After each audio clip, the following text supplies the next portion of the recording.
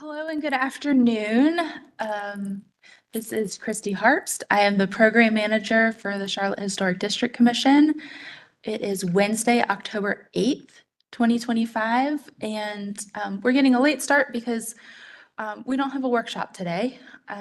We normally start around 12:30, but just wanted to hop on for anyone joining us in the audience to let everyone know we have no pre-application reviews.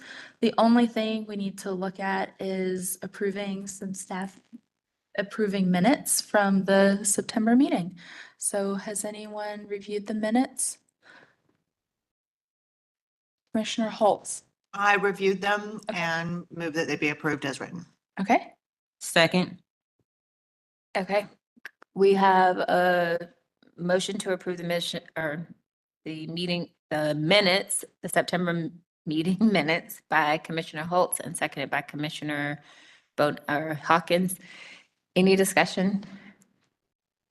Okay, we'll take a vote. Commissioner Stanley, Yes. Commissioner Hawkins, Yes. Commissioner Lineberger, Yes. Commissioners Sowash, Yes. Commissioner Holtz, Yes. Commissioner Allred, Yes.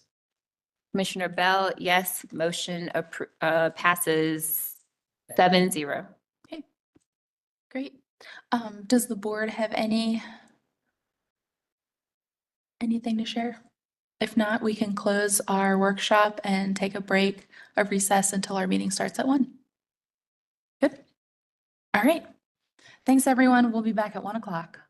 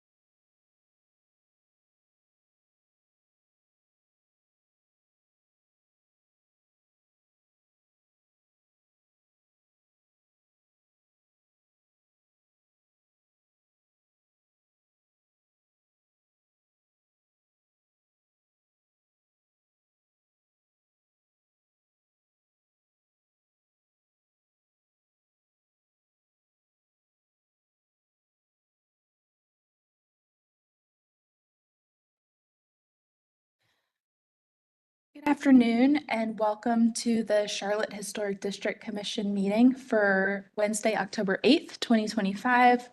I am Christy Harpst, the program manager, and I am going to turn it over to our chair to officially start the meeting and get everyone sworn in. So over to you, Chair Bell. Thank you, Christy. The Charlotte Historic District Commission welcomes you to the October 8th, 2025 meeting. I am Shauna Bell, HDC Chair, and I call the meeting to order at 1:02 p.m. Also sitting on today's commission are Christopher Allred, Nichelle Hawkins, Cameron Holtz, Krista Lineberger, Emily Sowash, Ann Stanley, and Heather Wojek, who are present in the meeting room. Also present are HDC staff Christy Harps, Candace Leidy, Marilyn Drath, Jen Bear, Elizabeth Lammy, JT Fawcett, Paige Inman, Assistant City Attorney, and Candy Thomas, Court Reporter. I would like to start by acknowledging that this is an in-person meeting. However, the commission is permitting applicants and members of the public to participate using a remote online platform if they choose. Due to the hybrid format, I ask for your patience today as we proceed. There may be slight delays as we transition between speakers, participants, and presentations. Each of today's hearings is a quasi-judicial evidentiary hearing. That means it is like a court hearing. State law sets specific procedures and rules concerning how this commission must make its decision. These rules are different from other types of land use decisions like rezoning cases.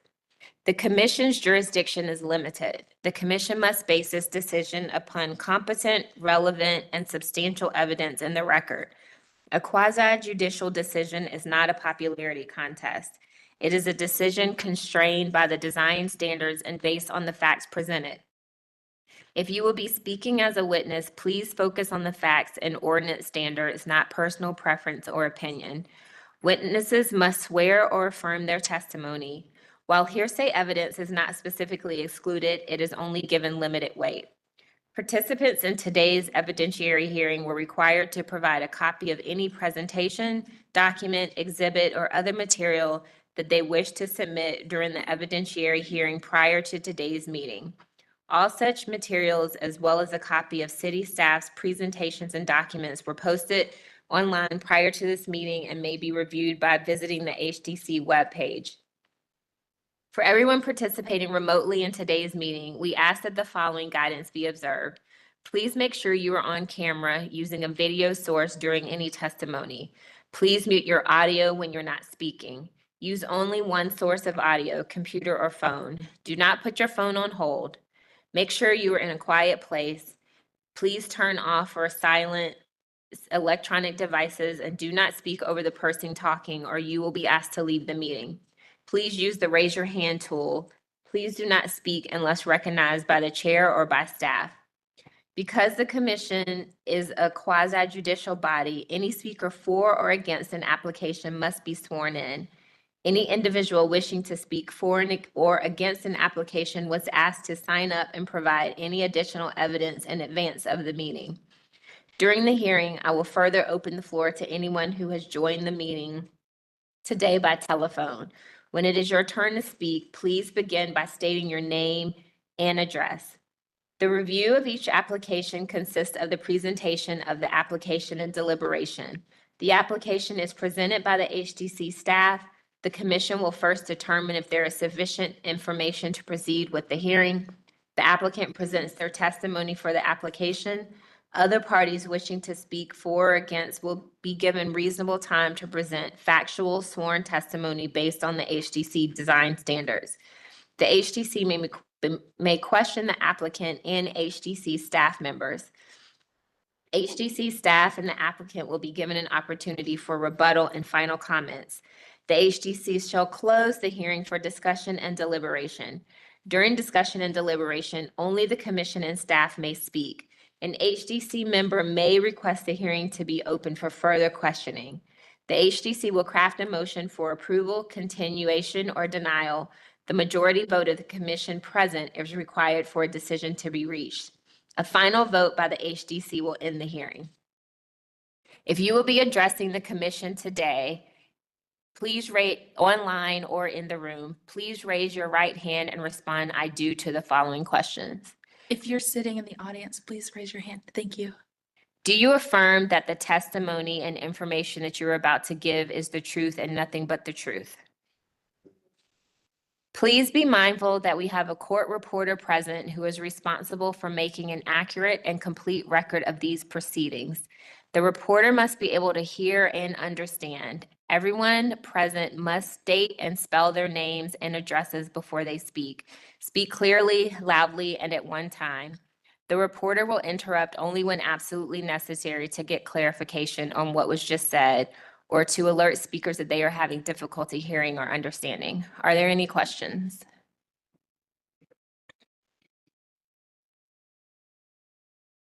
All right. You ready? Okay. To get started, we have 4 consent cases and we will probably roll through these pretty quickly. The first case is 424 East Tremont Avenue. This is located, you can see on slide 6, here's the house, mid-block on Tremont. The applicant has non-original front porch stairs. These were added, I believe, like 2015, 2016.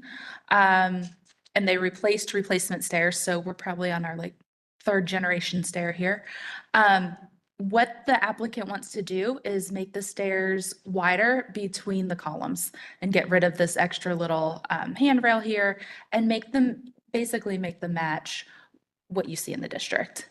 Everyone has the stairs that run column to column, and they also want to add some sidewalls. So it's on the front, so staff can't approve it, but we think it meets all the standards and should be approved by the commission.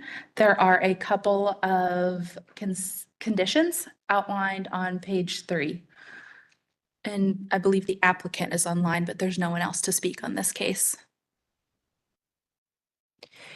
Is there any commissioner who objects to this remaining on the consent? Okay.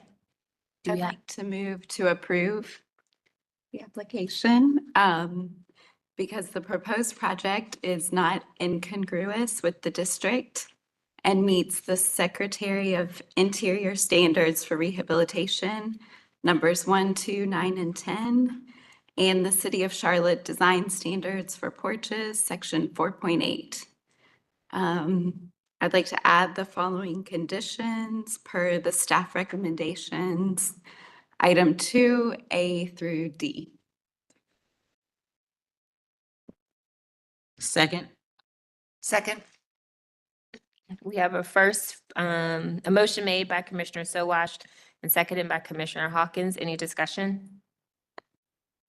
Okay, we'll take a vote. Commissioner Stanley? Commissioner Hawkins? Yes. Commissioner Wojcik? Yes. Commissioner Lineberger? Yes. Commissioner Sowash? Yes. Commissioner Holtz? Yes. Commissioner Allred? Yes. Commissioner Bell? Yes. Motion to approve with conditions passes 8-0. Okay, thank you. The next application is in Wilmore at 301 West Park Avenue. This is a corner lot. You can see the house here in the corner.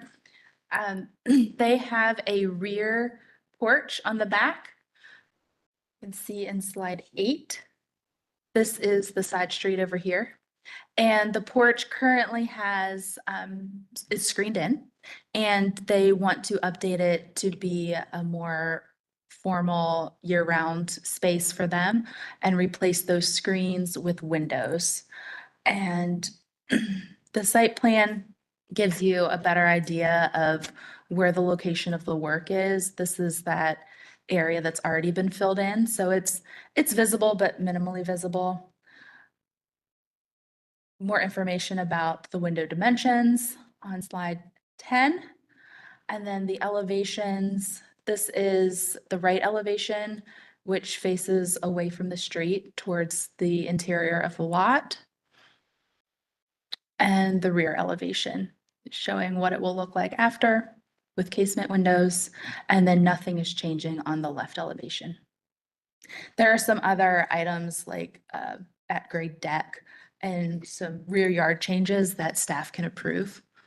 They've also gone above and beyond for this project and created some perspective views.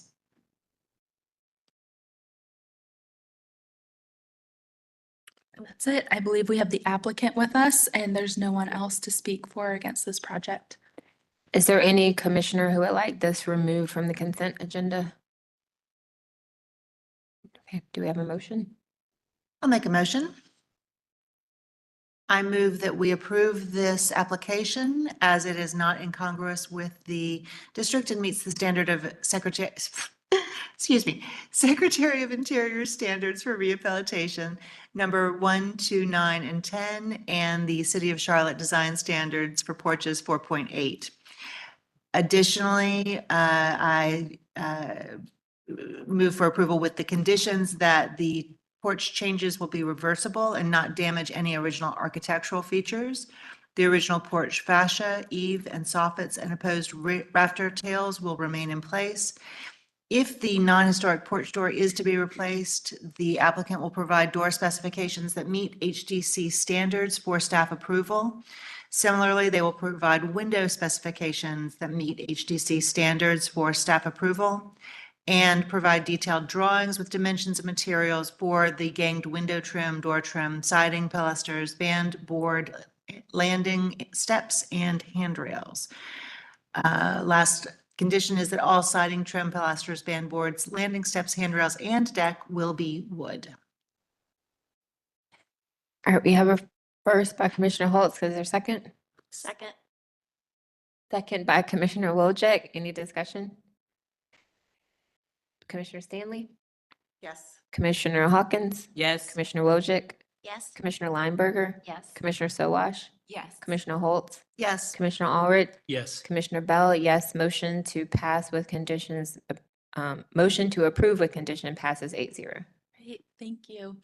Application number 3 is at 1957 Wilmore Drive. On slide 7 shows the map. This is new construction that was carved out of the neighboring parcel. And there are some easements through the parcel that limits the buildable area. The applicant is requesting a shed and a fire pit. Normally, staff would approve, but there's a couple of tweaks needed to the shed that we are asking the commission to require. So it's located here. This is a natural area, so the right elevation is totally screened. You won't see the rear elevation. It also backs up to a natural area. And here are the elevations. This front elevation faces the street. The left elevation faces the house. The right elevation, this is what faces the natural area, as does the rear. So staff is recommending that some fenestration be added to the front elevation, given its very visible street presence, as well as updating the columns to make them more in keeping with the main house. There is rear yard impermeability information on slide 11, and staff has a couple of conditions that they are recommending on slide 3. I believe the applicant is with us online, and I don't think there's anyone else signed up to speak. Is there any commissioner that objects to this staying on the consent? Okay, do we have a motion? I move that we approve this application as the project is not incongruous with the district and meets the Secretary of Interior standards for rehabilitations numbers 9 and 10 and the City of Charlotte design standards for accessory buildings 8.10 and the standards for private sites, landscaping and lawns 8.4 with the following conditions: that trim will be added to the shed porch columns to reflect more traditional dimensions, and a single window at the minimum will be added to the blank wall under the porch on the street facing side or on the shed, or the shed will be rotated so that the door and the window face the street. Wood battens will be added over any visible grooves in the wood vertical siding. Minor change. And minor changes can be approved by the staff. All right, thank you. We have a motion made by Commissioner Stanley. Is there a second? Second. Second by Commissioner Lineberger. Any discussion? We will take a vote. Commissioner Stanley? Commissioner Hawkins? Yes. Commissioner Wojcik? Yes. Commissioner Lineberger? Yes. Commissioner Sowash? Yes. Commissioner Holtz? Yes. Commissioner Allred? Yes. Commissioner Bell? Yes. Motion to approve with condition passes 8-0. Thank you. Before we get into our next application, Commissioner Sowash needs to recuse. And our next application is 1740 Merriman Avenue. The commission will recall hearing a reaffirmation of a demolition, I believe it was July of this year. And the commission has already approved new construction on this lot. They have an active COA for the main house that you see here. While they're starting construction, they've asked for an accessory structure that, given the location on the lot, is largely visible from the street. So it is before you as a consent agenda item. There are details and all elements are to be traditional to match the existing structure. And then you also have a comparison survey here showing that it is much shorter than the main house. Staff has a few conditions on slide 3, but is recommending approval. I believe the applicant is online, but no one else has signed up to speak. Thank you. Is there any commission who objects to this remaining on the consent? Okay, can we get a motion? I move to approve the project as it is not incongruous with the district and meets the Secretary of the Interior standards for rehabilitation numbers 1, 2, 9, and 10, as well as the City of Charlotte design standards for accessory buildings 8.10 with the following conditions: that permit-ready construction drawings be submitted to staff for final review. A single window that matches the other windows on the accessory building will be added to the rear elevation. Provide information on the siding type, material, and exposure to the staff for approval. Provide window and door specifications that meet HDC standards to staff for approval. Provide detailed drawings with dimensions and materials for window and door trim to staff for approval. All trim, window and door trim, rig boards, fascia, soffits, frieze, corner boards, etc. are to be of wood. Provide brick and mortar samples to staff for approval, and that all new masonry will be unpainted. Great, we have a motion made by Commissioner Allred. Is there a second? Second? Second by, was that Commissioner Holtz? Yep. Okay. Any discussion? Okay, we'll take a vote. Commissioner Stanley? Yes. Commissioner Hawkins? Yes. Commissioner Wojcik?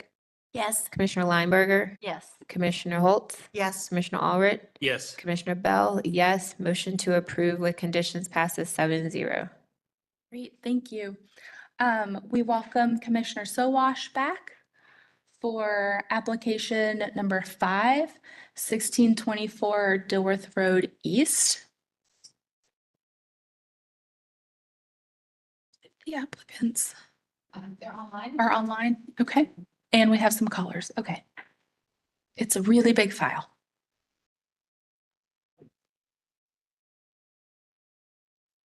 While we're waiting for it to load, there is information in the supplement about this that staff compiled. Page 3, 4, 5, and 6, and 7. And they just show the comparisons from the August 13th meeting to the October 8th meeting. So it makes it easy to see the evolution of the project. And we can return back to these at any time. I should also note that originally this project was asking for an accessory structure and a rear addition to the house. The applicants have decided just to focus on the rear addition at the moment and have withdrawn the request for the accessory structure at this time. Let's see here. Do we have the applicants? Melinda. Hi, Melinda and Gray. Hello. Hi. Hi, Gray, do you have video? I do. Bear with me. Okay. There I am. Hi. Have you both been sworn in? Yes. Yes. Okay, great. Um, if you would state your name and spell your last names for the court reporter, please, and provide your addresses. Okay, my name is Melinda Talitsky, last name T as in Tom, Illitski, and I live at 1624 Dilworth Road East. And I'm Gray Hoagland, last name Hoagland, Hougland, at 1851 Sterling Road, Charlotte. Great, thank you. I won't take up any more of your presentation time and I will just turn it over to you. I've started on slide 9, but if you'd like me to go backwards or forwards, just let me know.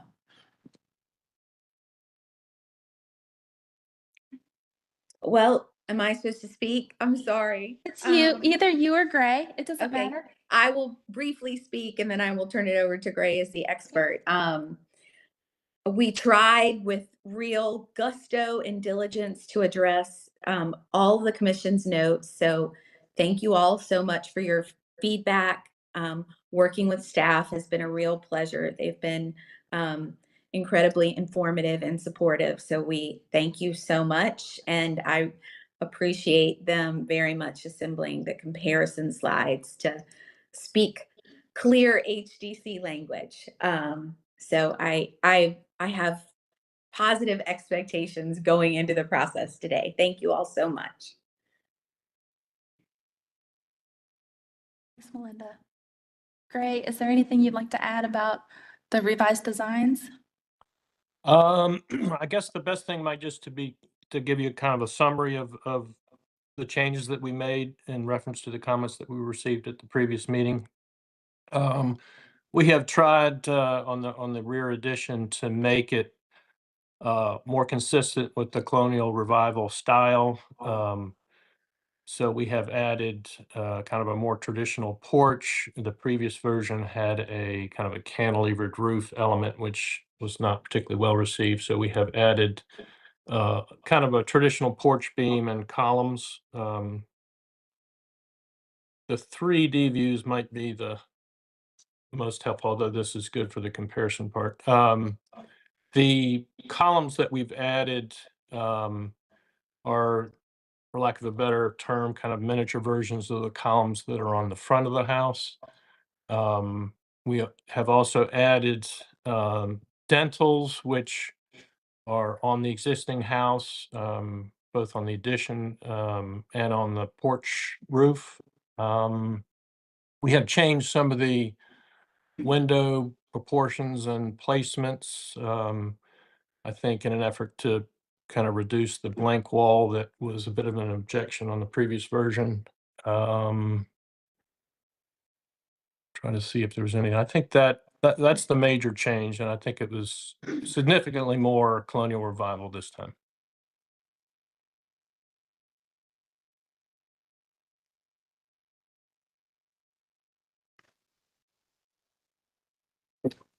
The color dropped. Okay. Over to you. All right. Do any commissioners have any questions for the applicant?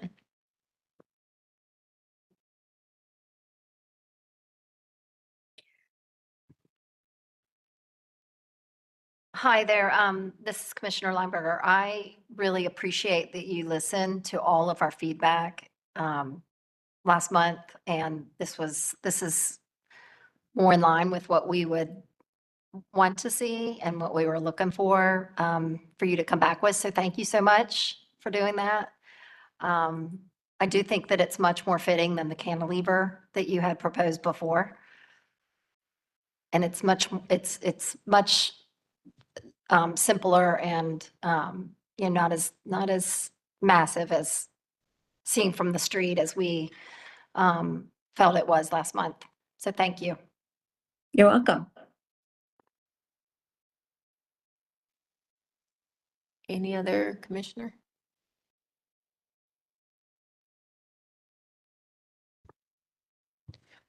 Okay, we will close for deliberation. Looks like the applicant came back with a design that was much more in line with the main house. And the ADU has been removed now. Yeah, and it did look like most of the comments were about the ADU. Some about the addition, but, yeah, it looks like they've addressed most of what we've asked, but if you want to walk down the list, I think that's probably good. So we asked for examples of cantilever roofs, but they have changed the roof type. So do we feel like we still need? Nope. That's 1 and 2. Then 3 was about the ADU. That is no longer a part of this application. And then we didn't go any further than high level, but it looks like some staff notes might help us with that. This is Commissioner Holtz. I agree with the staff note that the single window size does seem narrow. Could it be adjusted to match the original on the main house? Or is that something we should ask for a restudy, or should we reopen and speak with the clients about that, applicants about that? Would you like to reopen? Let's do. Okay, we'll reopen. So Greg, could you tell me about that window, especially on the side where it seems so narrow? So if you start, if you guys could show me the rear elevation, and I'll show you where it came from. I don't have any objection to making it wider, but at least I can show you where it came from. So on the rear elevation on the upper second floor, we've got those triple windows, which are a little narrower than the typical single windows on the house. So that single window that's on the far right of the proposed addition is matching those triples, but does not match the wider single windows on the house. So we could certainly make that Okay. wider. It would then not be consistent with those triples. And so I'm not sure which one is preferred, but that's how it ended up being narrower. And we could also make that one on the side wider as well.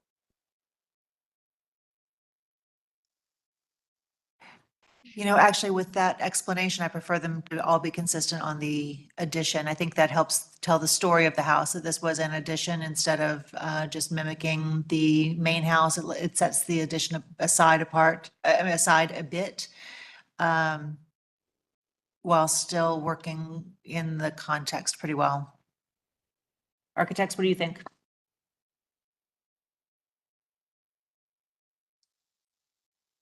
I think the differentiation between the addition and the original structure is good, but it also connects to elements that are there. So yeah, I have no problem with the proportions and scale of the fenestration on that particular elevation.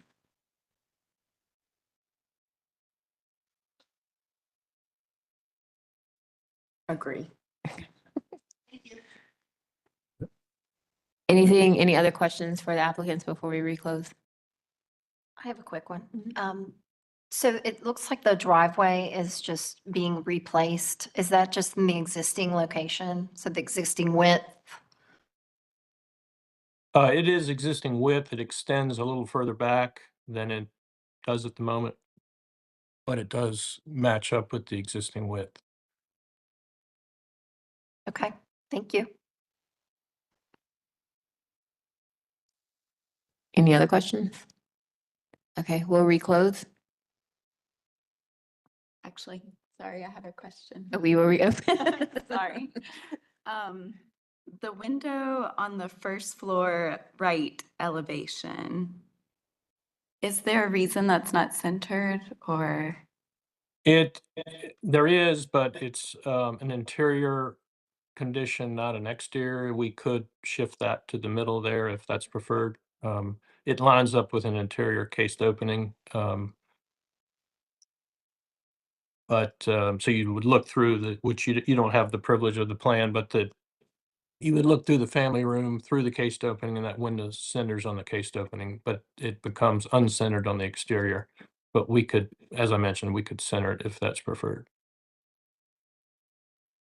To me, it seems like it would look better centered since it kind of stands out on the siding, not on the brick.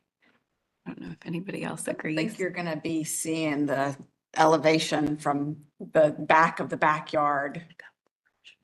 Typically, that's not where you're gonna be observing. Yeah. So I kind of like having an interior,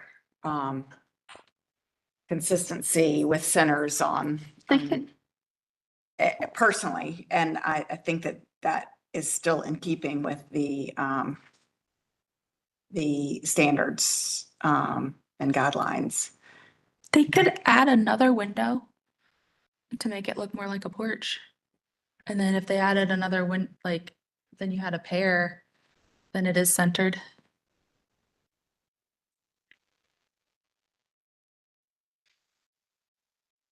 It looks like the applicant wanted to say something. Oh. Yeah, it just looked like she came off mute, so I just didn't know if she wanted to respond. Other than to say, I mean, I like it as designed, so if it's not breaking any rules, I think we'd like to keep it that way.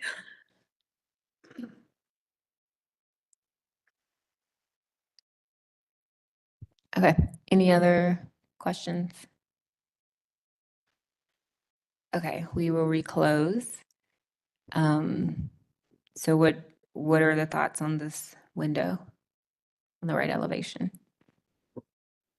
I agree with Commissioner Stanley. I don't have an issue with it. It's more, I think it's more prevalent on the interior experience. We don't review interiors. Okay. Okay. So, yeah. Well, and it also looks like the right side jamb lines up with the window above, so that creates some sort of linear, vertical symmetry on the exterior as well. For what it's worth. I think we're into aesthetic considerations and the standards have been met by this design. Agreed. Okay, do I hear a motion? If there's nothing else? Really quickly, are there any other details that we need to consider? Since we didn't get into details, or do the staff analysis address those details? I do have a couple of comments. On the right elevation, compared to the rear elevation, the number of pilasters that create the rhythm of the columns, on the right elevation and the lack thereof on the rear elevation, seems out of scale per the design standard 6.20, number 6. The project I would evaluate more in a neoclassical style over the colonial style. The wideness of the columns that create the roof of the rear seems a little wide and more in line with what you might expect in a bungalow than a neoclassical or colonial revival style. And compared to the side elevation with 3 pilasters columns that seem a little crowded, the rear elevation seems a little sparse for the style. Can you point us to the elevations you're referring to? You said them, but I couldn't see The them. rear elevation that's shown in the 3D there actually shows both the right facade as well as the rear facade.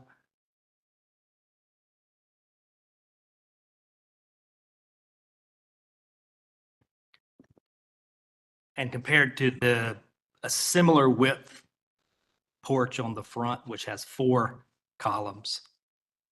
There's no dimension on the rear porch, but it does seem rather sparse for the style.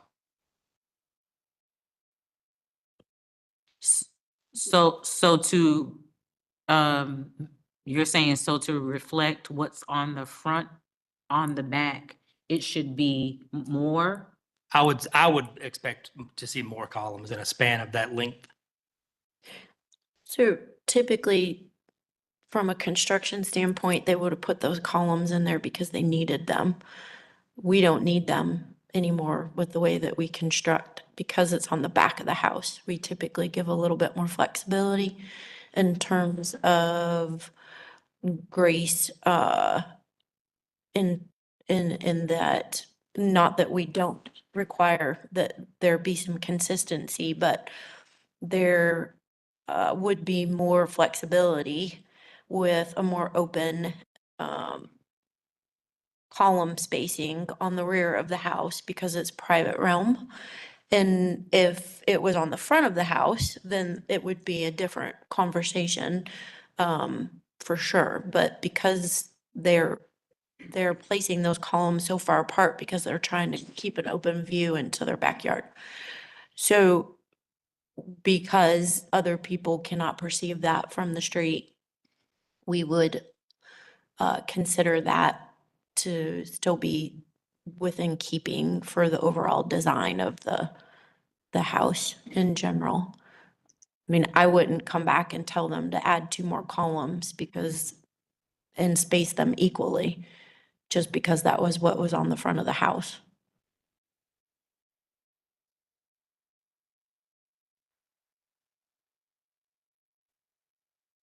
So though, yes, you are right, and that would be typical, that doesn't mean that it has to be like that.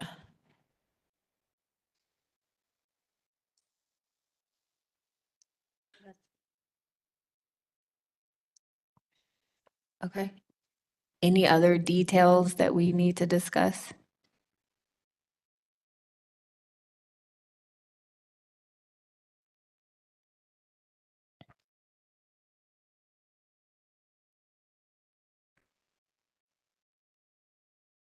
So there's some analysis in the staff notes that if there's a motion, we should make sure we cover.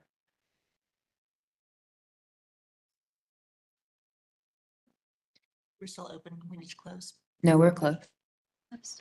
We're closed, right? So how does everyone feel on the porch area?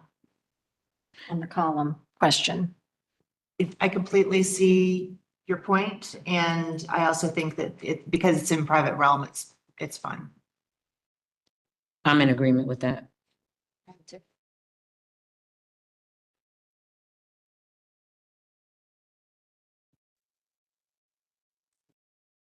Okay, I'll make a motion. Good. Okay. You can always vote no. Okay, I would like to make a motion to approve this application as it is not incongruous with design standards, Secretary of the Interior Standards 2.5, and design standards for new construction, Chapter 6 for additions, 6.20 to 6.24, with the following conditions: that the applicant gets staff approval for all the trim and wood details, that all trim and details will be wood, and that they provide a brick and mortar sample to staff for approval, and that they provide window and door specifications to staff, and provide covered porch material and the dimensions. And also provide for site work, provide the driveway dimensions to staff.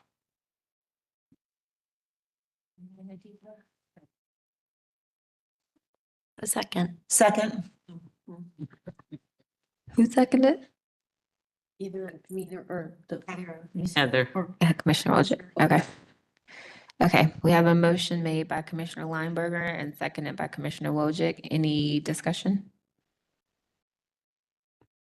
We'll take a vote. Commissioner Stanley, Yes. Commissioner Hawkins, Yes. Commissioner Wojcik, Commissioner Lineberger, Yes. Commissioner Sowash, Commissioner Holtz, Yes. Commissioner Allred, No. Commissioner Bell, yes. Motion to approve with conditions passes 7-1. Thank you. Thank you very much. Congratulations. Our next application is number 6.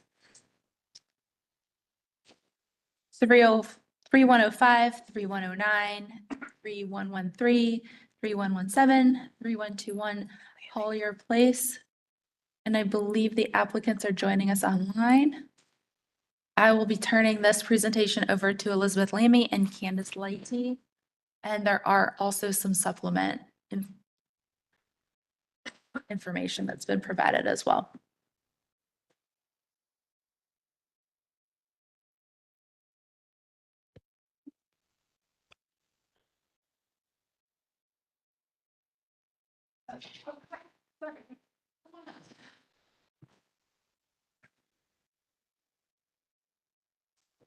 And you guys have been sworn in? Yes. Okay, great. This one. Just hit the little button. Oop. There you go. Okay. All right, this next case is a continuation of 3105 through 3121 Collier Place. The applicants are here in the room with us. And this is continued from September's meeting for 3 categories of items that are listed on page 1 of the memo, of the staff memo here. And if you bear with me. It's a bit of a large file. For the door and window changes, the applicant provided a written proposal to source custom wood window sashes to bring the windows into compliance, and also provided a written proposal regarding door style and door details. For the boxing and gutter changes, the applicant provided a written proposal to rebuild boxing details and work with staff to provide more information during selective demolition of the boxing. And then we have some new elevation drawings with the 3-panel detail on the west elevation and the new shed roofs over the garage doors, which were approved at a previous meeting. You can see that here. For the column header and bracket integration, the applicant provided detailed drawings of brackets and front porch columns and a written proposal outlining changes to the 3-panel detail. The applicant also provided a copy of the National Roofing Contractors Association manual that starts on page 15 of this presentation with specific information regarding flashing, highlighted in blue, and a detail drawing of the flashing on page 14, which you can see here. The applicant provided a response to the items in the staff analysis in the supplement. The supplement provides elevations showing proposed changes to the window sashes. That's on page 11 of the file.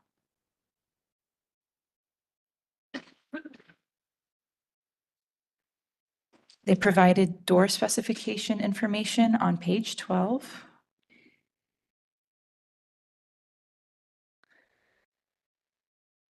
And they provided revised elevation drawings on pages 13 and 14 of the supplement to show all the proposed changes incorporated in the building.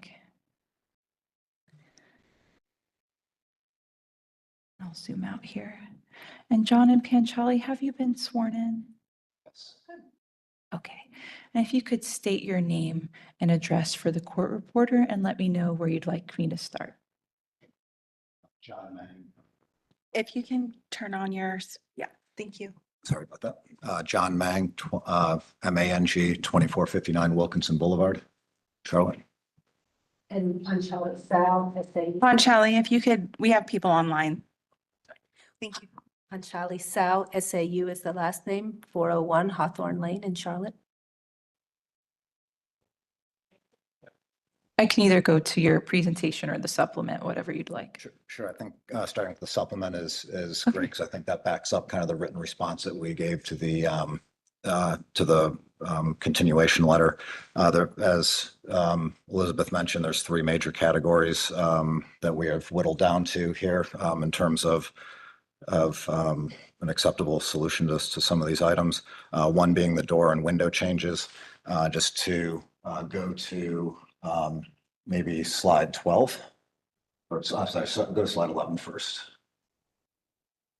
For the window, specifically window W12 and W67 were the two that were in question. To recap from the last meeting, the masonry openings were indicated to be acceptable, and it was the double hung nature of the larger glass openings that was in question. So what we have done is we have found a custom woodworker that is going to make some custom sashes to fit within the masonry openings and the frames that are there that will mimic and be congruous with the mutton spacing and mullion spacing of the windows below, which would be W14 on the left and W19 on the right. John, I'm sorry, if you could, yeah, just hold it closer. Thank you. So that was the solution. We can provide whatever shop drawings as we get into the process with the window, the custom woodworker to satisfy. Maybe we've worked with staff on approving that if this direction is acceptable to the team. If you can go down one slide to number 12, please. The doors, as was constructed, all of the doors were full light glass doors. What we are proposing here, based on comments from the last meeting, is on the alley sides where it's not facing any street whatsoever. It's just the private alley next to the garage doors in the back of the units to keep those as the full light glass doors.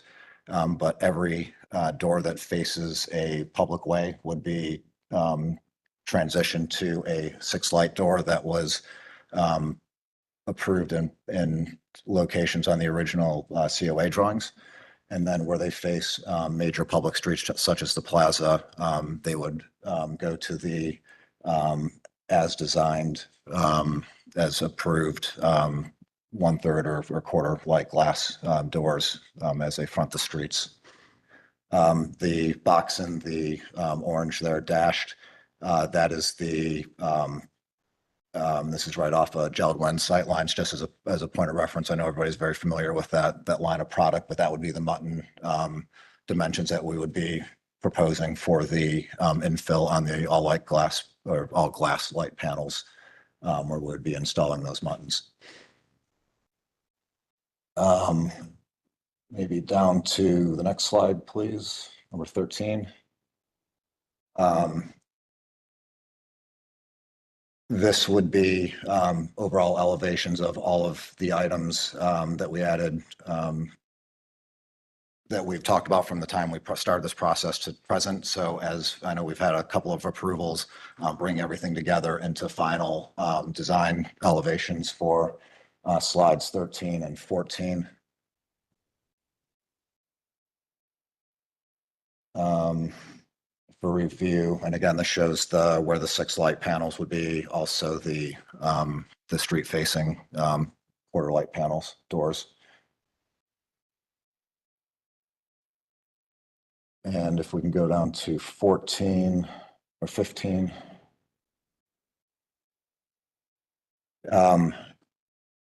Staff, we agreed that was going to review the canopy over the garage. We did provide, you asked for some construction document level detailing on that. We did provide that on this sheet.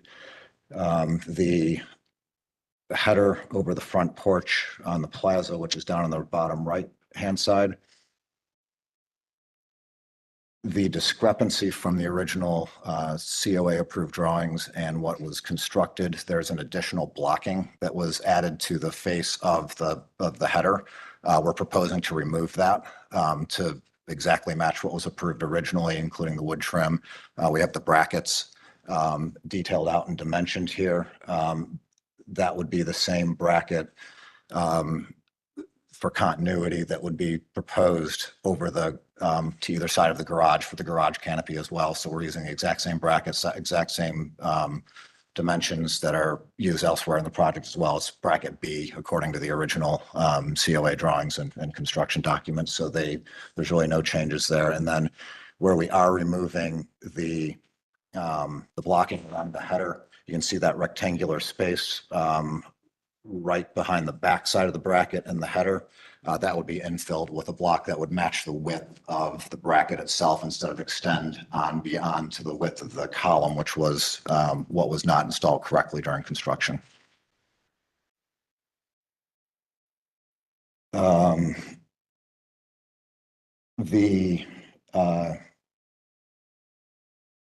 go to the shingle head wall, the flashing over the porch on the plaza.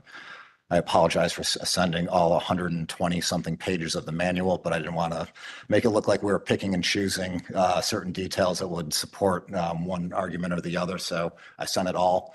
I may have misspoken a little bit in the last meeting. I said 8 inches was the minimum height requirement on that. If you go through the association manual, it is actually 6 inches is the minimum, 8 inches preferred. And the condition and as it was built that caused that flashing to have to go higher is in that 6 inches minimum recommended. It put it right in the middle of the header or the sill block, the sill coursing, the soldier course on the bottom of the windows. And it was because you couldn't meet that 6 inch minimum because it was up higher. There's no mortar joint to go into. The decision was made to raise it up from just a waterproofing integrity standpoint. So we could, in theory, drop it down below the sill coursing. However, it will be below that 6 inch minimum height requirement. It's just where it is going down to the next brick coursing to make it blend in with the existing coursing. So the boxing detail, if we go to the last page, should be 16. This is just a quick elevation showing our proposal for, there's probably 3 or 4 different conditions around the building that we need to address. It's difficult to document all of them at a construction document level because there's residents in the building right now. We don't want to expose all of the soffits as they are to the elements until we have a determination. But what we would like to do is we're going to cut back the gutters to make sure they're not overhanging any farther. The fascia is going to continue across at the bottom, and then we are going to have to either cut that back or build out the rake edge so they meet at the same plane as they intersect there. And the primary fascia along the bottom will be the primary datum point. So you can see the line going across there. So that will continue across. So we won't have rake coming down on some and fascia going across on others. It'll be consistent. Also, there with the way that the soffits were framed, some of them appeared to have the pork chop type boxing detail at the bottom. We're going to go back with the slope soffit on the underside of the rafters. And again, we can't detail all of that because we just have no idea how the framing is underneath that until we tear into it. But just wanted to put this design intent out there for review. And Pentrell, unless you have anything else.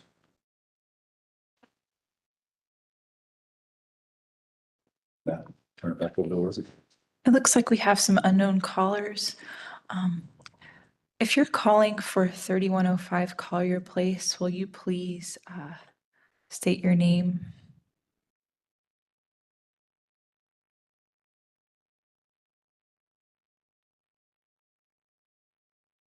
It looks like we also have one person signed up to speak, Mitchell Gregory. Mitchell, if you are online or if you've called in, can you let us know?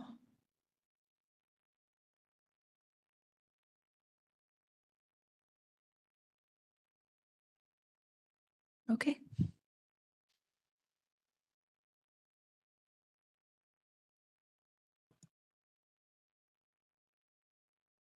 I'm scrolling down.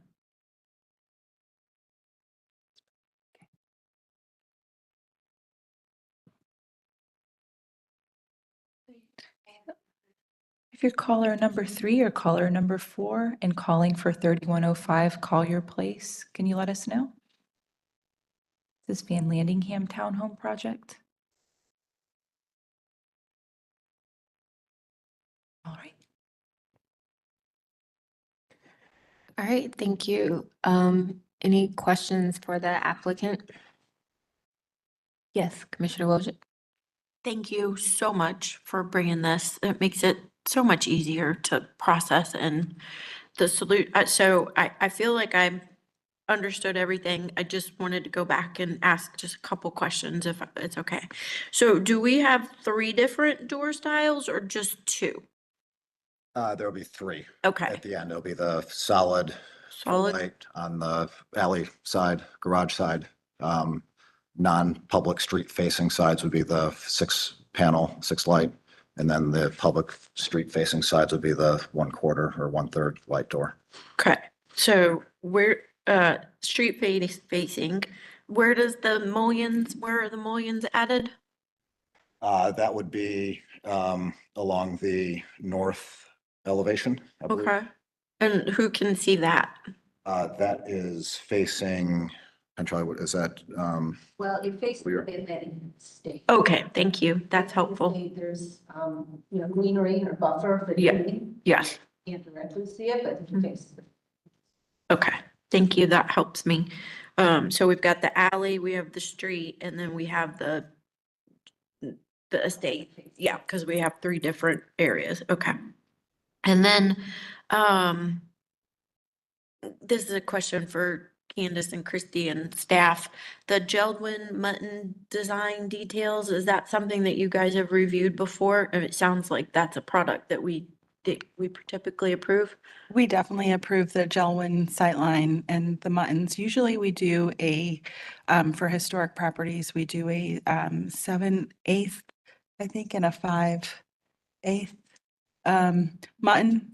I think they're asking for a 1 and a 1 inch, I believe it's 1 1/8. 1 and an 1/8, which is a little bit Bigger. bigger and Is that flat. something they could work with you on if we? If you prefer a more historic looking mutton, then yes, they can work with us. on that. Ultimately the goal, right?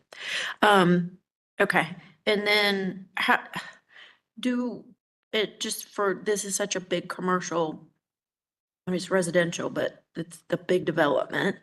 Have we in the past, I mean, I know we do horizontal and then up and we make modifications in terms of materials and things like that, but do we So- do different doors on different views? Typically, I don't feel like I remember doing that. I think that if you're talking about like a standard general project, we would do, doors that face the rear Okay, yep, typically have a different than the door that Gotcha. would be on the front of a structure. that makes So sense. If Okay. that's what you're asking me. Yes, Yeah. that's exactly what I'm at. When you compare it to a house, it makes Right. sense that we would do something different on the front and then allow some of the other views to be Mhm, yeah, a little bit different depending on the exposure. correct. Okay, thank you. And then, sorry, for, so can you, the bracket sizes, so I like what you're doing with the column and boxing details. That makes much more sense, and looking back at the historic comparisons that you provided with us, that seems very consistent with the blocking and how everything is connected to each other.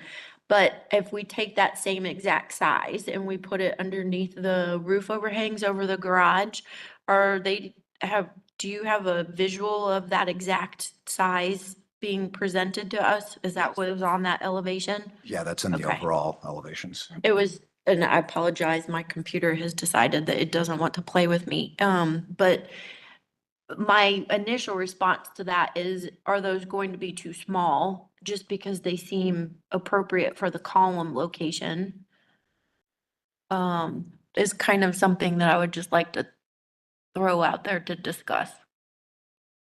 Yeah, I think that that's great. I'm just worried, that transitioning the exact size. So the ones that are on the garage right there look shorter and squattier, but that doesn't mean, but they would be that. They would be consistent as the intent. Okay, was. okay. Okay. And the fascia and the rake alignment, that means a lot to me. And hopefully if any of the other commissioners have questions, they might ask you a little bit more about that, but what you're proposing, I think, is a great solution to all of the different design details that we've kind of gone over with you guys. I think that's it. Okay, thank you for the clarifications. Oh, no, thank you for asking. Who is that? Commissioner Holtz? Hi, go back to the bracket issue for a moment, please, because I'm seeing 3 different brackets drawn and on the plans themselves, and you've listed only 2 in your details. The 2 that you've listed in your details are each about 15 inches tall. The ones you've drawn are about 2 feet tall, it looks. They're much taller. They're 20 bricks tall, which I would guess is more like about 24 inches. Sure. Give it- Or at least. So help me understand how that's consistent. Yeah, we actually removed those from the supplement. Those 20, those taller ones are on the gables of the building higher up at the top of the roof on the major, here. Yes. I'm confused. What do you mean you removed them? Remove the 20 from this presentation, the larger bracket to take that, because those were not in question.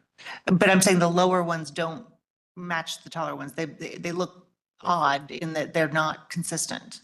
They shouldn't match taller ones. There's 2 separate bracket sizes. There's the large ones Okay. and there's the 18 inch or 12, whatever the dimension is on those. 15. 15. Is what you've got on your plan. Yep, thank you. The 2 different sizes are jarringly different to me. Again, what I typically see on houses is very consistent bracket sizes. One of the reasons that was done originally, because the original COA is. I can't hear you. Sorry. In the original COA, there were 2 different bracket sizes as well, and it's because of the scale and height of the building. The things that are lower at, more approachable human level were intentionally a little shorter. You don't want to, I guess, run into them, like especially entering doors or entering the garage. If you have, 4-foot brackets, people are just it's just not to human scale and you're going to run into them. But 3 stories tall, almost to 30 feet in the air, they need to be a little bit more pronounced. Otherwise, you barely see the smaller 15-inch brackets.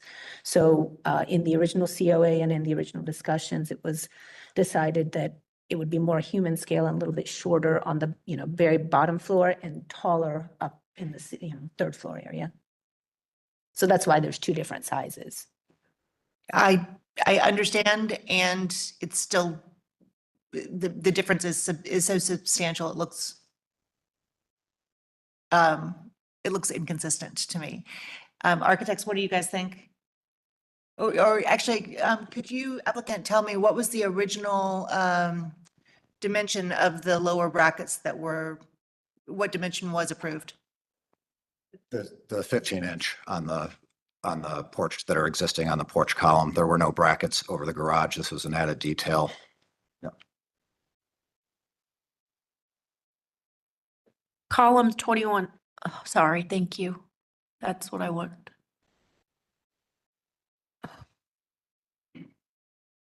Height from there to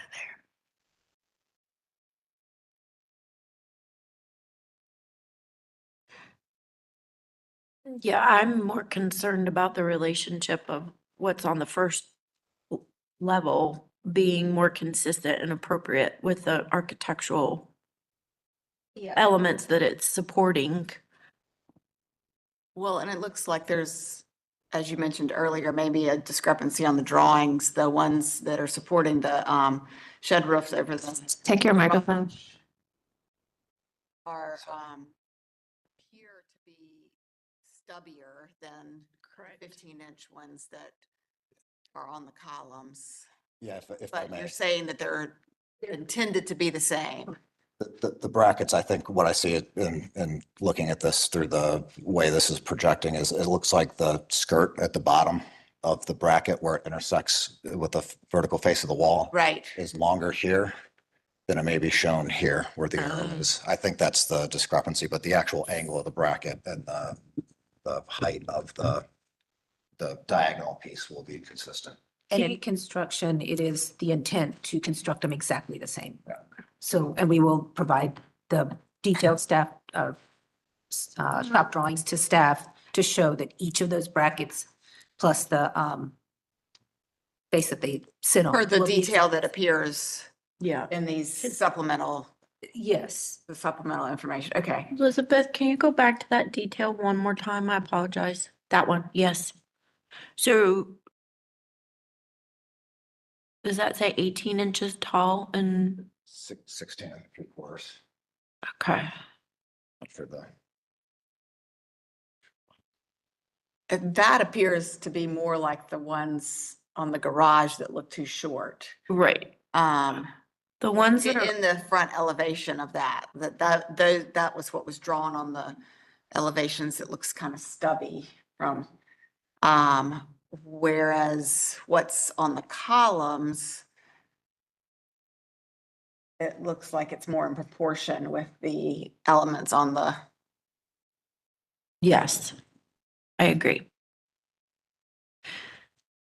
Well, our intent is to use that exact detail, which is what's already there on the front porch. We're gonna replicate that exact same thing on the garages. So it may be off a little bit on the elevation drawings that we did, but that's not the intent.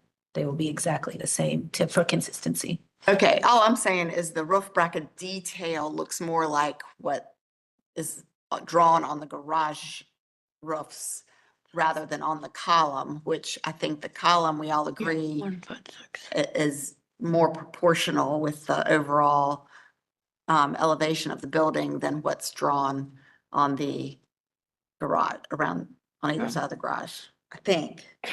No, I agree with you. No, so at the end of the day, I think that the overall bracket says 1 foot 6 3/4 inches. So that needs to be the minimum height of that. That's correct. I would say that even if it went up to 1 foot 9 inches, it would still be in proportion.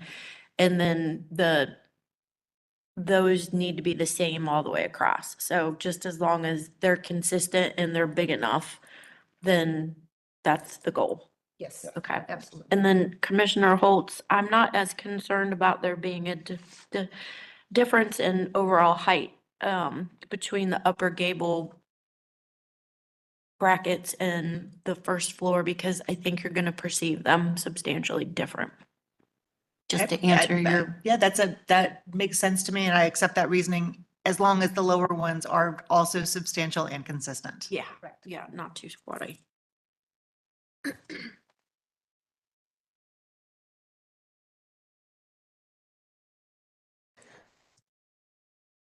Any other questions for the applicant?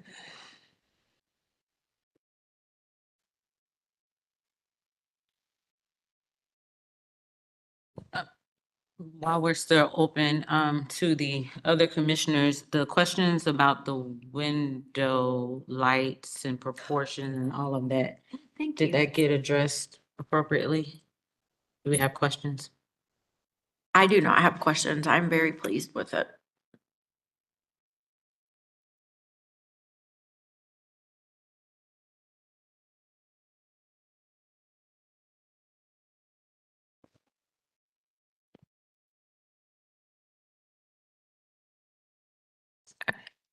All right. Are we ready to close for deliberation? See, okay, we will close for deliberation. Okay, so why don't we just go down the information from the meeting, to make sure stuff was addressed and if we have any discussion about it. So first was doors and windows changes. So we requested a restudy of second and third floor windows where there was changes from the approved design. And resubmit an alternative door configuration. Are we satisfied with what has been resubmitted from a window and door standpoint? Well, I want to make sure that my fellow commissioners understand that they're proposing 3 different doors based on what is being perceived from what's around them. I am fine with it, just as Candace and I had that discussion that we would allow it to be different if it was in a different location on a house, as long as it's private or semi-private and private realm in its transition. Now, I will be honest in that I didn't follow each and every door and look at every elevation and compare it to the site plan, so if if we need to do that, I'm open to what everybody wants to do, but the overall concept of having different doors, as long as they're in different realms, is not offensive to me.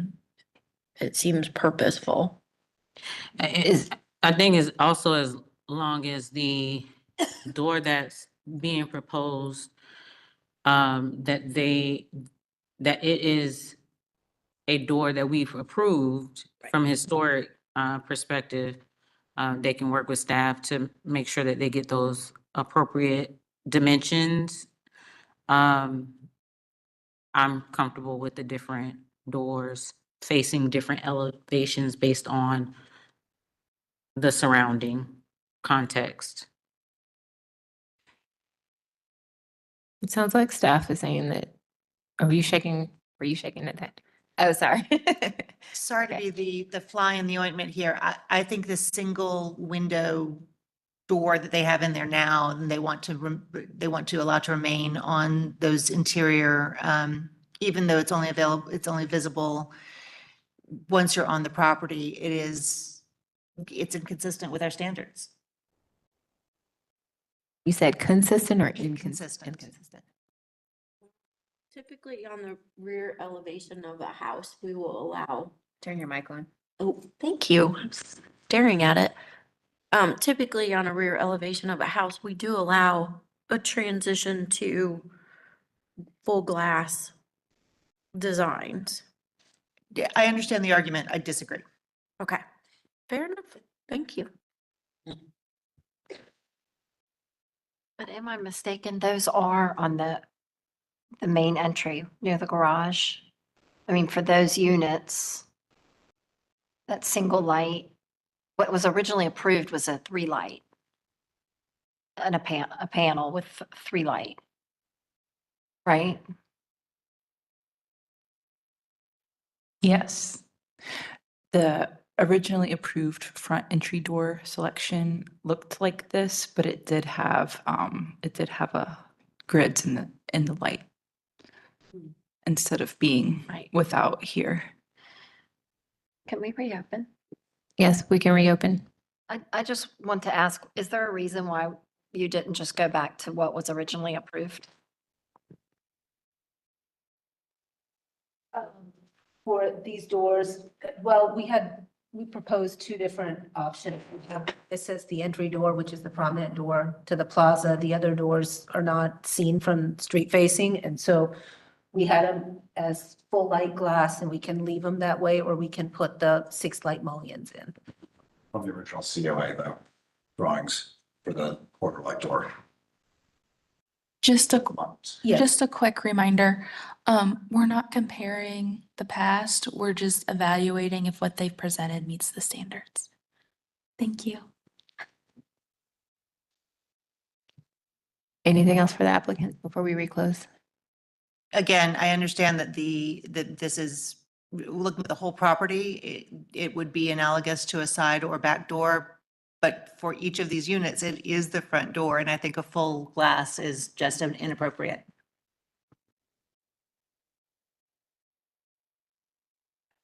Okay, we'll reclose. So it sounds like there's some disagreement or in the doors. From the window standpoint, are we good with the new configuration for the windows?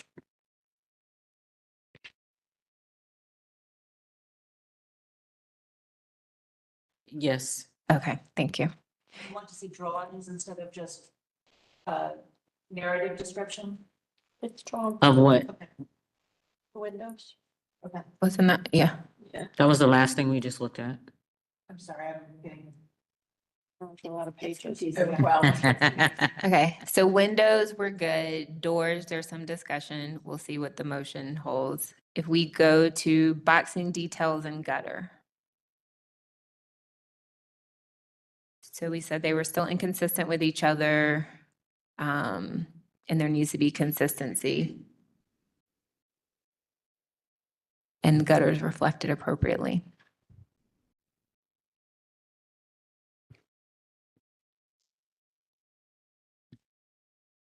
How are we feeling about this? I got distracted. Did you say fascia? I think the intent is good. I'm concerned about the changes they may find as they go through the actual construction, which has been a consistent challenge, I believe, for the applicant, that conditions are not always as expected. And I'm wondering from staff how that might be addressed as they move to bring the project into compliance.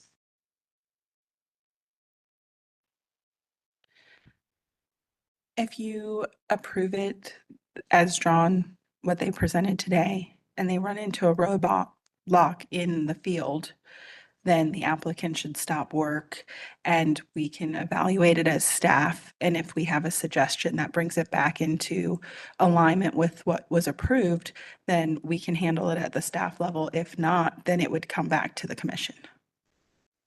Thank you. So to answer Commissioner Wojcik's question, we were talking about boxing details and gutters.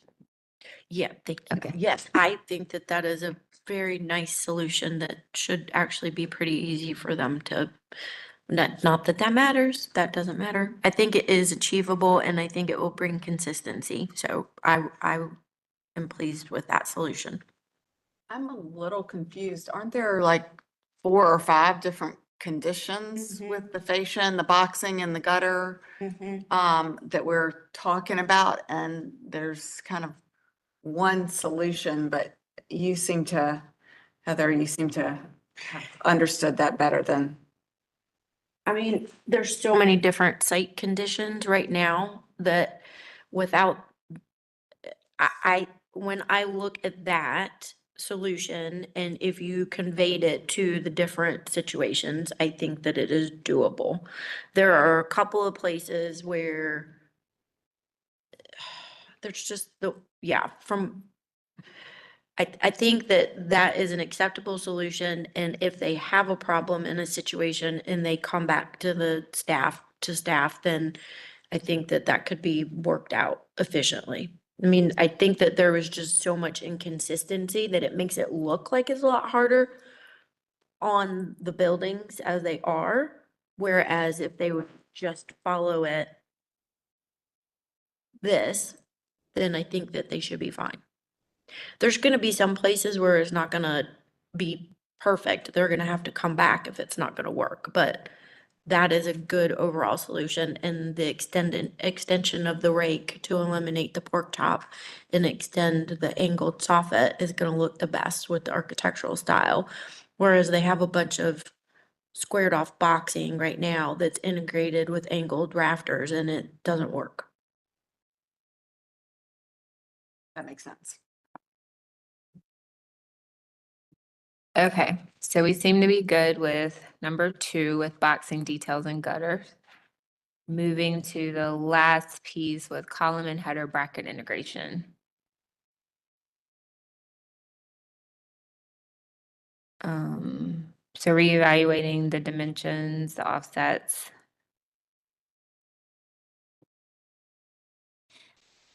So I think there was quite a bit of healthy conversation about the bracket sizes. And seems like the applicant was in agreement to have the brackets be consistent on the lower level. And I forget what that size is. We probably should confirm that size. Yeah, it was 1 foot 6 3/4 inches tall. Minimum. So I think that was addressed. You also said up to 1.9. Is it a max that we want to hit, or is that not a? I mean, 21 inches, I think the biggest that I would have it be. Okay. Commissioner Wojcik, can you repeat that into the mic? Thank you. What, Candace? Can you just repeat what you said? Sorry, louder into yes. the mic? So I think that, based on the proportions of the columns and the wall space around the garages, the brackets would be a minimum of 1 foot 6 3/4 of an inch, and then max out at 1 foot 9 inches if it was determined that they needed to be a little bit larger. The only thing I'm concerned about is the discrepancy in the drawings because the Yes. detail appears to be the squattier one. And that's Yes. the one that's scaled that shows dimensioned at 1 6 3/4. Well, So if we that's think truly it that is. squatty, then we want it to look like the ones on the columns in the full elevation. Well, they didn't specify that that was the one that was detailed. They just said that that's the size that they were proposing. But if that's the size that's on the garage, don't we want it to be Taller. bigger, taller? Not wider, just taller. Correct. Um, So, so I guess that needs to be clarified and staff can that it needs to be at least as tall as the ones depicted on the columns and the full elevations. yeah, you're right, because he said that there was a backboard behind the ones that were on the columns. Those look very proportional to me. So In keeping with the scale of the overall.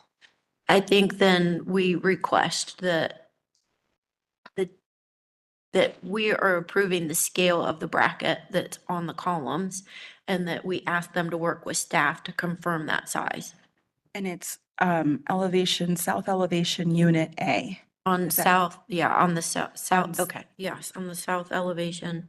Unit, Because that way we know visually what we're gonna be getting. Yes. yes, unit A, slide 13 of the presentation. Say, somebody needs to say that. Yeah. 13.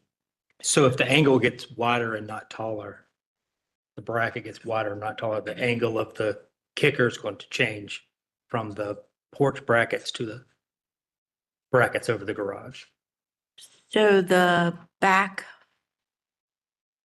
board of that column, is taller, but the bracket is engaged similarly. So it's not necessarily that we're making, I mean, I think my concern is that the detail of the columns has the bracket, the top horizontal of the bracket comes nearly out to the fascia board, where on the garage roof shed, it is shy of that by 5, 6 inches. If that's a 4x8, it's probably 6 inches. And if Yeah. that extension mimics what's on the columns, either it grows in height to retain the kicker angle or the kicker gets shallower, I guess, well, depending. So I think that, as the bracket itself gets wider from the face of the masonry to the edge of the soffit, it probably proportionally needs to grow in height as well. And I believe the eave brackets are also the same, have the same or similar kicker angle. Yes. So I would vote for the angle of the kicker to be consistent, even if the height at the garage grows as those bracket grow in depth to collect the full depth of the shed roof over the garage. So therefore, they might be different heights. So you would have because- 3 different So you have the brackets. same. The angle would be consistent, but the height and scale you'd have 3 different ones, one eave, one on the garage and one on the columns in I general. agree. So are we now saying that the brackets need to be different sizes? I think so, because it's 3 different conditions. I'm looking at the sections now, which I was looking at just the elevations, thinking they were the same condition, but it looks like the ones on the column, the overhang is much less than on the garage shed roofs. I mean, I would state that the brackets on the columns all need to be identical. Okay, The brackets on the shed roofs at the garage all need to be identical. okay. That way that there's the consistency between the elements that they are framing. Mhm. And then that the angle of the kicker stays consistent. There is an overall consistency of brackets. And the relative proportions of the brackets are the same, but they're going to be different based on the depth of the overhang. Yes. Could we go back and look at, so this is page 13 of the supplement that we're on. What about 13 of the actual? I mean, does page 13, do these elevations just nullify what was submitted for the application? So see, there's a huge difference in the brackets. You're right. The supplement information is like supposed to be the most updated information we have. Zoom in on those lower elevations, the lower one with the. Why the did that brackets. change so dramatically then? Why was that resubmitted? Because that seems more accurate. What needs to happen? And I think page 14 would be the reason, the section of the garage awning. The applicant is shaking their head, so that sounds like you're right. Okay. Right there. Got it. But I think what we're asking is more in line with what is in the original Right. Right. and Yes. as opposed to the additional supplement. Right. I've got both of them pulled up on my computer, so I can't figure out which one was which. To my mind, if we've got this much confusion, we need it to be restudied and submitted with more detailed information and accuracy and consistency across the application. What do y'all think? Or is that something staff could manage with our direction? I think this is, as one commissioner, I think we have enough brain power here. And we've seen enough to give them direction because they have restudied and they have come back with something. What is the something based on what they've shared that we could say, this is directionally correct, work with staff to execute? Yeah, This. and just cite page numbers, right? If it's supplement slide 14, just say that. Okay. Yeah. That's what I think, but I'm just one commissioner. And I think that page 14 of the an original application for this meeting, not the supplement. I think that my direction would be that staff would be able to approve those pending the conditions. And I would submit that one of the conditions on page 14, the 2 brackets that are shown in details 3 and 5 do have inconsistent kicker angles. The larger garage bracket has a steeper angle that if it matches the angle of the porch column brackets, then its overall vertical size is going to be reduced as well, which I think is going to maintain its proportion much better than what is shown in the elevations in the original application submittal drawings. It doesn't indicate what angle that is, so I can't. Guess what, Christopher? You might get to make a motion.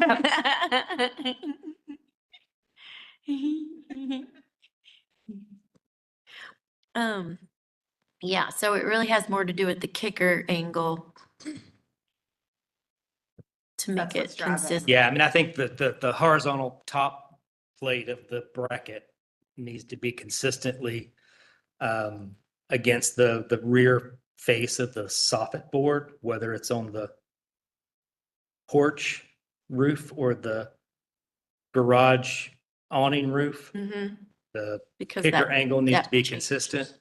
Yeah, so the depth is consistent with the soffit that it's attaching to, the Correct. top plate.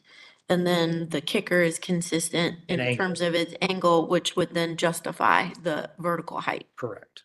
Okay. Correct. Okay, Okay. was that it? Oh, the flashing, the flashing. Yeah. So I do appreciate the technical information that they presented to us as to why the flashing underneath those windows was installed the way that it was, but it's so inconsistent with what we would traditionally do on a historic house. My overall thought is that we go with the shorter flashing and have it engage underneath the Rolox hill so that it looks like it's supposed to. Because I've never, I appreciate that they're saying that 6 inches is recommended or required, but in my experience, I've never heard that number. 4 inches has always been the height of the flashing that has been engaged. So, I mean, I'd like to, Commissioner Stanley, Commissioner Allred, do you have any experience with that? I just think that it needs to be consistent with what we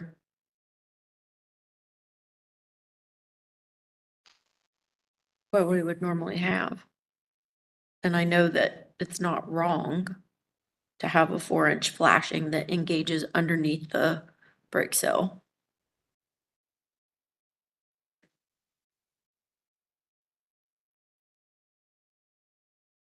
And it's really specific to one elevation. It's on one of the side. I shouldn't even say that. I don't even know how to describe it. It's very specific to one area on the project. Last month, there were some photographs. We're that just- working on trying to pulling figure out those what off. page those. Okay, thank you. It's the plaza facing elevation too. Thank you. Yeah, it's really prominent. Yeah, it just looks so inconsistent with our standard architecture that it stands out so much.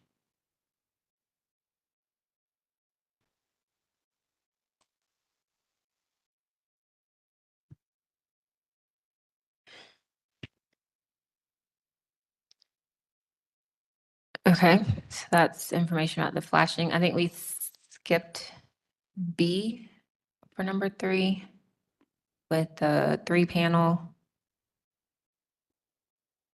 Or did we, with the waterproofing and technical applications of siding? Oh, yeah, we didn't talk about that.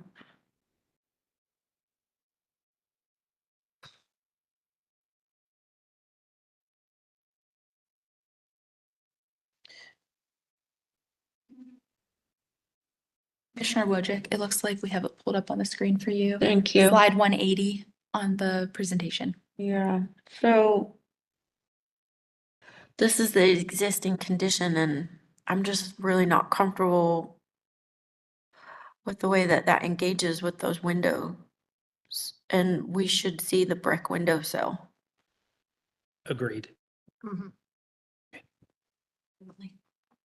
That's flashing.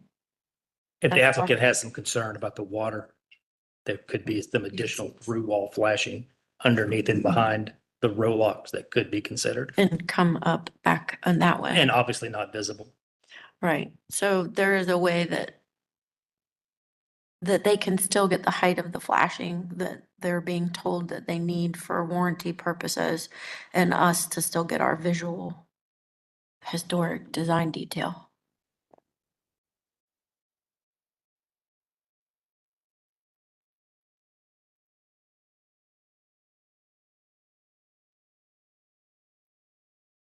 So if we were gonna say something about that, Candace and Elizabeth and Christie,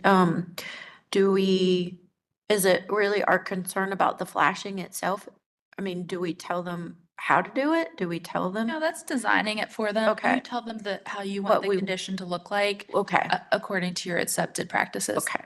Thank you. Mhm. Christopher, do you have any other thoughts about that part of it?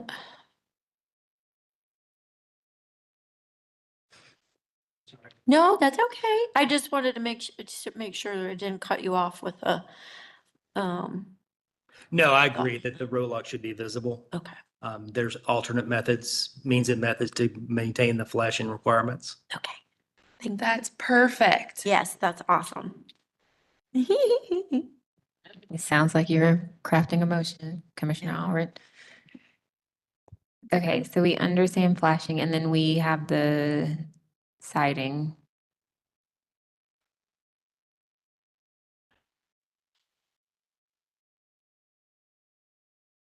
So there's an existing condition, or there's an existing condition with panel designs on a few of the elevations, and the way that the material was installed, there's a diagonal and a horizontal and then another diagonal.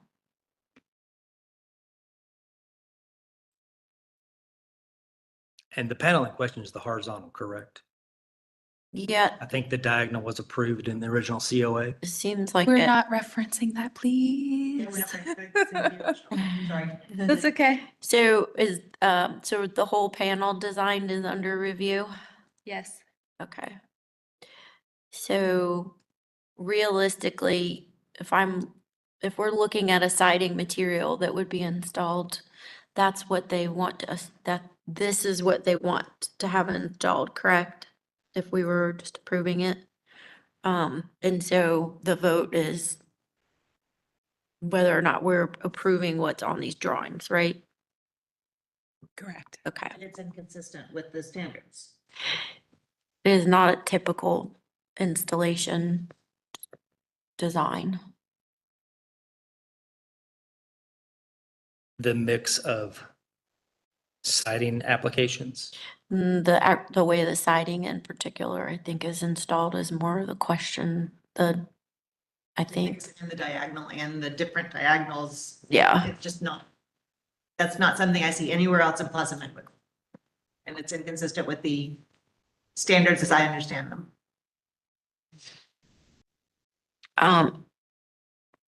Is there a reason why we can't just propose that they explore a solid panel? You can just tell them to explore alternatives. And then is that approvable by you guys, or does it need to come back to us?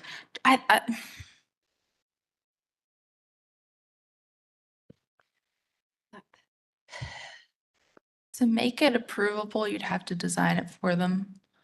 Which we're not allowed to do. I suggest we tell them this is not acceptable and they need to restudy it and provide examples if from historic examples in the district, if they wish to do something that.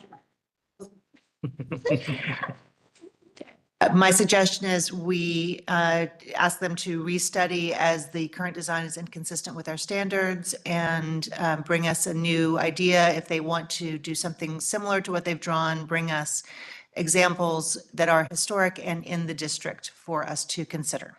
And you're talking about all areas of panels across the entire building. This applies to all areas of paneling across the building. Okay, So did we not ask for that the last time? you did, yeah. And they came back with a revised design, but you're giving even more specific direction this time. Okay. And since it is within this application and the applicant has suggested installing the vertical siding as is approved in an alternate universe on this project COA, Come back with, I mean, if you want to be prescriptive and say, see this design, but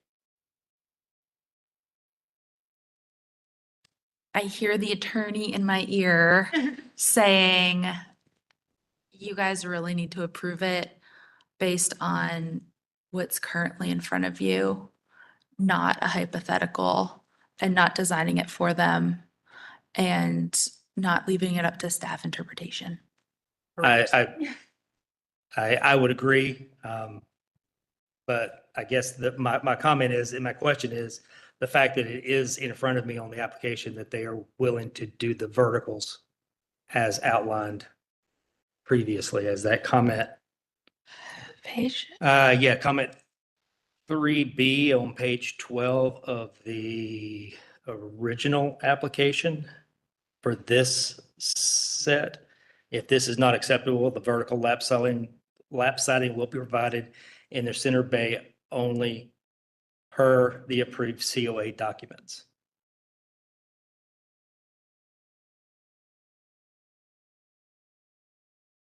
So to me, that is a suggestion made as part of this application.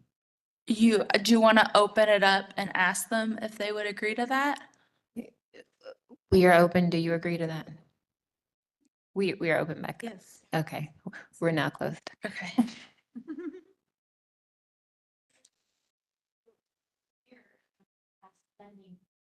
Documented, and that's the last pending item that we're looking for. That seems the best thing to do. Open it back up, get confirmation and document it.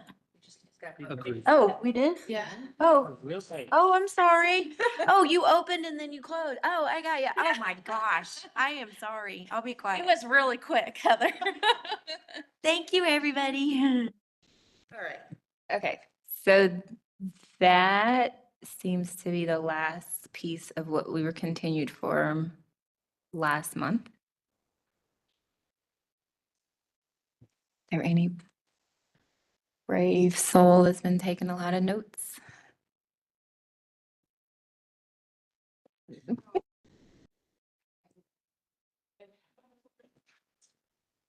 You start it and I'll help.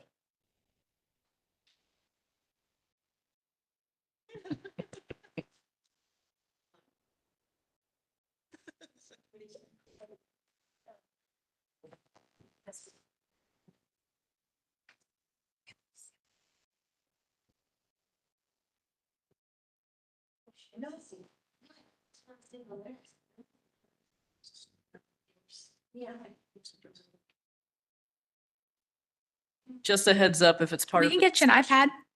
We'll get you an iPad. Yeah. Yeah. Sorry, we were just talking about that my computer's not working. That's Okay. all. We'll get you set up. JT. Okay. Okay, so I'm gonna set up. I requested just the list of items that were being continued so that we could use that as the guideline for making our decision moving forward. So, all of these lovely standards are not in my brain, but I would like to approve this application as it is not incongruous with our design standards. And I don't know. What the big, for commercial, is it 7? For It's multifamily, so it's chapter for 6. multifamily.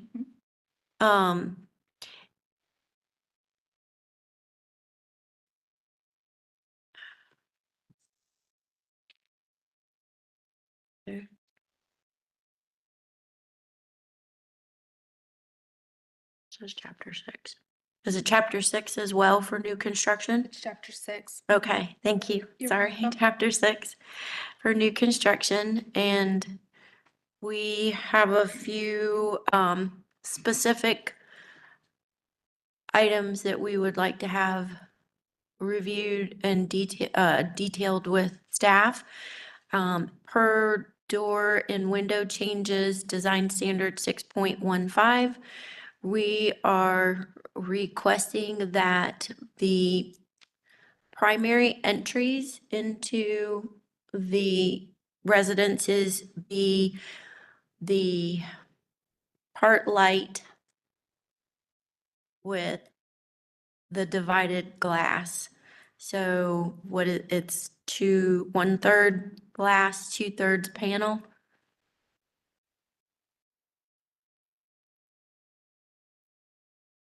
Craftsman style. Craftsman style. Um, wood doors. We would like to. No, I think that's good. Have, the secondary doors. And we didn't, I don't know what you guys actually think about this, but I'm gonna say this. I think that we allow the applied, or sorry, I don't think that we allow the applied muttons.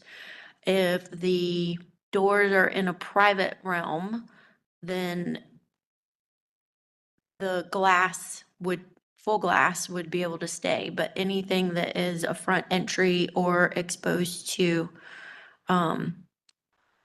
pedestrian traffic, whether or not it's on an alley or private entry, if it's an entry, it needs to be the Craftsman style door. All right, now. Okay, thank you. Submit an alternative door configuration, design test. Boxing details and gutter changes per design standard 6.14. The submitted, proposed design change to be for the consistency of the soffit and rake details is acceptable. If for any reason that design element is not going to be able to be implemented on site, that we request that the applicant contact staff and work through that design change with them. Is there a page number you could cite? It's in the supplement, right? It's in the supplement, Yeah. okay. So Um, you could say as shown in the supplement, as shown in the supplement. okay? And then Page 16. page 16. Thank you. And then, and the gutters are also reflected in that design detail. The column and header and, I'm gonna talk about the columns and the headers. I'm gonna talk about the brackets separately. The, column and header proposed redesign that is also in the supplement is acceptable, as this application is proposing. The bracket design, based on the south elevation, slide 13. No, I have page 4 and slide 13. Are those Slide different? 13 of the supplement, Yep, slide 13 of the supplement. okay? So actually, it was page 14 of the original. That's what we would like, Okay. to be reviewed. The important design element with this is to make sure that the brackets are tall enough. The relationship as it needs to be presented to the structure, the top plate of the bracket needs to apply to, the horizontal line and engage behind the face of the fascia board. The vertical element would have a variable height because the horizontal bracket kicker needs to have the same angle on it in each application. So the variable in the bracket design is going to be the height of it, and the height of it is going to be dependent on the angle of the kicker. And the kicker location will be dependent on the depth of the horizontal top plate. Okay, thank you. And again, that's Isn't that slide good? 14 in the original presentation. Okay, yep, that's For the page brackets. 14. Is it also page 14 for the columns? Or are you referencing the supplement for the columns? So, Okay, so page 14 was the elevation of the bracket engagement and showed a taller bracket. Yep. The page is the the same. same. Okay. Okay. So page 14 in the original presentation for the brackets and the columns with the caveats that you mentioned. Yes. Okay. Okay, thank you. I would add that the angle of the kicker as shown in the supplement, page 15, Thank would be you. the one we would like to see consistent. Okay, so the angle of the kicker on page 15, 15 of the supplement. that angle is what we would like to be consistent in the bracket design.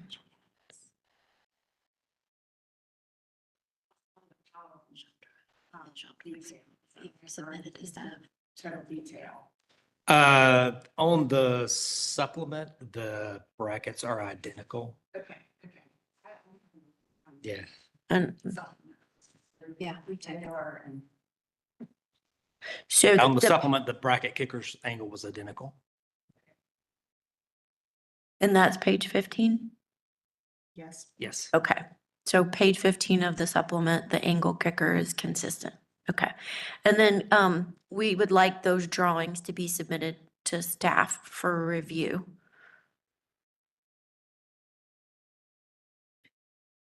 Yeah, final approval. Approving, and Commissioner- then, Wojak, What did- did you cite a standard for the brackets and columns? oh, Thank you. is it trim, cornices and trim? Is that 6.14? Okay, and then the last should be the masonry, design standard masonry 5.5. We are requesting that the brick roll-lock sill of the windows be exposed and that the flashing be adjusted as needed to meet their construction requirements. I think 6.15. 6.15. Did you do the panel? No, the panel. So what do I say about the panel? So the panel, we were going to reference a page in the supplement. Was it the supplement or no, it was the verbal documentation. It's in the supplement, page 10, Okay, item 3B. so panel design, item 3B, diagonal design, we are requesting approval to change the center bay siding from well, this is not acceptable, vertical. Okay, so they are requesting a horizontal, but if we are not approving that, which we are not approving, they will, the vertical lap siding will be provided in the center bay. And did I give enough document support for that? You said page 10 of the supplement. Yeah, Item 3B. What's wrong, Candace? What's that? We need a standard for that. I think the Siding. change is that it's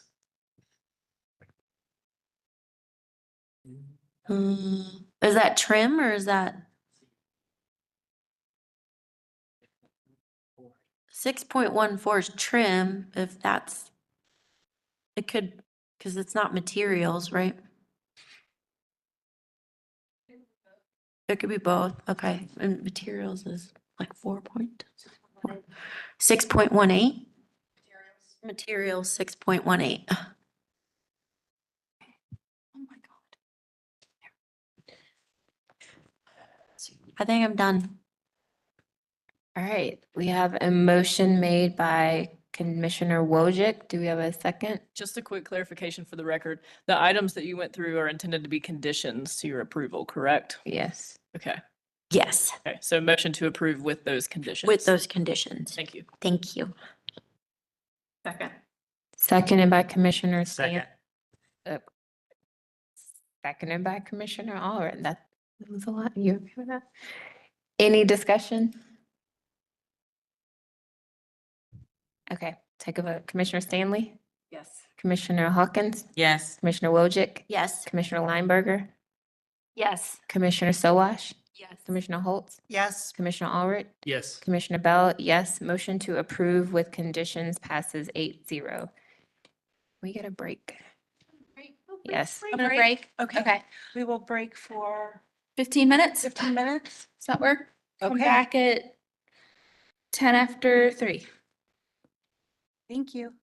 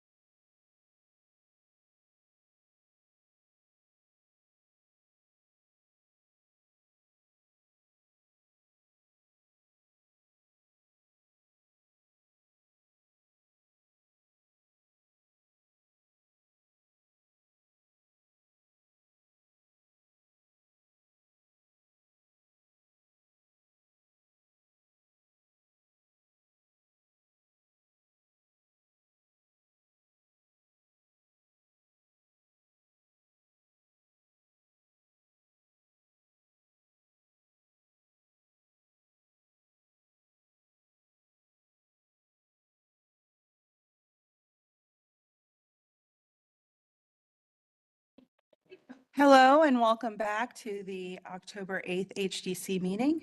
Our next application is 1724 Wilmore Drive, application number 7 or case number 7. I think the applicants are in the room as well. If you'd like to come up to the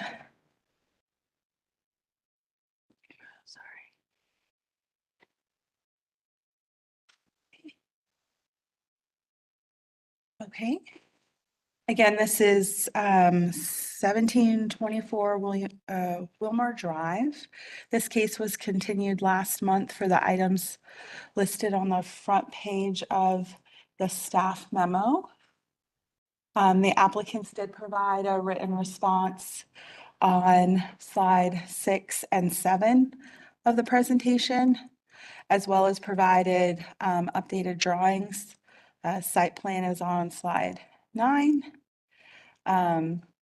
Elevations on slides 11 and 12. Details on 13 and 14. I'm sorry, 14 is a floor plan. The accessory structure is on slide 15. And the applicants did provide an updated 3D drawing for this project, as well as comparison between July, September, and October. If you guys could state your names and your addresses and let me know where you'd like to start. All right. Hannah Leitner, 1724 Wilmore Drive. Zach Leitner, 1724 Wilmore Drive. Chip Leaf, 2008 Dilworth Road West.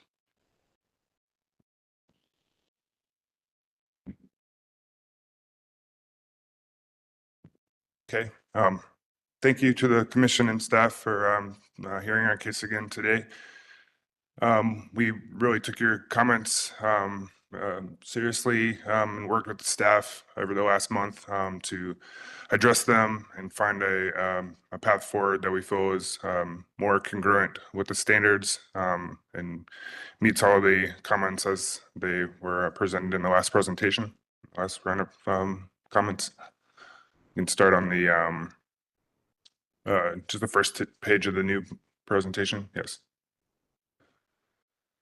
Yeah, we can go to site plan. Okay, so one of the comments in the last round of presentation was confirming the existing planning strip on the house will be maintained. We've added a graphic to indicate that planning strip and also calling attention to it there. You can also see it in the photograph in the cover page of the application materials. Well, not that one, sorry, further down. Anyways, so we'll be maintaining that along the existing house and extending that planning strip between the driveway and the addition. We're also showing the accessory structure there appropriately spaced off of the property line per the zoning ordinances. And we also have, just to recap, the proposed impermeable area of 17%. Next slide.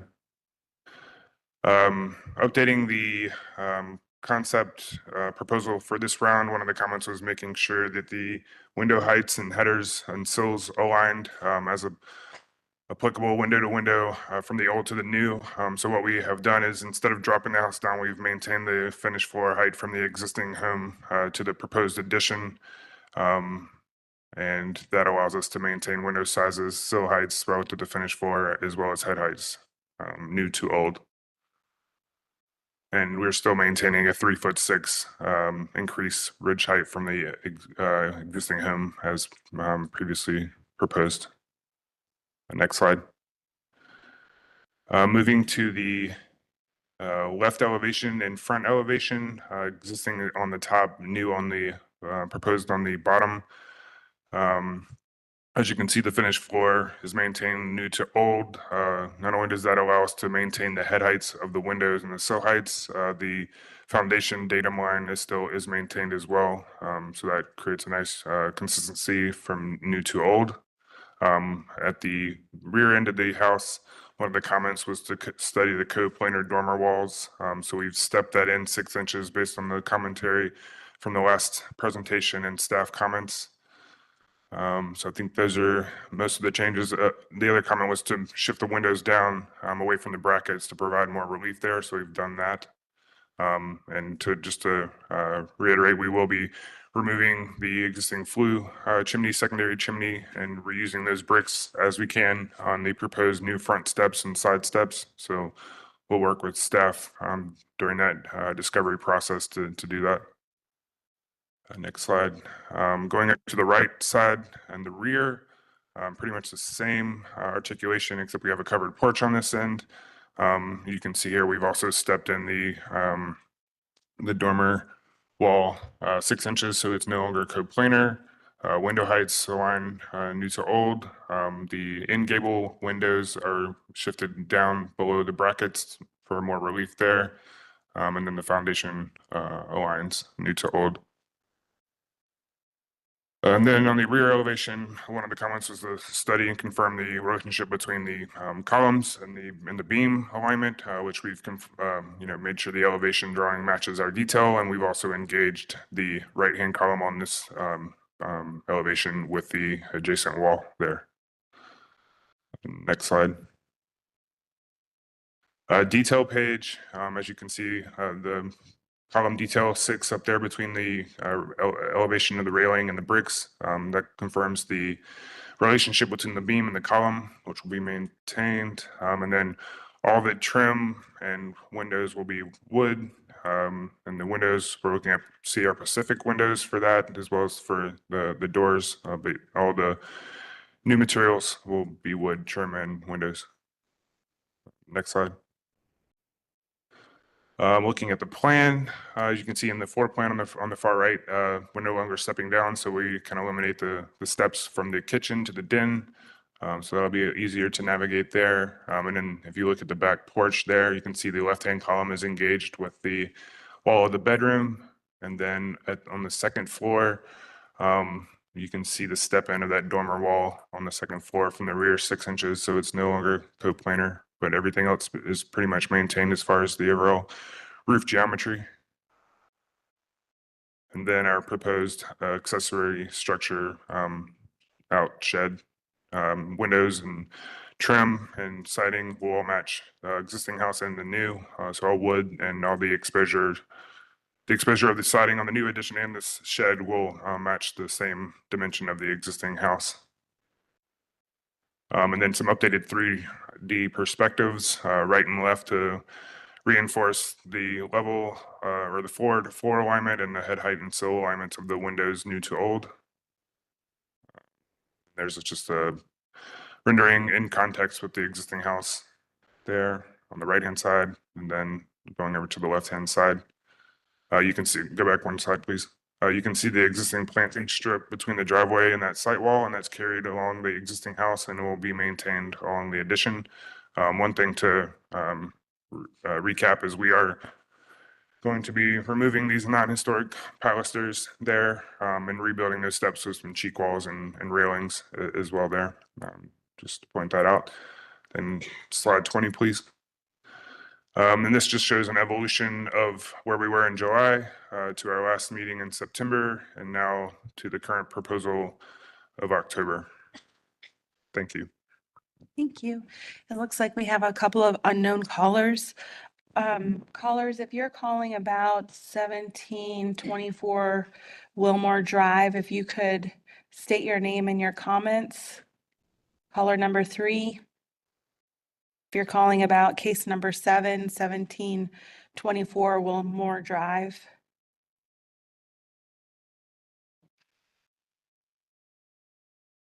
Okay, thank you. All right.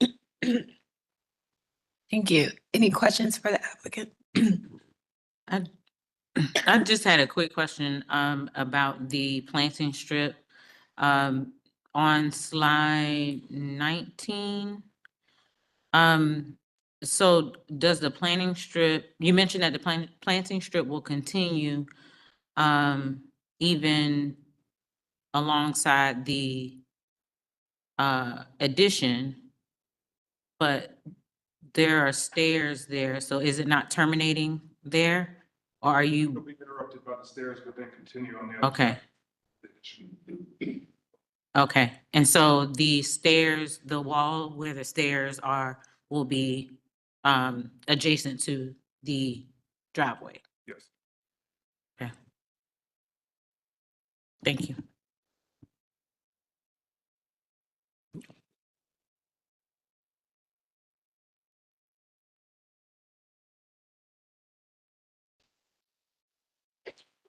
Any other questions?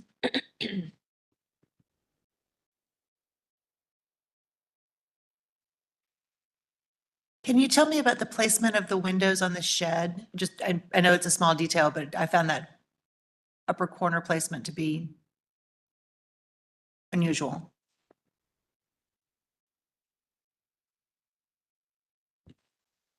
Window locations on the shed.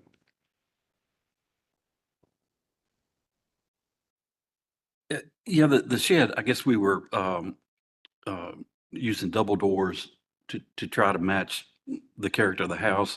The elevations, we were showing windows, basically at staff's recommendation on all sides except for the rear. So, Their question is about the placement, pushing them to the edge of the corner into the. I guess just to maximize the wall space. Right, maximize the wall space, and from the outside to use the corner trim as the window trim and make that consistent. Thank you. Oh.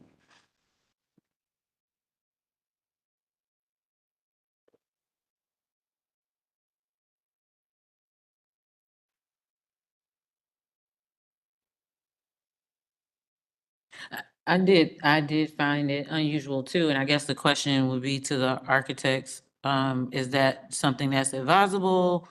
Or is there anything that's you find to be an issue with the windows being that close to the trim? Just curious. Yeah, no, I don't see that being an issue. It's That was a question for the architects on the commission. Okay, I okay. apologize. I don't have a problem just because it's on a very subordinate side of they've done a nice job with the street facing facade of having the double doors. And I think that the windows, although a little strange, I feel like those are subordinate to the main street facing elevation in terms of this overall project, but. Okay. I agree that the placement is awkward. The fact, I think that it's accentuated by the fact that that condition or a similar condition does not exist on the existing structure. Mhm. And I don't have any reference for that type of configuration or fenestration pattern within the neighborhood, as it is on the subordinate structure of the shed, as well as the sides. It doesn't hurt my feelings, but okay. I guess that would be As all far I'd say. as far as the window locations go, we're not set on this, so we could work with staff to adjust that to be more congruent with what you would expect. Okay. I was just curious what they thought. I appreciate it. Okay. Do it, but it doesn't bother me either. And I don't know that it's against the standard, so it was more of my curiosity. Thank you. Mhm.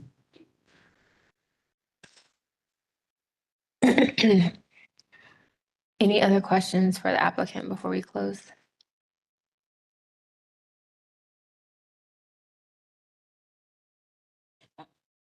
Not a question, but I would just say thank you for your care in response to the reasons for continuation.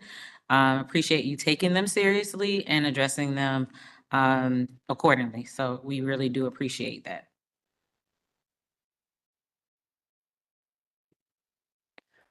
Okay, so we'll close for deliberation. Quick clarification, forgive me if you addressed this, but can we clarify Commissioner Wojcik's absence? Oh, she is absent. Has she recused?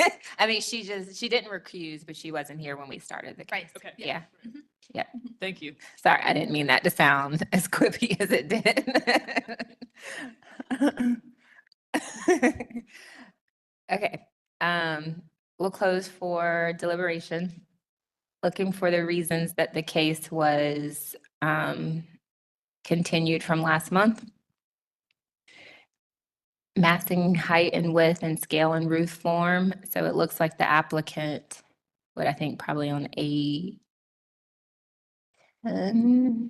or sorry, I don't know what page it is. Yeah. Page 6. Oh, okay. You might be right, sorry. Oh, yeah, that's where they talked about it. I was looking at the actual, but looked at, address this issue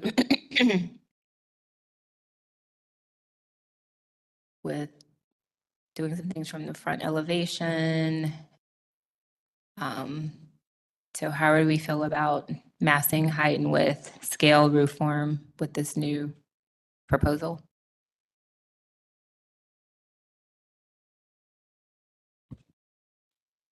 I'm comfortable with what was done. I feel like they've addressed all of the previous considerations and it's now not incongruous with the guidelines. Okay. I would have a comment. Good.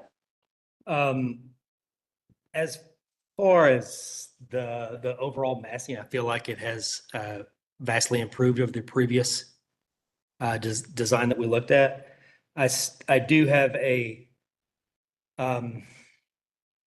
curiosity slash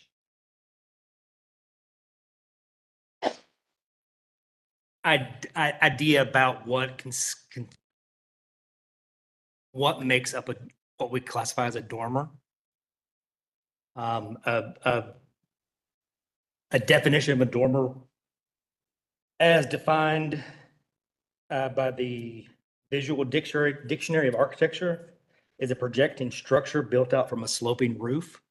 In my opinion, a dormer such as this that is engaged with not only the roof that it is sitting, but also an adjacent roof is in conflict with the design standards 7, that's the wrong one.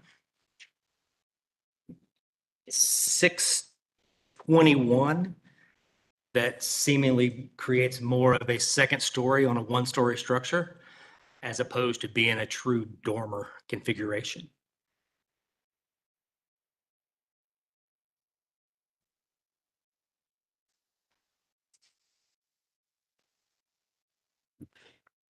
And I don't know how the rest of the commission feels about what I would consider an engaged dormer that, in my opinion, is creating a second story on a one-story structure. Just, I'm sorry. Real quick, which standard, under 6.20, I'm imagining you're referring to? 6.21. 6.21, Yes. not 21. Got it. 6.2, because there's a 6.21 as well. All right, so let's look at that.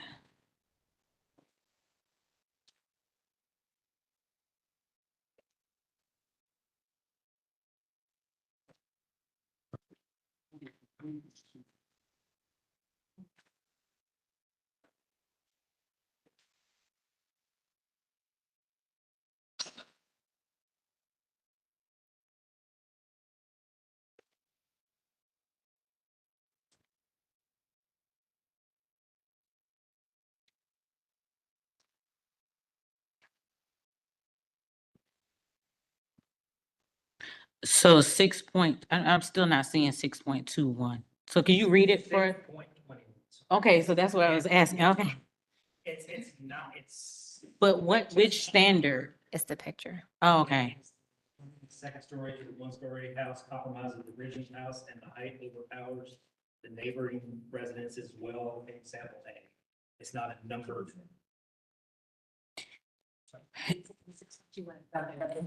Yeah, 6.21.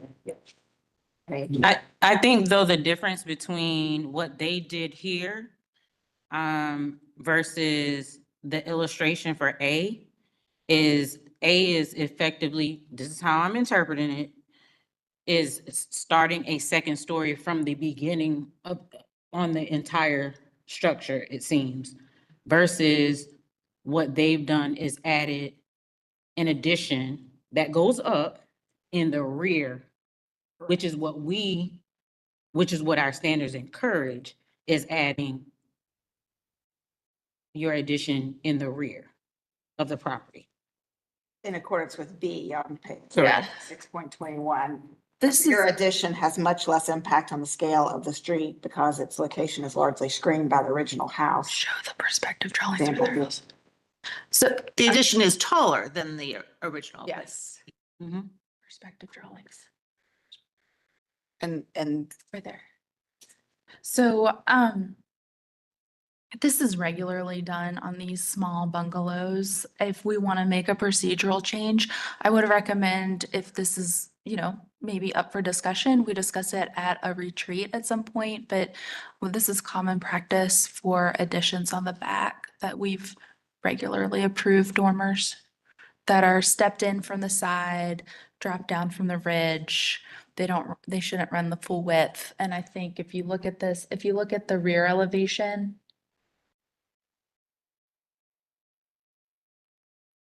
that really tells the story. So you see how far the dormers are stepped in. So that's why we look so closely at coplanar walls. And when the dormers are not true dormers and have coplanar walls with the first level, that's when we're like, oh, this is the second floor. But they're stepped in quite a bit and dropped down below the ridge of the addition, which are two things that we routinely look for and ask for from applicants. Yep.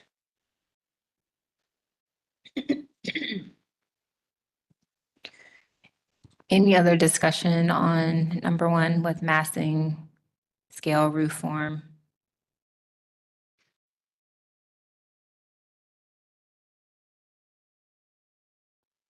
Okay, if we go to number 2, foundation.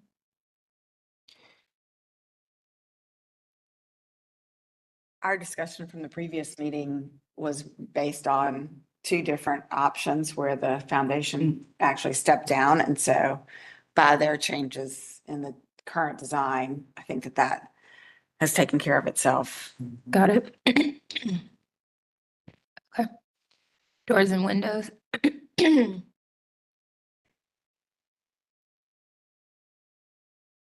Porches. Also address that. Sidewalks and parking, so they confirm the planning strip. And then chimneys, I think they removed. Yep.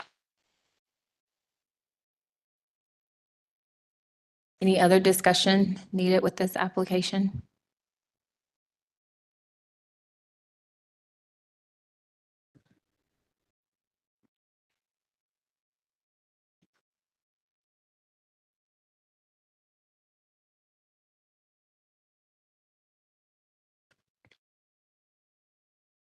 Anyone? The only other thing I would say is that I think everything on the main house is fine with the conditions noted by staff. But I still don't like those windows. I understand why, but they, that's one of those things like, are we okay with the windows? Or are we? Main issue that you usually talk about is the engagement with the corner board, and that usually windows aren't right at the corner of buildings like that. Is that what you're kind of referencing? I think, yes, I think that's the Yeah. thing that looks so Yeah, wrong. it's not a traditional pattern of Ah. windows for bungalows. Yep. Yeah. Okay, there we go. And the applicant did say that. Oh, sorry. And the applicant did say that they would be willing to make adjustments if needed, so. Yep. Okay. All right. Given that the applicant is amenable to those changes, I think we'll request that. Does that sound like you're making a motion, Commissioner Holtz? Sure. Okay. I move that we approve this project because it is not incongruous with the district or the Secretary of Interior standards. I would say specifically that the conditions for that are that all trim and details should be wood. The hardy artisan lap siding will match the existing wood siding exposure, and that applicant should provide window and door specifications to staff.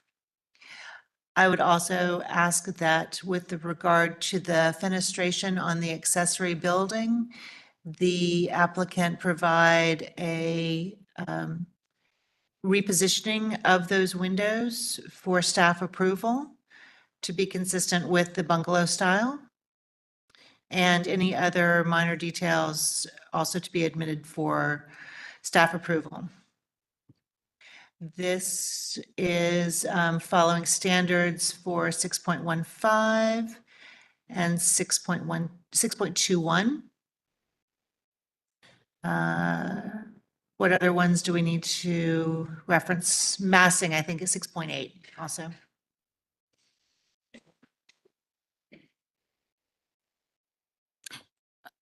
Second. Okay. Motion made by Commissioner Holtz and seconded by Commissioner Hawkins. Any discussion? Okay, we'll take a vote. Commissioner Stanley? Yes. Commissioner Hawkins? Yes. Commissioner Lineberger? Yes. Commissioner Sowash? Yes. Commissioner Holtz? Yes. Commissioner Allard? No. Commissioner Bell? Yes. Motion to approve with conditions passes 6-1. Thank you. Thank you. Our next application is application number 8. Just for the record, Commissioner Wojcik is back for. Thank you. Case number 8 is 409 Walnut Avenue. And I believe the applicant is online.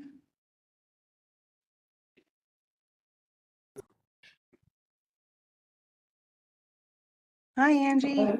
Hey, How are you? I'm good. My video doesn't seem to be working. I don't know if it is or not. Oh, no. Well, This, please. maybe, can you see me? We cannot. Okay, let's try. Oh, there you are. We see you now. Okay. Oh, now we can't hear you. Okay, how about now? Yes, see and hear. Okay. Awesome. Happy HDC Wednesday. Yes, happy Wednesday. Again, this is 409 Walnut. This case was continued for the items listed on the front page of the staff memo. The applicant did provide updated drawings, a site plan on slide 10.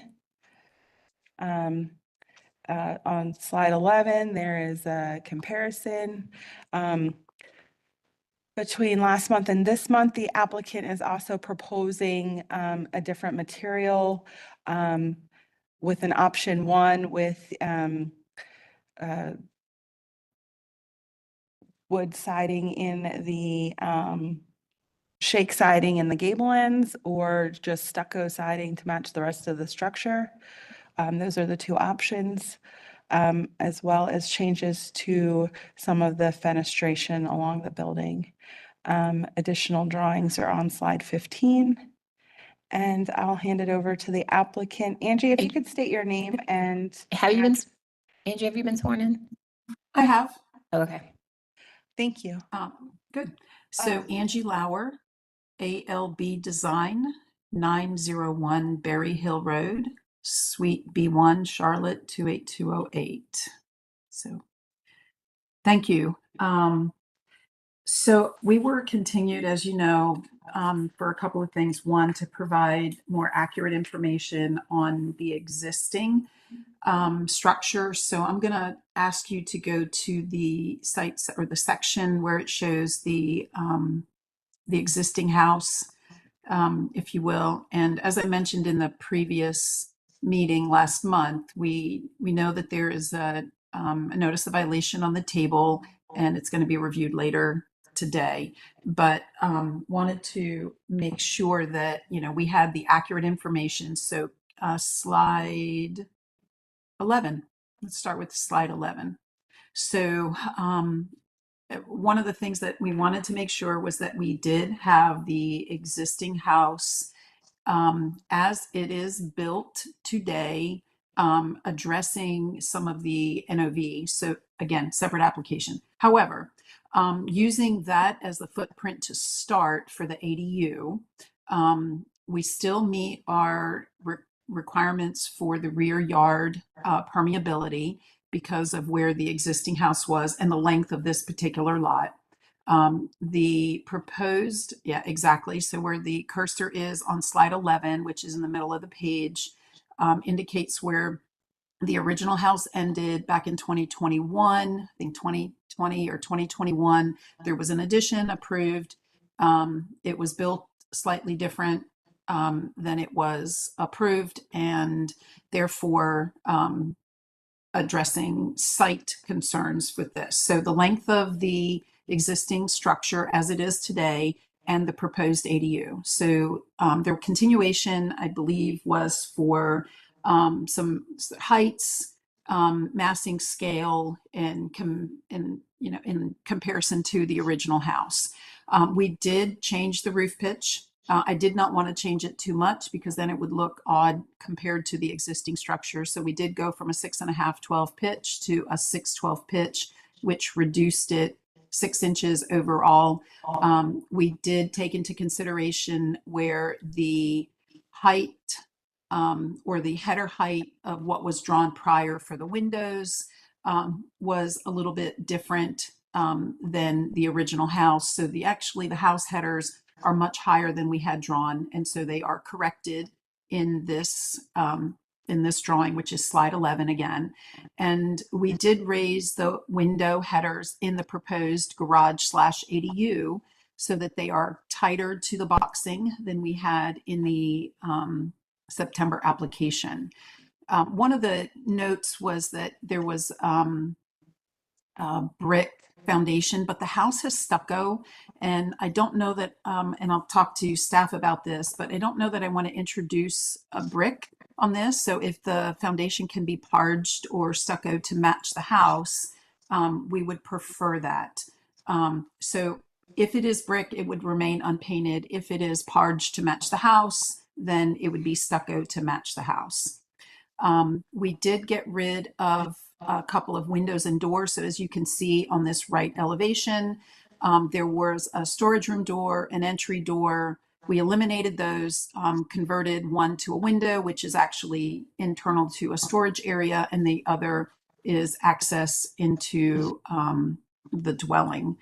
If you would go to slide 10, please. So slide 10, there's an existing concrete pad back there that is perpendicular to the house. And I felt that first of all, there's a telephone pole in the way. I think we talked about this, or a utility pole right smack in the middle that feeds the entire alley. Felt that was not feasible to move. So it pretty much dictated where the garage could be placed on the property. There is a grade change, and I'm going to refer to slide 8, maybe, or slide 7. Slide 8, yes, slide 8. So you can actually see that the alley is lower. Right in the middle of slide 8, there's an indicator of grade change. It appears to be roughly about 18 inches to 2 feet, and you can see the garage adjacent on the adjacent property is lower than the pad here. So our proposition is to remove this pad and go down in grade, which would actually put us more in alignment with the house. And we need that drop so that we are horizontally lower than the existing house. If we don't do that, it doesn't happen.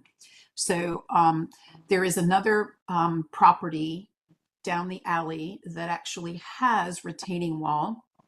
So I'm going to refer you to slide 8, maybe slide 8, 7, excuse me, slide 7. No, slide 8, sorry. And this gives you an example of some of the adjacent or within, a stone throw away of this particular property. So 324 Grandin, if you look right in the middle of slide 8, you'll see that that particular ADU is actually buried with retaining walls from the alley.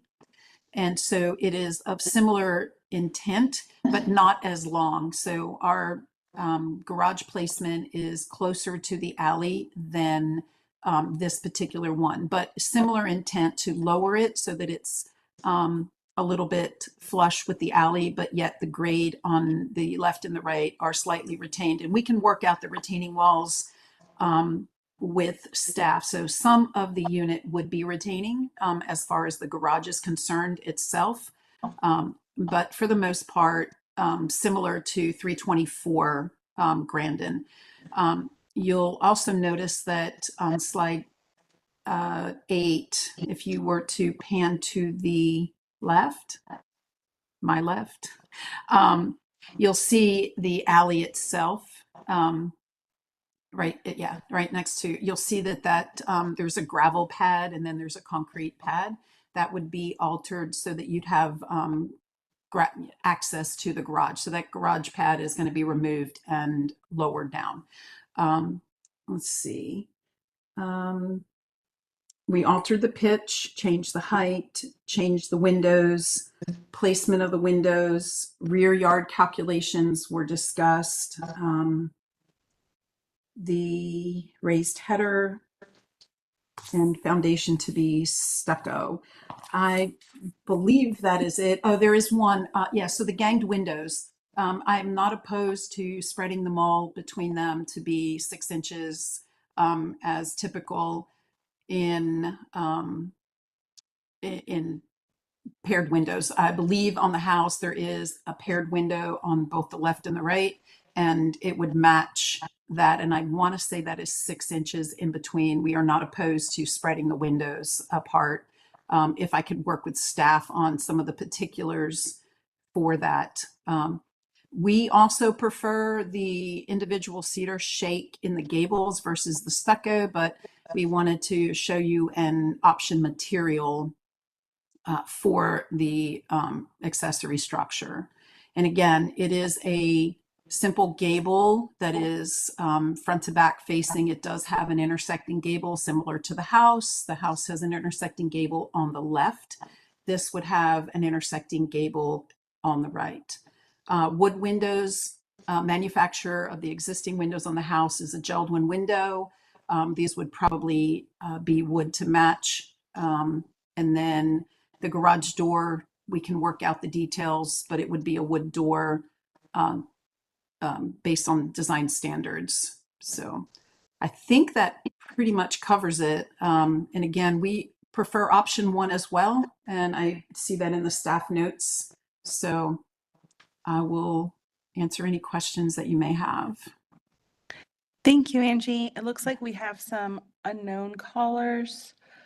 Callers, if you are calling in for 409 Walnut Avenue, can you state your name? Caller 3, are you calling in for 409 Walnut?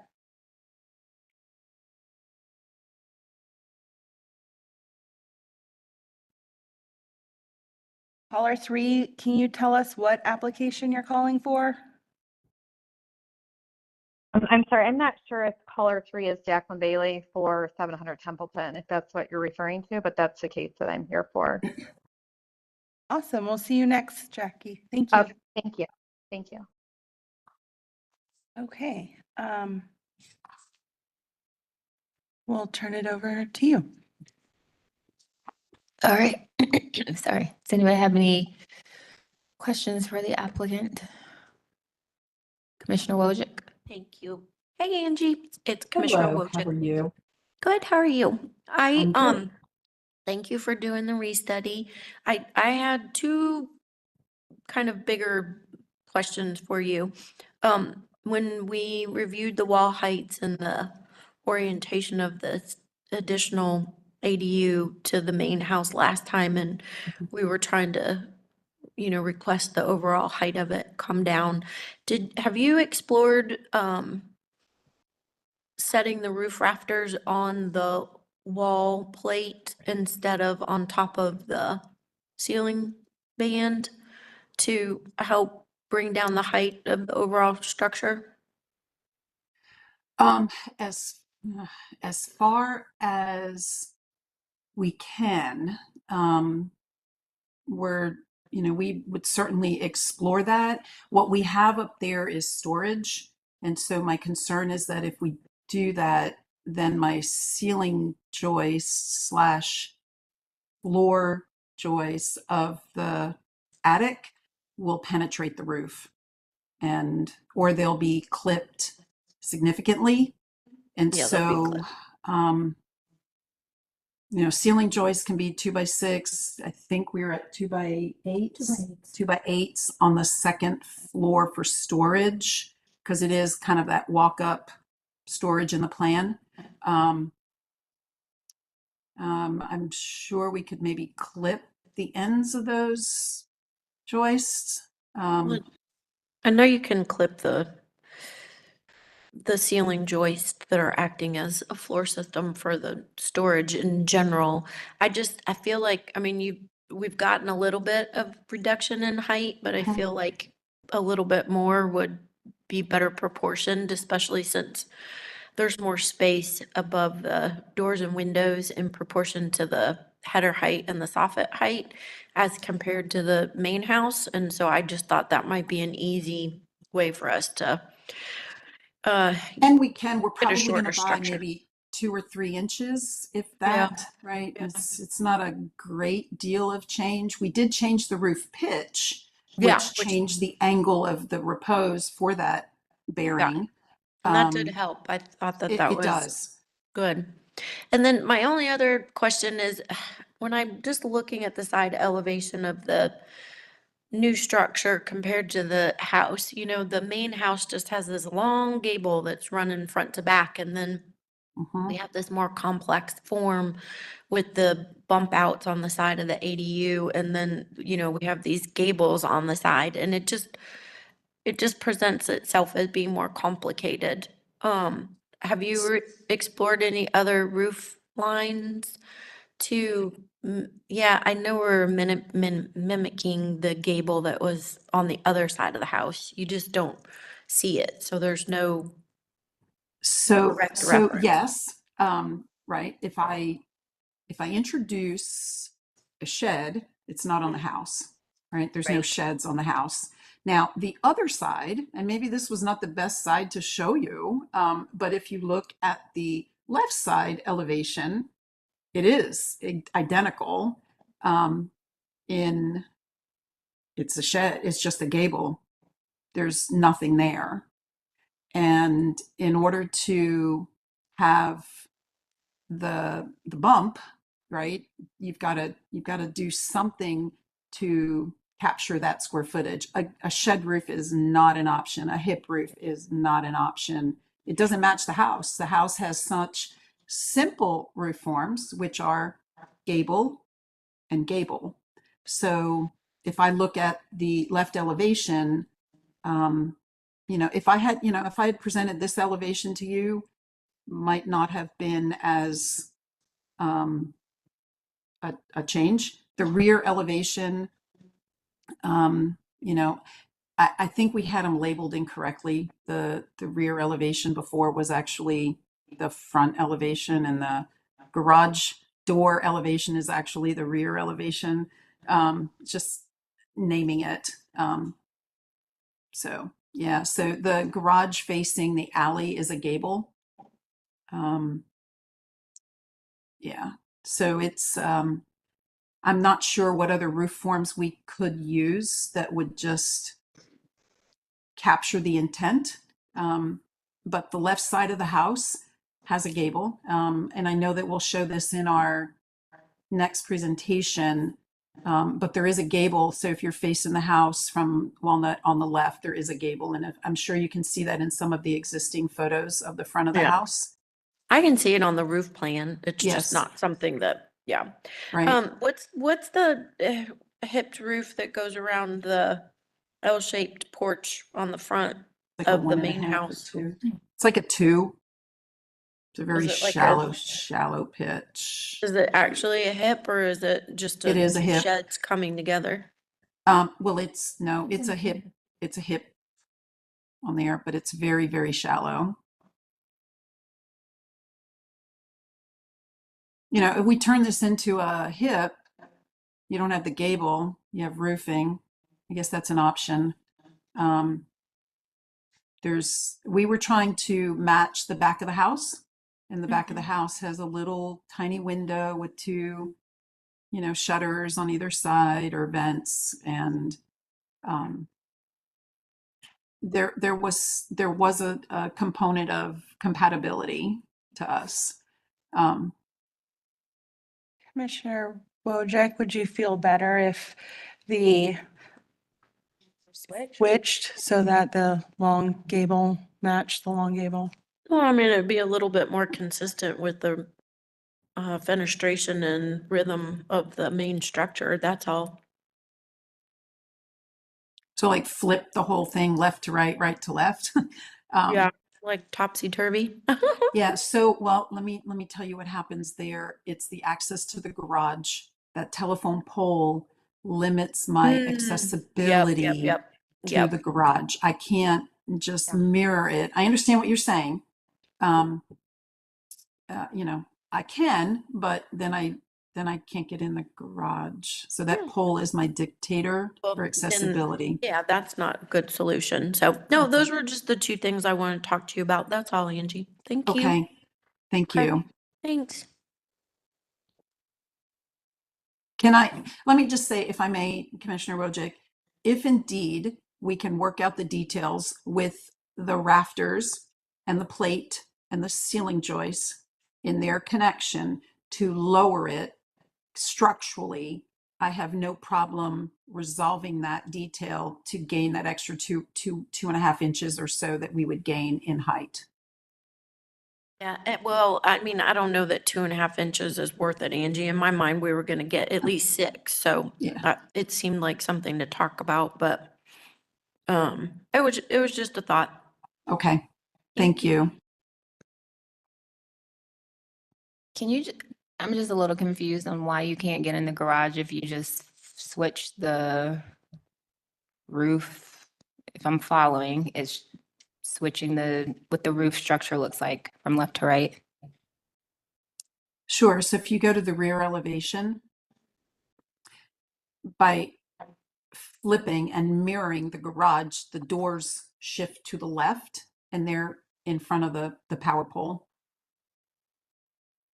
Okay, thank you.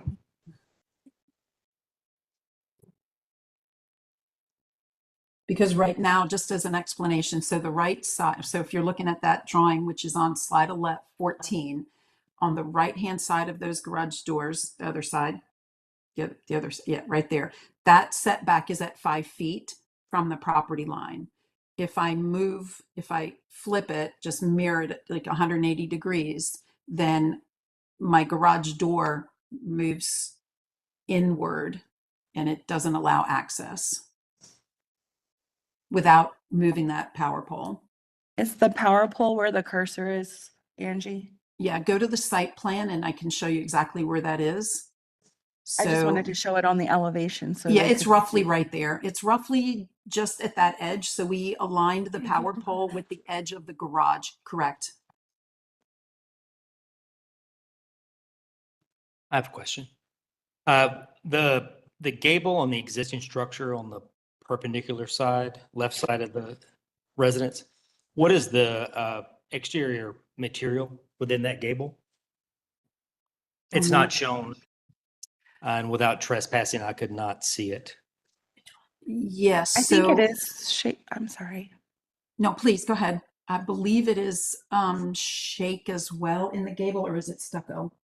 I believe it's shake and it's painted black, so you can't tell. We'll pull it up. I'll tell you right now. Just give me 1 second and I can tell you. I want to say it's. So the addition was to match what was existing on. Okay. So this is the rear of the addition, but it matches the existing gable. And so they're all just painted black, so you can't. The small gable on the side. Yeah. We'll verify that before Thank you. end of your question.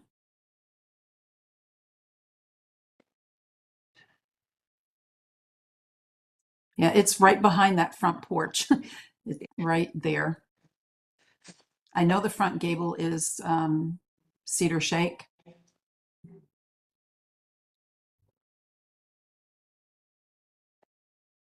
And as you can see, the foundation is stuccoed. There's no exposed brick. And so if that is an option, we would prefer to stucco the foundation versus introducing red brick or a brick.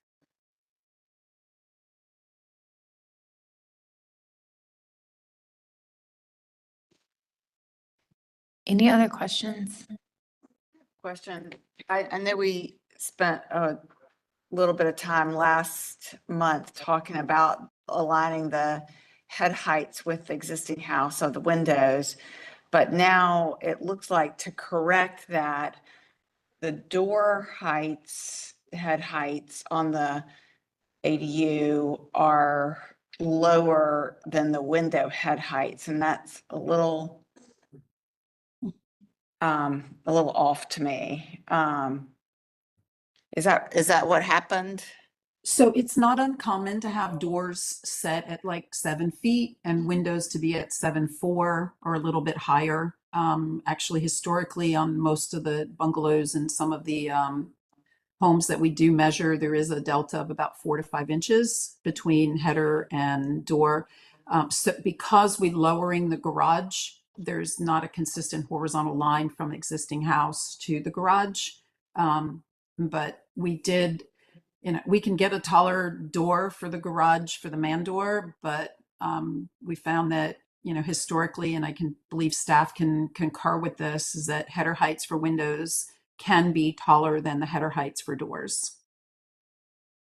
I'm just looking at what was presented last month and consistency in the head heights of the windows and doors versus the current presentation. And was that because we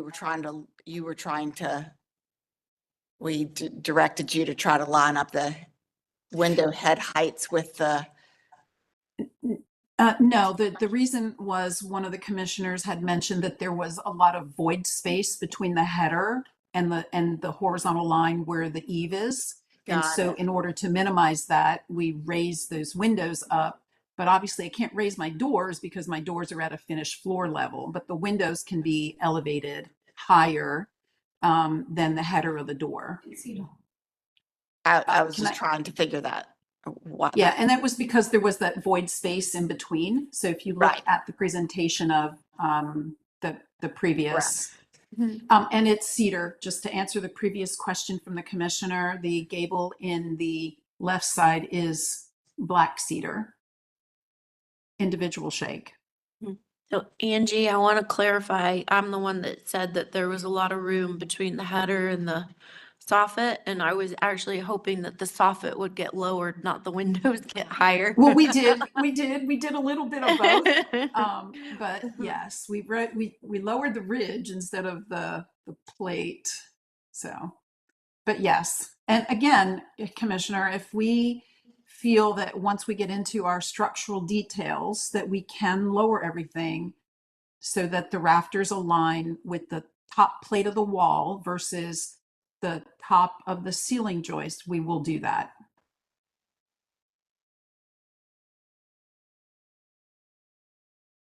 Which is old school, right? Like that's the old way of framing. Yeah, exactly. That's how they used to do it. Absolutely. And if you want to explain that to the rest of the commissioners, for some that maybe don't understand that, by all means.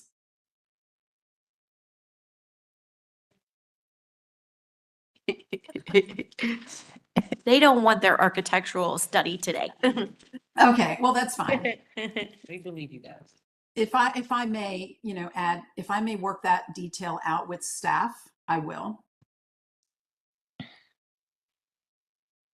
Well, I just want to make sure that that we're moving in the right direction and that people are feeling like we're getting the height the way that they're comfortable with. And if nobody has an issue with the height when we do our review, then I think it's a moot point. But if it comes up that it's something that they want to address, it was just an observation that I thought would be helpful.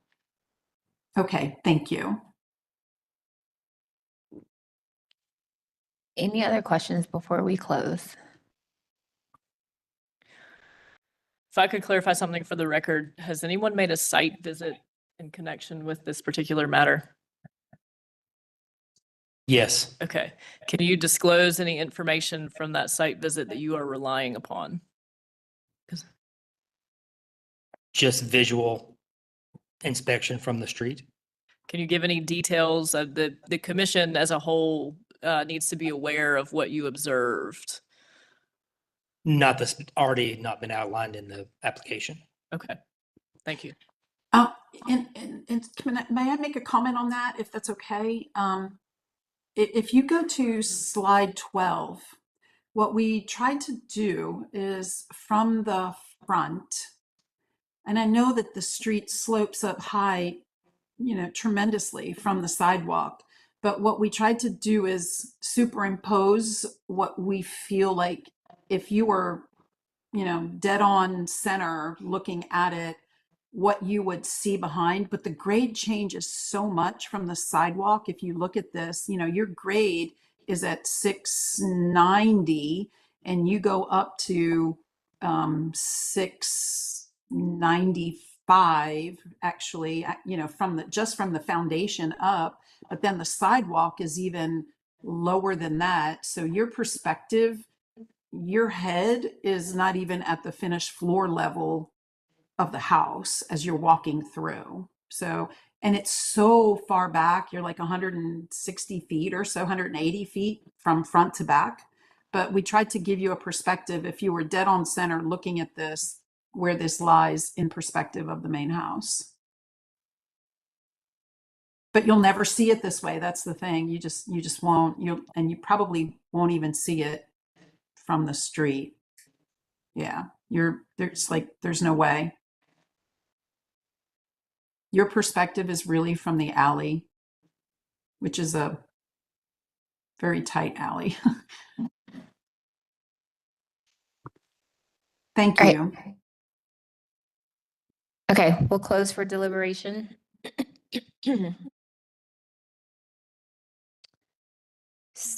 So looking back at the reason why this was continued was the massing. Yeah, massing, height and width, scale, the accessory structure.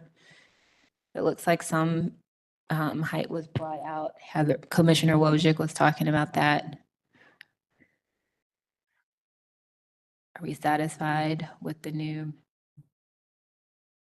I don't feel like, I feel like there's very little change in the height massing scale. I feel like we were talking about, if we went on, we're talking about footprint,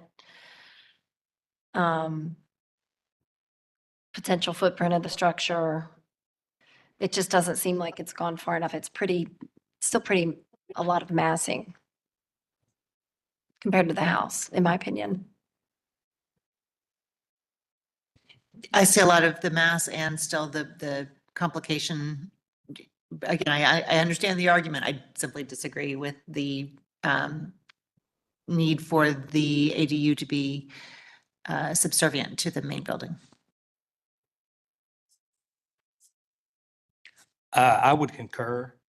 One of the, regarding the overall massing of the proposed ADU, one of the key things that stands out to me is the size of the existing residence has a grand total of 3 gables.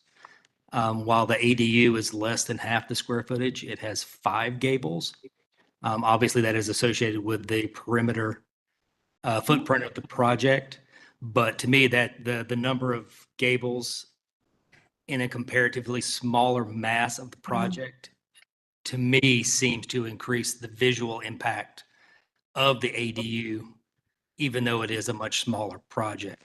The simplicity of the long single gable with a one diminutive gable perpendicular on the side.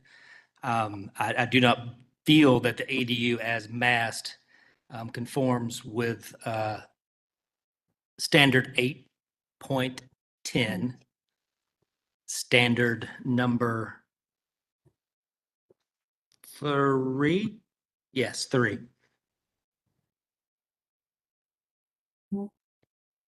Amen. Okay. I'm wondering if we could give the applicant a little bit more direction, just because I felt like I said one thing last time and she heard it, but her response to it was valid, but not what I was thinking. So I feel like I need to say more words when I say these things sometimes, but I would almost like for her to explore the concept of incorporating something with this porch kind of element, and then simplifying the gable lines, and see if that might bring us to a smaller mass and less complex structure. And then if we did ask for a restudy, that go ahead and, play with some of the roof rafter set heights and things like that to just overall, just squeeze everything in. I think that the roof complexity is having a huge impact on the way that we're perceiving the volume of the structure itself. So I'm saying those things to see if that makes sense to you all. The last sentence was very well said. I think you said enough last time. I think she just chose to design differently than you could. Yeah, so I think you're fine. Yeah, but I think that last sentence really captured things well. Thank you.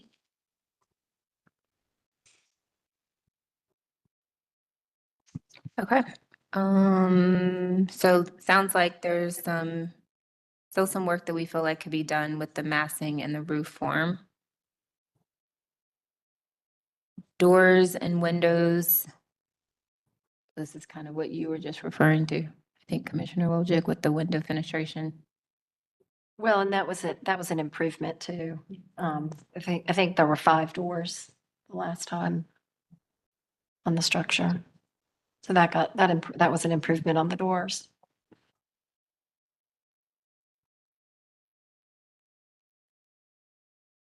I agree with Commissioner Stanley on the heights. I definitely would line up the door and window heights. Headers. Sounds like between Commissioner Allred's great comments and Wojcik and Lineberger's great comments that we've got a motion going. Yeah.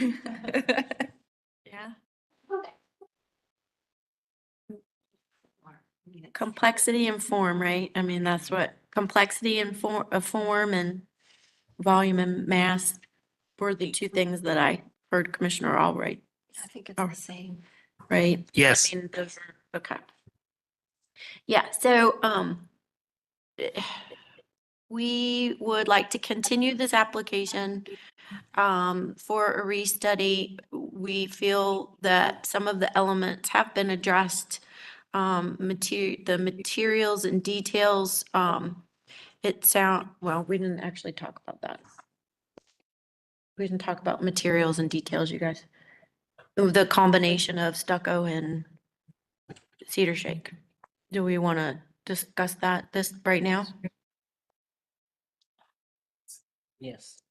I think go ahead and give direction on that, because I think we're probably all in agreement that the gables are impacting and the rest of the exterior is stucco, including the foundation. Yeah.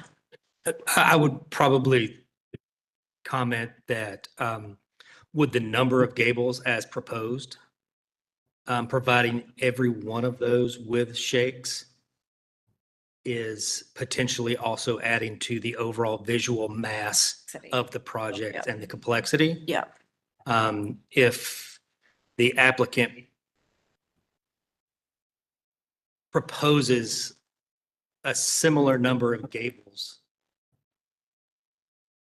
I would also suggest to explore different materialities within those gables.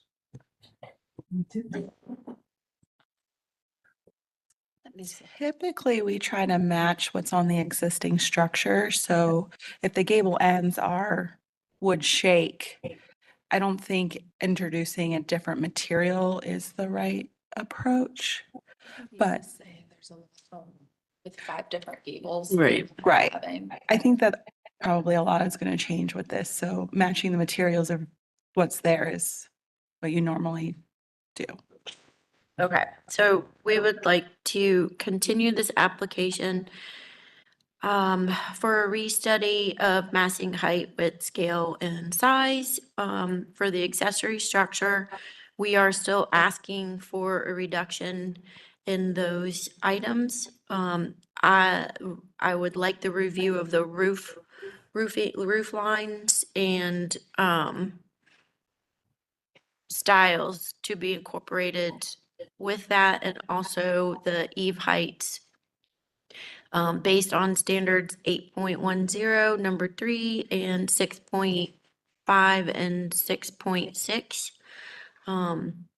We appreciate the restudy of the doors and windows in rhythm in terms of number, and are pleased with the direction that that's going, but feel that the consistency of header heights may also be impacting the complexity of form, and then also the roof styles, roof pitches, roof number of gable roof lines is probably also impacting the overall massing and presentation of the structure. So if those things could be reviewed at the same time, that would be wonderful.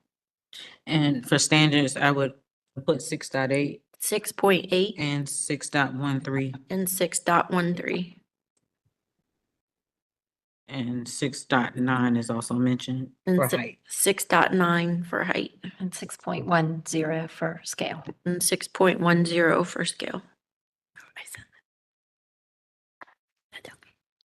Thank you. No, you're right. I didn't. You're right. Oh, Second. All right, we have a motion made by Commissioner Wojcik and seconded by Commissioner Hawkins. Any discussion? Okay, we'll take a vote. Commissioner Stanley? Yes. Commissioner Hawkins? Yes. Commissioner Wojcik? yes. Commissioner Lineberger? Yes. Commissioner Soash? Yes. Commissioner Holtz? Yes. Commissioner Allred? Yes. Commissioner Bell, yes. Motion to continue passes 8-0. Thank you. Thank you. Thank you. Our next application has a large exhibit. JT, can you help? Okay, we'll bring it up here. The applicant's joining us online. And let's see, number 7. Number 9, 700 Templeton. Caller number 3, Jacqueline. Have you been sworn in? I have not been sworn in. She said yes. I have not been And- sworn in. Yes, okay. If you or anyone who has not been sworn in can raise your right hand and respond, I do, to the following question. Do you affirm that the testimony and information that you're about to give is the truth and nothing but the truth? Yes, I do. Thank you. Great. Thank you. All right. All right, this is a continuation from the September meeting for 700 Templeton Avenue regarding material changes after the fact. The project was continued for the applicant to provide at least one brick stain sample, 4 foot by 3 foot minimum in size, with brick that is currently on the building, treated with various levels of stain and dilution. And the applicant chose a traditional red brick color that is found on another house on the same street. The subject that they decided to model was 709 Templeton. And Yes.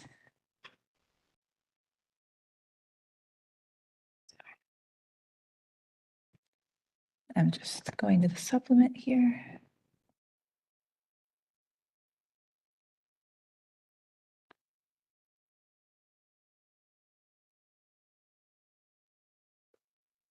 The applicant provided supplement information regarding the stain product and method that they're using. Modeling it after this house on 709 Templeton. It's a historic house with historic traditional brick. A big thank you to Candace for helping with the stain solution. They used the brick that's on the house, and then they used the stain information that they provided. And so the sample here is entered as applicant's exhibit number 1. And you can see that it's much different than painting and quite an impressive change from the gray brick that's on the house now. And Elizabeth, if you'd show them on the screen what the house looks like now. Go to the application. Yeah. Let me just do that. There you go. There. So slide 21, the top right and bottom right photo. And that's it. Jacqueline, is there anything you'd like to add? I think thank you for presenting that. I appreciate that. I think the only thing I would like to add is that we actually are, if we're asking for the approval today so that the staining work can be completed within 30 days. We actually have our masonry company ready to go, which will help us move forward with this process of securing the CO. I did just want to add just for clarification, because during last month's presentation, it was stated even before the presentation about our I guess the finals, and that we had the building permit for 700 Templeton had expired. And I just wanted to make note for the record that I did speak with permitting, and they explained there is a temporary hold on the permit, and the only reason is for the historic district COA. And then once we get this approved, we can request that to be lifted so that we can finalize this project with getting our final building permit. So if you've submitted an application, we can lift that hold to let you continue moving without the stain being approved, which we explained at the last meeting. So we're glad to work with you through that, and we can do that at any time, Jacqueline. Okay. Yep. Thank you. Yep. Any questions for the applicant? But do we have any callers online? Okay. Any questions, comments? So that really is the brick that's on that house that's been stained. That is amazing. Yes, that is correct. Awesome. Okay. Fabulous. Thank you. You're welcome. In the middle and the bottom, or is that just mine? Is that just line? I think it's not dry. We looked at that earlier and it's changed since we even looked at it this morning. Still curing. Yeah. Okay. I think that's in keeping with our standards. Okay, great. Jacqueline, thank you so much. Well, thank you very much. Okay. All right, Thanks, Judy. we'll go ahead and close for deliberation.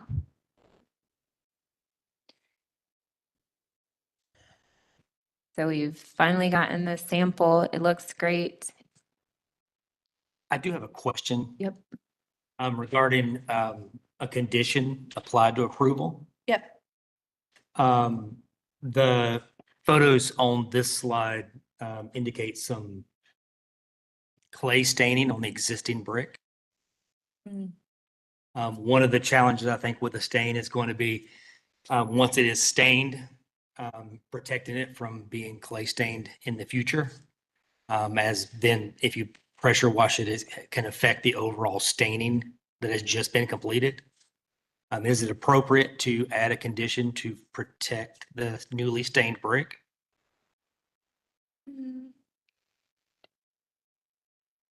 I feel like this is a condition just that happens to brick structures because of where we live with the, right, with the clay, right? Understood, but you know, the fact that we're approving a staining of the existing brick to match a sample that we've been provided, that if they, So you if there is wanna- a condition where they have to come back and power wash new staining onto the brick, it has an opportunity to affect what we've approved. I'm gonna turn that over to our mason. Typically, we don't waterproof or do protective coatings. I would think after landscaping is installed, that would be less of an issue.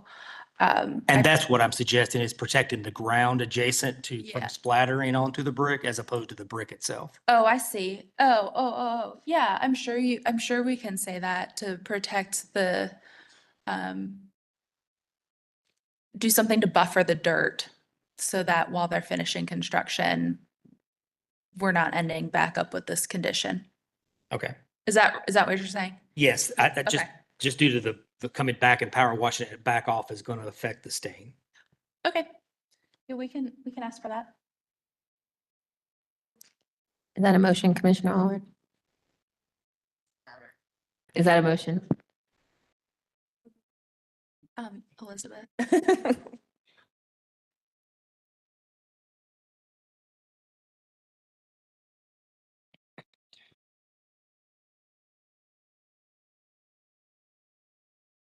So 5.5 is masonry.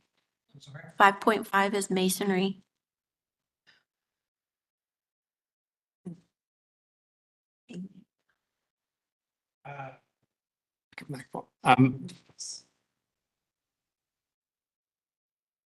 Yeah. And material 6.18. That's new construction. Oh. Well, it's still Roughly, reference. Yeah. yeah. It's still under. That's right, it says construction. Sorry. It doesn't seem like it. I move to approve the application as the proposed project is not incongruous with the special character of the district as described in Chapter 3 of the design standards and consistent with the Secretary of Interior standards for historic rehabilitation. And in context of 5.5, 6.18, and with the following condition that the adjacent grade area be protected until landscaping is installed from admitting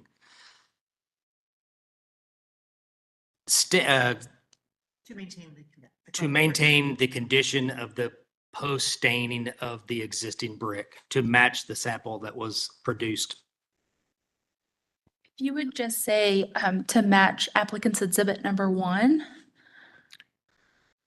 That to match applicant's exhibit number 1. Perfect. All right. Thank you. We have a motion by Commissioner Allred, seconded by Commissioner Stanley. Any discussion? Did we cite the standards? 5.5. We did. Yep. Okay. Okay, let's take a vote. Commissioner Stanley? Yes. Commissioner Hawkins? Yes. Commissioner Wojcik? Yes. Commissioner Lineberger? Yes. Commissioner Sowash? Yes. Commissioner Holtz? Yes. Commissioner Allred? Yes. Commissioner Bell, yes. Motion to approve with conditions passes 8-0. Thank you. Thanks again, Jacqueline. We appreciate your partnership. Thank you. I appreciate it. I'll be in touch. Thank you. Okay, the next application is 1930 Thomas Avenue. And our applicant is in the room. Welcome, Chris. Have you been sworn in? Yes. Okay, great. This next application is for a rear addition at 1930 Thomas Avenue, which is located mid-block. The applicant has provided a very extensive property context map on slide 7.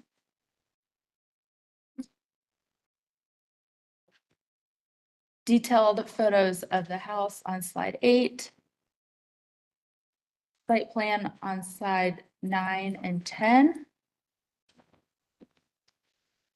And elevations begin on slide 14.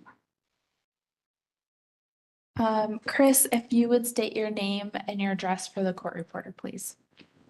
Yes, Chris Barth of Arcade Architecture and Interiors, 320 South Tryon Street, Suite 222, Charlotte, North Carolina. Thanks. Floor is mine. Good to see you all again. It's interesting being on this side, but here we are. This house is fairly straightforward. It's a rear biased addition. Home was built in 1928, as you heard Christy state. It's a 3-bed, 2-bath home of Emily and Brent. And frankly, they're thinking about their future in this home. They like the neighborhood, they like the house, and they'd like to stay here. So this addition would, in effect, be helping them achieve that. And obviously, we've, Christy, if you go to the existing photos, please. There was a addition, don't know when, maybe in the 90s. I don't know if staff have any sort of insight into when that was built, but I would imagine it's non-conforming. The windows are different from the rest of the historic structure. Being 6/6, the rest of the structure is 4/1. And it's kind of an odd shaped room. There was some care done to matching the brick and some of the architectural detailing. It has a sort of a different language of its own though. And what the homeowners would like to do is essentially add on, a little bit more living space, as well as a more modern and usable primary bedroom suite. And the lot slopes front to back. So as we're looking at the rear of the house, the grade kind of crashes into the back of the house about a foot higher than the finished floor of the house. It only gets worse as you go towards the back of the site. So that's, and as we proceed in talking about this addition, that's one of the considerations that we're focusing on when looking at what we're doing, which, we'd like to, you have the site plan, please. So on the right there, it's kind of an exploded view of the Zotwell physical survey. You can see that addition. Turn around. You can see that addition on the left-hand side kind of protrudes out into the rear yard and leaves this sort of no man's land in the backyard where we have some concrete paving and a walk out to their backspace. And what we'd like to do is sort of infill this corner with the addition being the same width of an existing very narrow, let's do that, and laundry room porch on the back. So we're no wider than the existing historic house. In fact, we're about 6 to 12 inches narrower. And that gives them a more usable laundry room. I think their laundry room currently is like 3 feet wide. So that gives them a usable laundry room as well as just living space off the back of their backyard.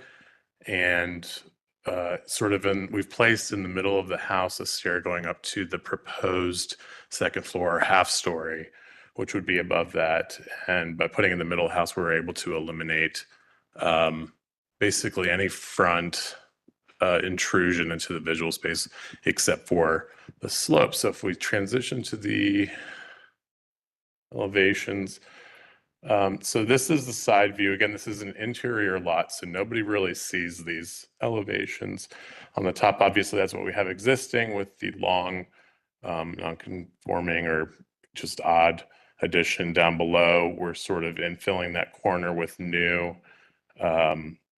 lots of windows towards the back, and then a gable,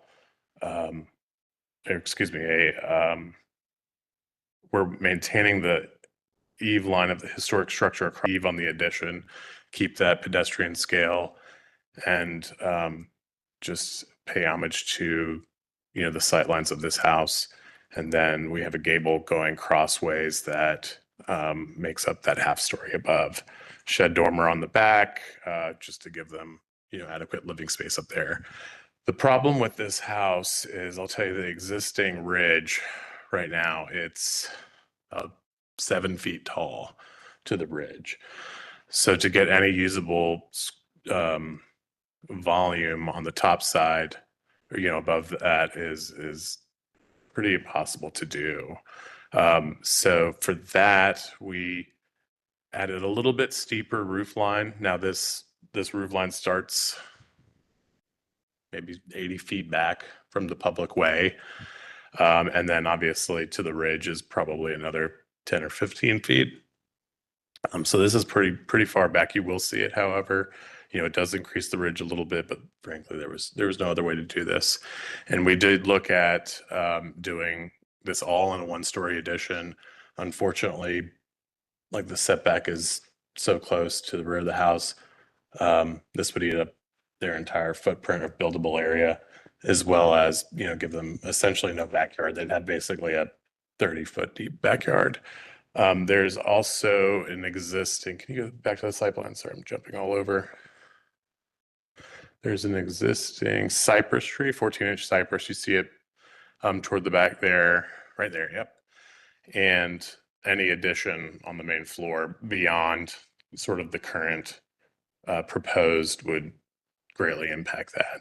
And you can kind of see with the this site plan for the proposed, we do have sort of a minimal patio there just to get you from the livable space up to the yard, which may require some very small retaining, a foot or two at the most. Obviously, we would take into consideration the that cypress tree and making sure that it was to remain healthy. All of those pavers would be permeable with the exception of the steps going up. I think there was a note about the brick veneer. I have a sample for that. If you go to the existing pictures, you can see how this compares, but we have a grooved variegated red brick. What we're matching here, that would be the foundation as well as any retaining or steps. The pavers of that patio would be in the same color, variegated red, but smooth. Also your foundation, did you say? Yes, yeah. Which the part of we did the addition on the right-hand side, sort of that infill corner as siding, just to show the time frame of this house, and sort of like you would add on to add on a porch or something in the past, or an outbuilding. Usually if you had the main house in brick, the added parts would be siding. So we did the majority of it siding, but we would have a brick foundation, which you would almost, not see. So you can see it there. That I will say that back sunroom on the back right corner is meant to feel like an enclosed porch. So we have windows on the two open sides, almost to the walls of that room. I do believe there was also a note about window sizes here. We can change any of the window sizes, assuming it matches egress or meets egress requirements. Let's see what else.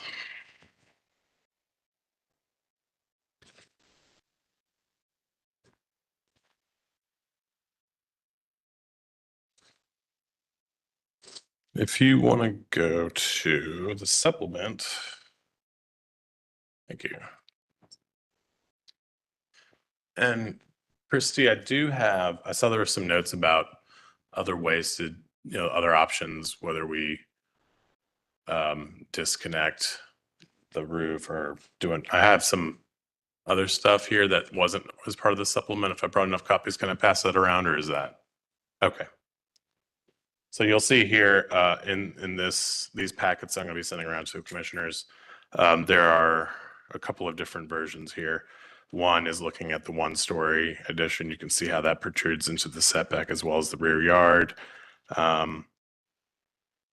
There's a sketch of the original house, a schematic elevation showing the addition completely detached from the roof line and being connected with the lower slope roof line to give that delineation. Could I ask, could we pass that out? Yeah. Before you? Yeah, sure. Would you just take a quick gander at it? Absolutely. So I'm providing this sort of as to respond to some of the staff comments, just to show you guys that we did explore several different options here with regard to the volume and the massing and the roof lines of the proposed. So we looked at many different ones, talked to staff about it. Ultimately, we landed on what obviously you see is on the drawing.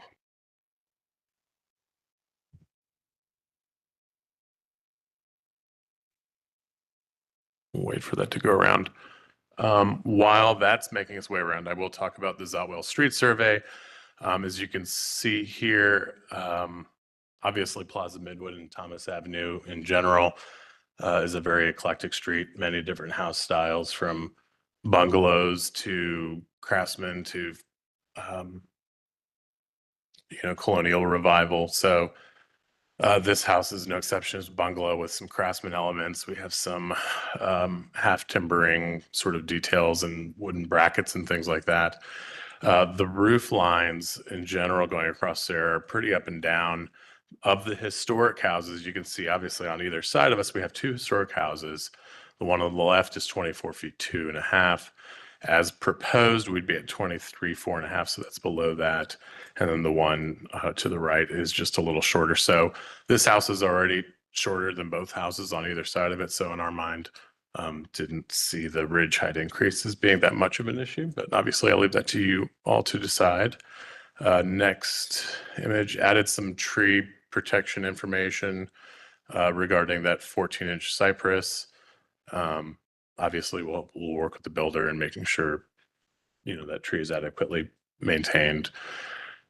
This is a rendering showing that addition toward the back, sort of from the streetscape. The picture down below is kind of taken from the same angle. So you'll see you get, kind of views as you walk down the sidewalk of this addition, just due to the fact that the driveway provides a clearing.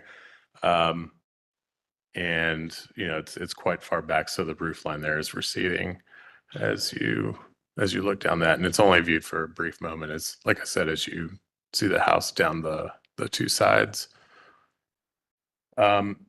Again, I put these in here just to show that these rear additions and these small houses are notoriously quite difficult.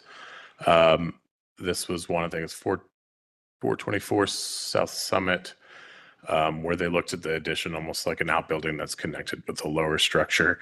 And I will point out here that we do have, as on any house really, we do have varying roof angles, or slopes rather, and which is fairly common in these homes just in general.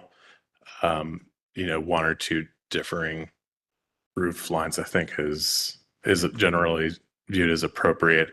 It's when you start having like 3, 4, something like that, it just seems like a hodgepodge. So we tried to follow that, and that's kind of what you see here, where we have a steeper roof line on the addition versus the main house.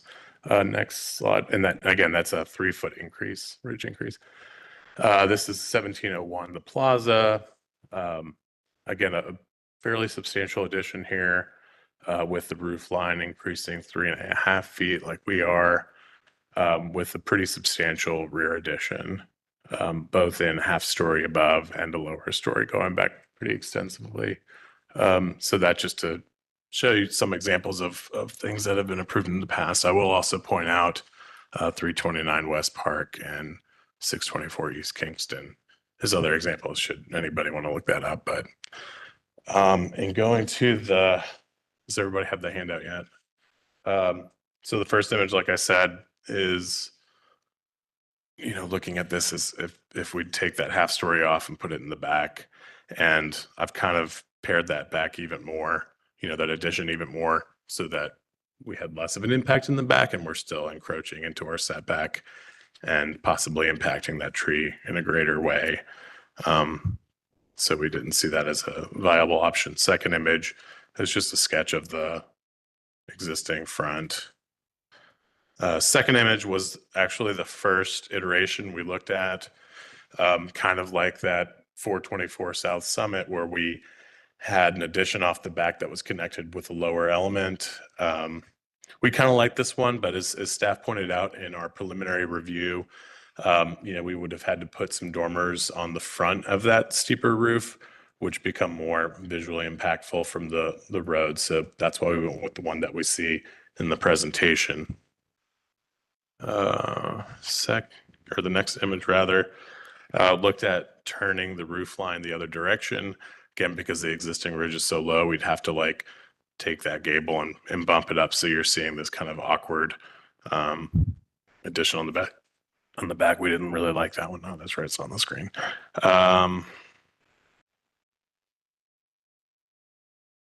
One after that is what I call option B. That's the one that you see in the presentation itself and has designed currently.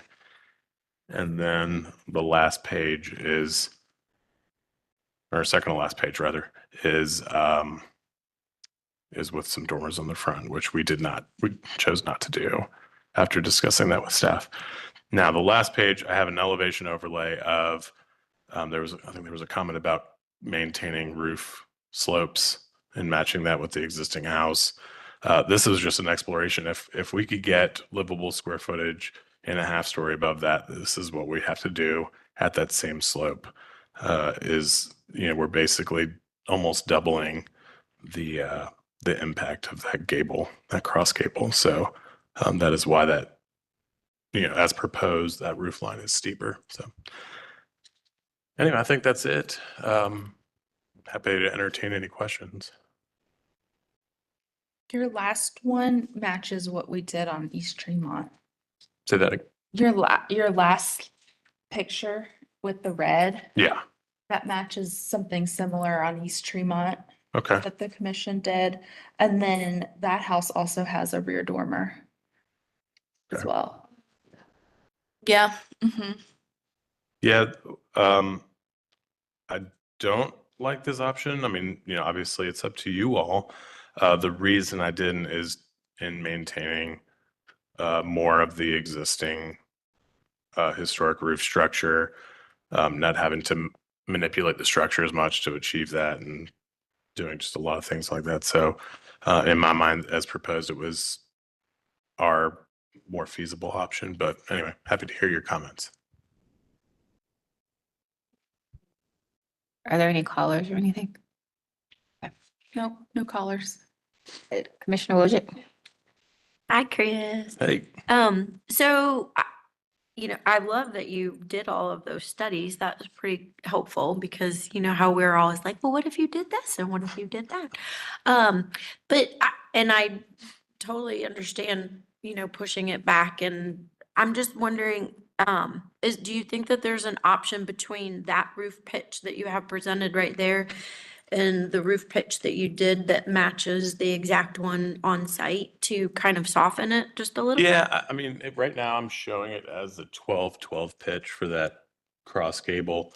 I might be able to go to a shallower pitch. I mean, I forget what rise run over 12. The existing is, it's like 20 something degrees, whatever that translates to in a. I know it looks like an 8, but. But yeah, I think we could probably afford to go to a lower pitch, and it just wouldn't be as severe as I think what you're saying. Yeah. I mean, there's just a big difference between potentially an 8 and a 12 in terms of perception. Yeah. Obviously, on an elevation, it's going to be much harsher, but in a pedestrian view, it would present itself as being softer. Sure. That's all. And then the back half is really an addition that was done at a previous time anyway, right? So, I mean, you're still maintaining construction over the non-historic part of the Correct. house. Yeah. So the roof would go over. Yeah. So what we could do is right now is currently drawn the new gable addition starts slightly far back than the existing historic thermal wall. What I could look at is bringing the start point of that gable to maybe where the existing historic back of the house is. Yeah. that would, yeah, back there. So that would soften the slope a little bit. But yeah, I think the existing slope's like a 5 and 12. Oh, okay. So we're, So yeah, to that's a go big to that would be a huge difference. I think one of the benefits is this, and you can see this in the perspective rendering is, because it's the slope going away, when viewed at that angle, if we were looking at this house from the side, like their two neighbors do, and the only people that are going to see it, Right. you do notice that difference in roof slope. Because you view it from the front, I think you just kind of see that plane receding away and it's not as noticeable. So I don't think the impacts of the differing roof angles is that severe, but I can see how, minimizing that would be a best practice. Yeah. So we'd be open to it. Yeah. 1212s aren't on bungalows. Yeah. It also makes a lot of sense in terms of the Secretary of Interior standards that you land that roof right or start the new roof right where the division between existing and new is. I mean, it just makes sense with the. And you could potentially actually gain floor space on the second floor, usable floor space on the second floor, potentially. Correct. I mean, so, and you said 3 feet 6 inches for your ridge height above the existing ridge, which, if I remember correctly, is pretty standard and. It's pushing. Is it pushing it? We're Okay. usually 2 to 3. Oh, okay. Yeah. Oh, 2 to 3? Yeah, Okay. yeah. I just remember that 2 foot 6 inches and somehow in my head, I don't know No, how. 3 foot 6 inches. Oh, instead of 3 2 feet foot 6 6 inches. Yeah, yeah. Yeah, yeah. Okay. I think we have seen a number of 3'6". I feel like we but have. I understand it's a case by case basis, but Yeah. So, yeah, that's really my, I think helping to your point about the ridge height, maybe flattening out that slope a little bit may give us the ability to lower that a little bit. Little bit. So that would help. yeah. So, that's my only real question for you. I do like the pent eve continued down because you've got the gable running front to back on the house, and I think that that's nice to carry that line through and break it up. Okay. Sorry, that's just an opinion. No, you're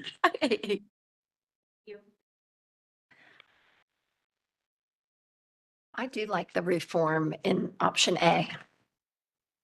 I just think that that's a softer, that does look more craftsman to me. That solution seems to fit the house really well. But I don't know what, of course, programmatically, how that works in your design, but Yeah, mimics the front gable. yes, If people heard me, mimics the front gable. Yes. Yeah, yeah, yeah. What? Sorry, I was all over the map with these additional sheets. Which one are you? option The A. one that actually says option A on it. Yeah. Okay. Yeah. To clarify, that's option A in applicant's exhibit 2. Mm-hmm. There you go. Option A in exhibit 2. Did you not say that causes a pretty substantial change as you view it from the Yeah, street front? I mean, as you can, no, that's right. You don't have it on the screen.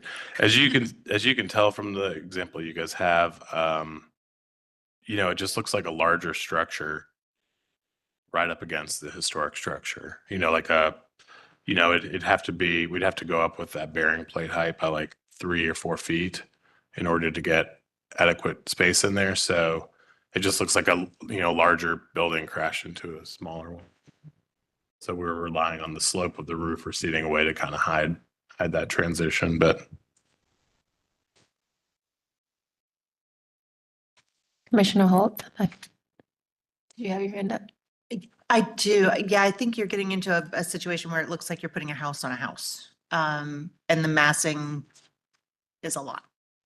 I'm also confused at how in one of your elevations from the front, you said it wasn't visible at all.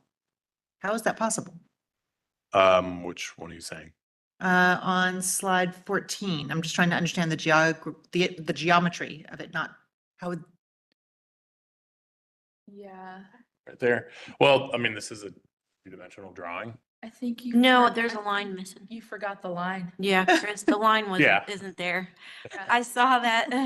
I meant. Yeah, so it's probably like logic this. are you working We're probably looking like this.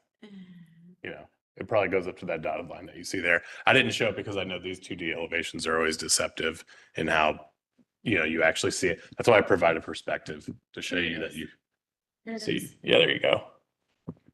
on the There, exhaust yeah. wall. Yeah. Slide 23 of the supplement. So I did show it, even though it's Yeah, deceptive. you but- did. All right. We good? Yes. Okay. I will say, I know this is a bit of a stretch. We're talking about some roof form changes and geometries. If the commission is comfortable with those, working with staff, happy to do that. Can always come back if it looks weird.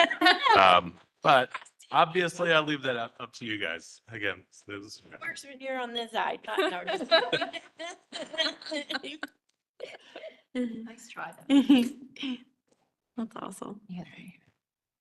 Any other questions for the? Actually, I had one other question. On the left side where those windows on the second floor, it looks like they actually meet the barge rafter. Is that? Yeah, so that, these are open eaves. So that trim actually tucks up behind, in the soffit space of the eaves. But that being said, I could make those windows smaller, especially since they're approaching the size of the lower story windows. I could make those a little bit smaller to aid in that. We'd be open to that on both sides.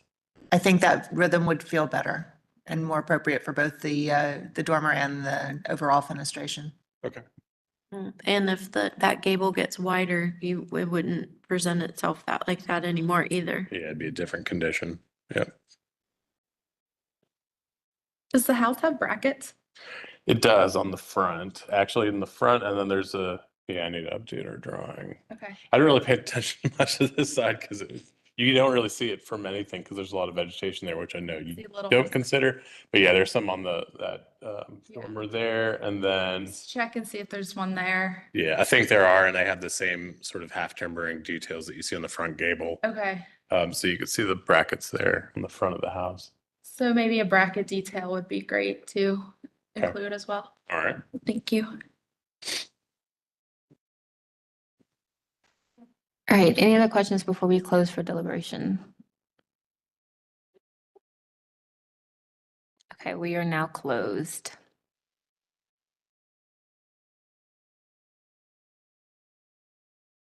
Sounds like roof form.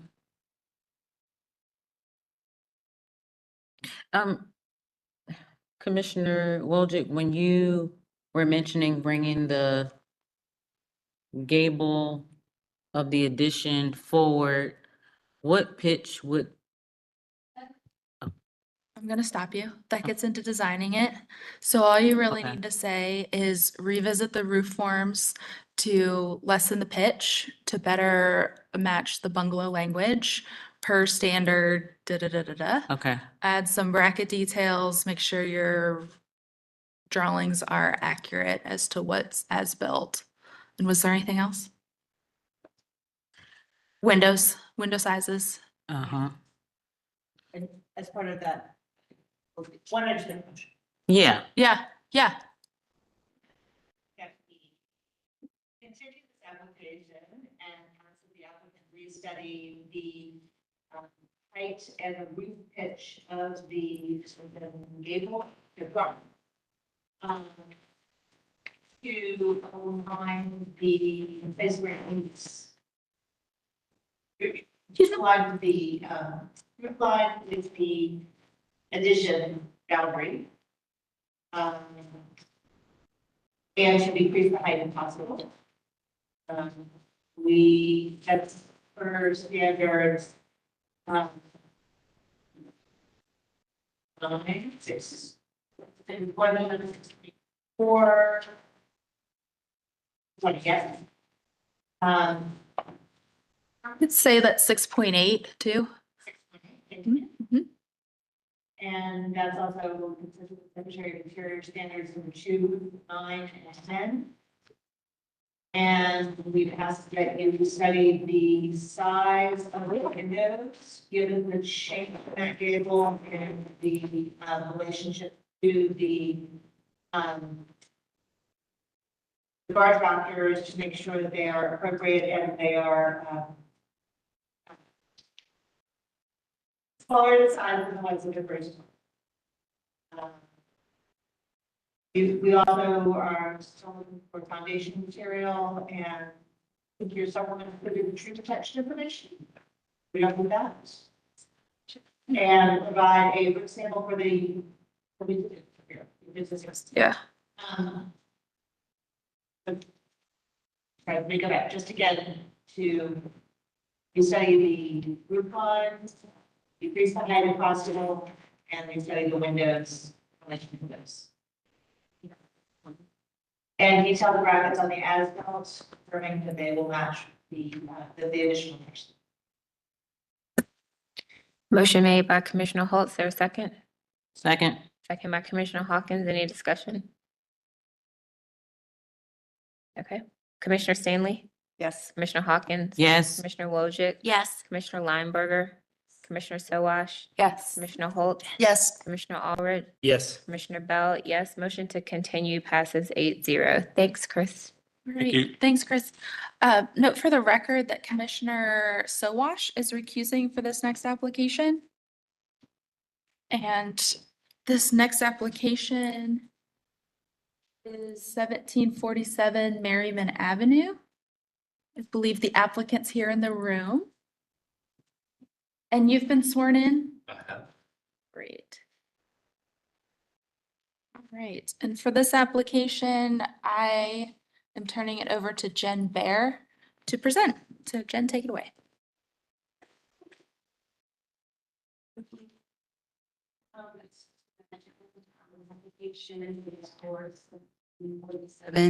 Merriman Avenue. It is for a rear addition and changes to a window opening on the original building. Here is the location of the home on Merriman. It is an interior lot. And then before I turn it over to our applicant, just wanted to point out that the rear addition is increasing square footage of the existing more than 50%. So the existing building's in gray, the new addition is in orange. And then I think our applicant brought in some additional information that I think we could have our attorney take a look at and then pass them around if we can.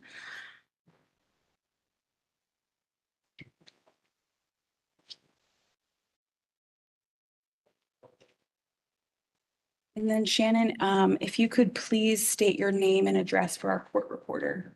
Shannon Douglas with Copper Builders, 1900 West Moorhead Street, Suite 102. Can you turn your mic on? Although your voice carried very well. Got it. Keep that just for the folks at home. Sorry, Shannon Douglas, Copper Builders, 1900 West Moorhead, Suite 102. The only thing that was here, we removed the interior floor plans because our client was worried about security issues with them being, anybody can see them. So the only thing that's added was the interior floor plans is the only thing you'll see different. And those were brought to just give you a better sense of the interior layout, to look at the opening placement. And it will help with one of the reasons of the window moves. Then, Are we okay, Paige, we're okay with it? Yes, if he could just, explain what they are. Sure. Page by page. Yep, and we'll label this as applicant's exhibit number 1.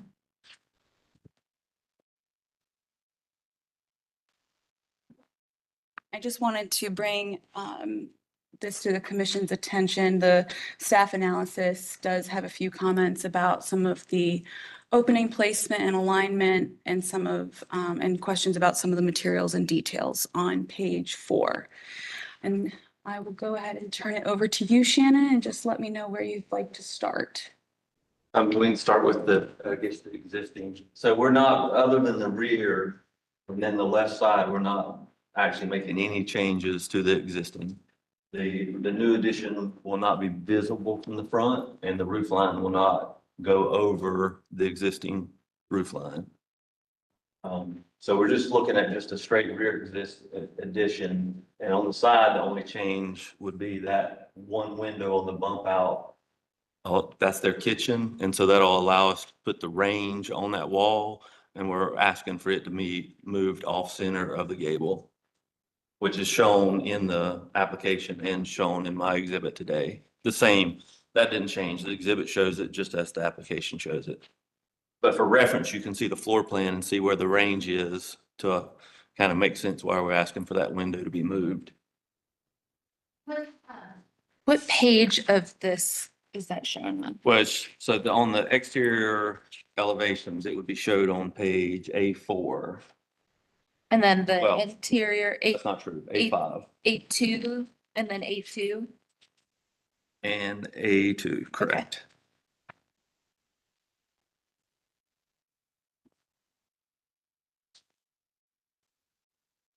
So even on the A5, the elevation, we've drawn on there basically a little dash line of the range.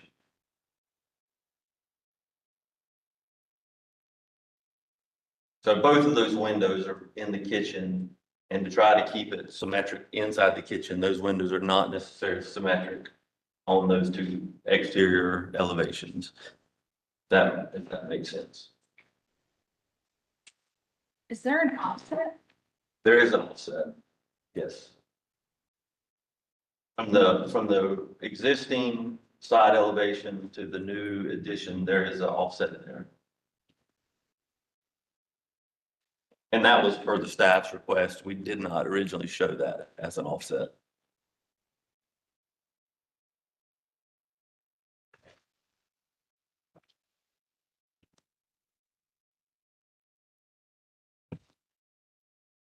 I can go wherever you'd like, Shannon. Do you want me to go to the rear elevation? Yeah, let's go to the rear. So there's a lower level. So if you look at the existing rear, it has a door. So all we're doing is just creating the existing lower level and then the upper level that matches the existing upper level with them. There's no change in floor. It's all one floor. And there it shows the roof not extending above the main gable. And it shows that we're inset of the original structure on both sides.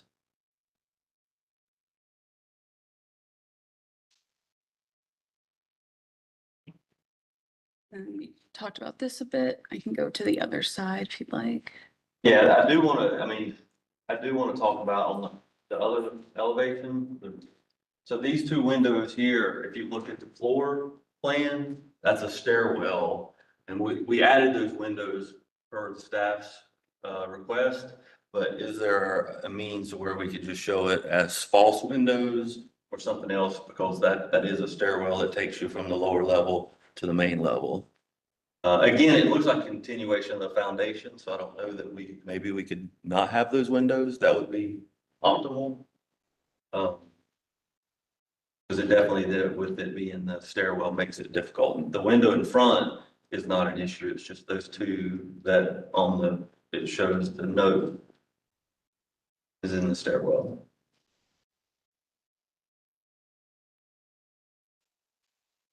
So to some degree, this is the first time I've been through the commission, so I don't know what I need to tell you and what I don't need to tell you as far as the staff helped me put this together. And I mean, I feel like everything is stated very well there. I mean, the materials on the existing, we understand are not approved through the historic commission as far as doing them on the rear. So we've agreed to do the wood windows, the wood siding. The brick on the existing is painted and we realize we can't match that. It'll have to be unpainted brick.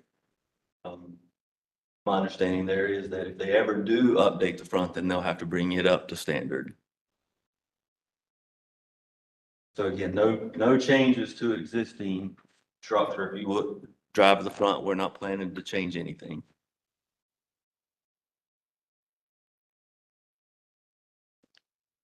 Great. Thank you. Yeah.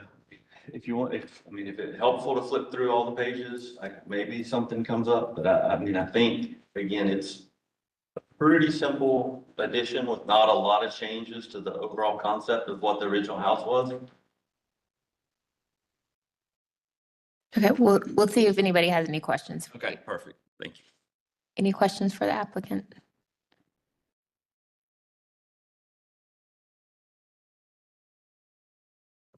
While they think of questions, I would like to commend you because a lot of people's first time coming in front of the commission, they don't use the resource of staff very well, and you've reiterated standards in a way that a lot of people that have been in front of us have not done. So thank you. I will say they were very helpful, so. Yes.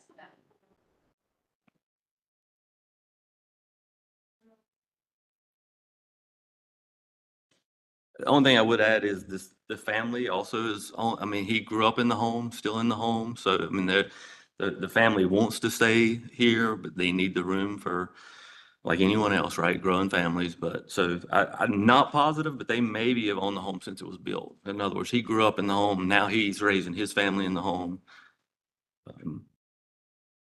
So.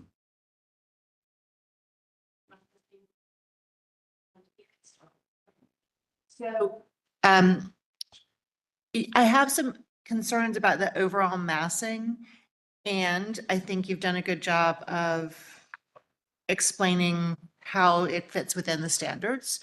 I'm not completely convinced, but I see the story you're telling here. I've got a couple of questions also about the fenestration. On the left elevation, you've got on the upper floor, I understand those kitchen windows may make sense internally, but from the outside, they just look very, very odd. With the third from the left not being centered over the bottom, the one below it, the one on the right, the fourth from the left not being centered in that little gable, that seems very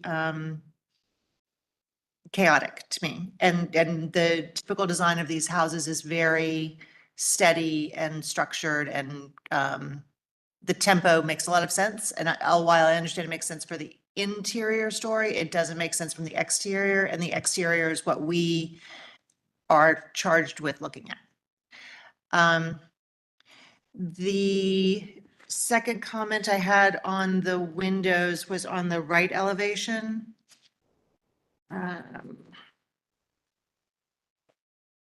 There it is. First, you've got a window that seems very close to the corner on the upper floor. That new window on the old section of the house seems very close to the corner. And I wondered why the door is positioned where it is. Again, that seems very tight to those, to that sidewall. Can you just tell me about that, please? Well, that's a bedroom, so the upper story where the window's close to that, that's a bedroom that the client just wanted two windows in it, and it's a, you know, that's the old part of the house, so it's a small bedroom. We could pull those together if that would be a, you know, again, we're open to suggestions there, but that's, I think just because the room is a small bedroom, it's hard to get two windows in there and not have it close. The door, grade will allow it. I mean, obviously elevations and architect's plans, it does get down to grade before you turn the corner. So the grade allows for that door to work with existing grade. Because if you look at the rear elevation, you'll see there's a door right there. It's just because of how they drew the side grade, I guess, making you think it would be underground, but it gets down to grade before you turn the corner. Concerned about I was concerned about the grade and the approximation, but it looks like a corner, and that, how large the bump out is. It steps in like a foot. It steps that from the rear of the existing house to that wall steps in a foot, I believe. Maybe a little bit. Wall steps in a foot, but the brick takes up that space, so it's about 6 inches, 7 inches. It says 1 foot, 11 and 16ths, and that's framed interior of brick to exterior brick, so we have to subtract some brick from that. So actually it'd be 8 inches. There's an 8-inch offset. 111 to the center of the door. I think they're saying the difference in where it steps in, what she's talking about. It's on the floor plan. Yeah, I thought Commissioner Holtz was asking about the offset, not the jam dimension to the door. I apologize if I was. Thanks for helping clarify. Yeah, Those it's are just my- a hallway to where that door located. It's a hallway, so that's why it's closer to the wall. again, I'm used to on houses with this simplicity and clarity, the additions also carrying through that type of clarity. And this just feels a little chaotic to me, but let me keep thinking about it. Like, And not visible, I mean, you would never be able to see it from the street. And maybe plays a part or not. private realm does make a difference. So thank you. Commissioner Lineberger, did you have something earlier? I just wanted to ask about, I understand the furring out the wall in the kitchen to make those two windows, you're going for symmetry there. But one window still is going to have a deeper, it's still. From there's the still going to inside, be one will have a different. deeper window Right. sill, correct? But that was again, so that we could get the jog on the outside was the reason we did it. I mean, Right. yeah, we would be happy to flush it back up to the outside, but I, again, with the staff's recommendation, they said we needed to have that jog there. And the client understands they'll have a deeper window sill. Again, they want the layout of the kitchen the way it is, so the sacrifice in the depth of the window sill was minor in their minds. Yeah. I guess I'm just trying to, I'm struggling with that window under that shed. There, the one that's on the existing. Well, the new, not the existing, I'm sorry. Right. The next one over, under the shed. Roof. I mean, again, that's trying to get symmetry on the inside. There's no other, it just makes that kitchen not really function if you pay attention only to the outside. I just haven't really seen that solution before, the furring out. I think that's why I'm struggling with Then it that. might be genius then. Would it be in keeping with the guidelines and standards to just have a symmetrical gable over that whole kitchen? It would, We're And have designing. the wall all in one we're place? designing, What? we're designing. Okay. I'm saying, is it, No, Another way to do it. would it? no, I'm trying to because figure out if it's part of the, not to have that jog. so there's probably a different way to do this part, but this is the original house, right? And in the front two rooms of the house, especially in these small houses, we try to make as minimal changes as possible to the structure Okay. and the fenestration. Yep. Yep. So that jog is kind of something that needs to happen. We typically ask for an offset of a minimum of 6 inches on both sides when doing a rear addition, or unless they're bumping out wider for some reason. That's what I was just trying to figure Yeah. out if that was Yeah, kind of you want to be able to tell. necessary or whether there were other options for There- the applicant. There's probably other ways to achieve it. What the commission looks for is that the rear corners of the house, you can tell where the rear corners of the house originally were. Got it. Yeah. Right. It's a demarcation between old and new. But yeah, the existing window, we typically don't allow an existing window to be removed. It's removed. Especially when they're I like, know. yeah. Don't, they need to keep their original location. How's that? Original windows in their original location are preferred. Yes.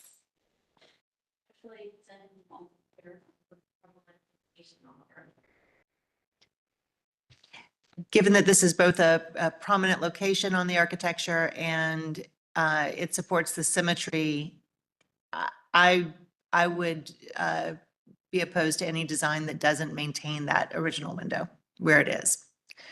And I understand that may change your program, but I think from the exterior, that's an important feature. I agree with you, Commissioner Holtz. I feel like changing that window is not part of should be part of the scope of work. And I just think honoring our standards in that regard, again, this house is so simple and so classic and so lovely that I think that should be respected.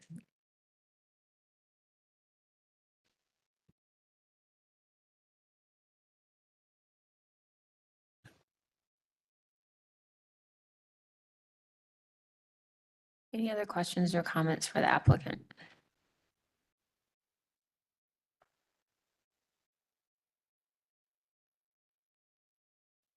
All right, we will close for deliberation.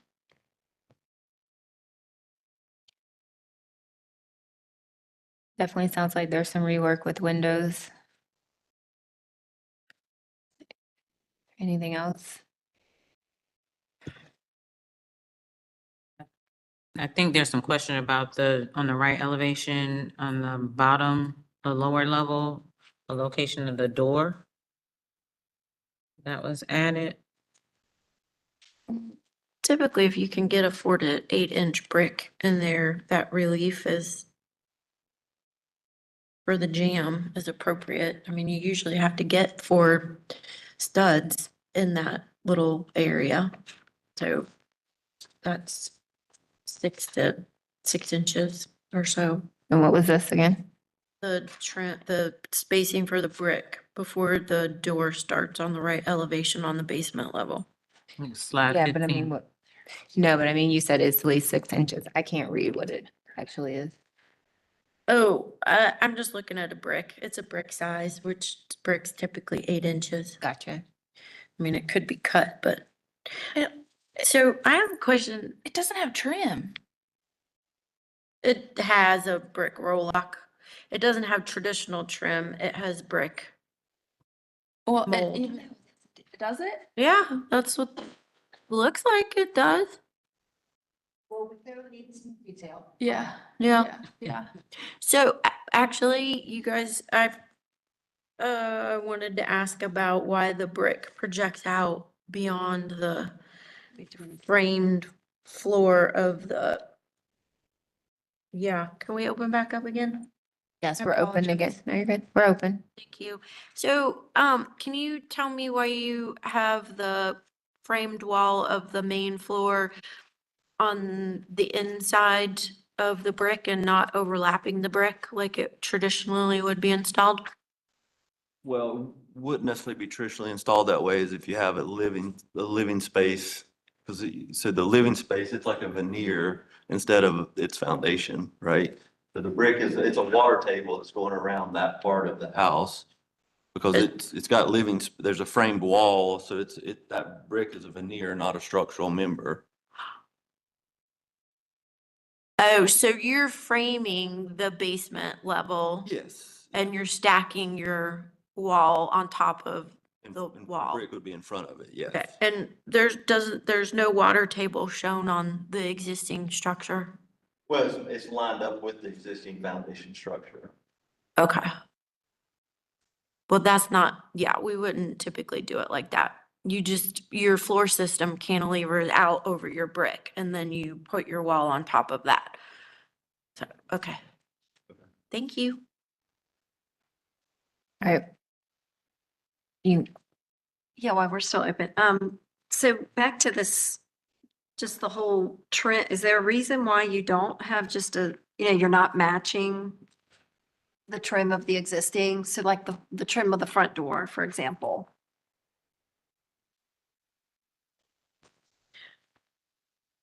Sorry, that was my fault. I think, you have like a 1x shown on all the windows, but that door on the bottom is shown as a brick mold, but, And it's the But, right and the rear. yeah, but, Yeah, we yeah, can that's- go with the 1x. okay. It's no problem.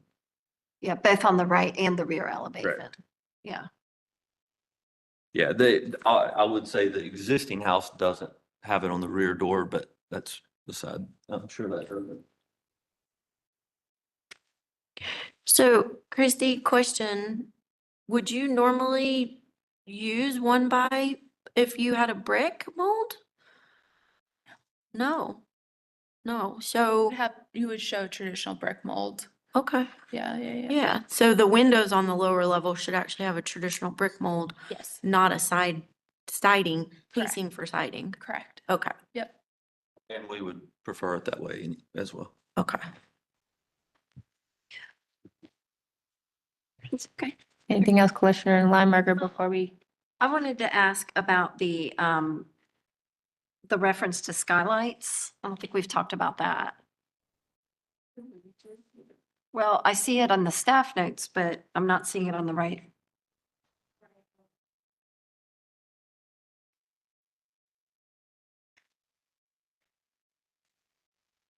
It's just a tube light that goes into the laundry room. So just a round tube light, Oh, it's a solar tube. solar tube. Oh, okay. We do those. Have we done this Yeah. before? Yeah. It's Again, behind the main unless you're bridge. flying over the Okay. house, You can't you're see never it. gonna see it. Yeah.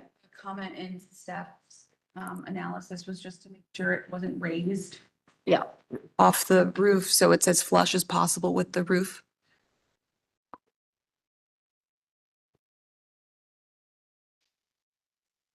Okay.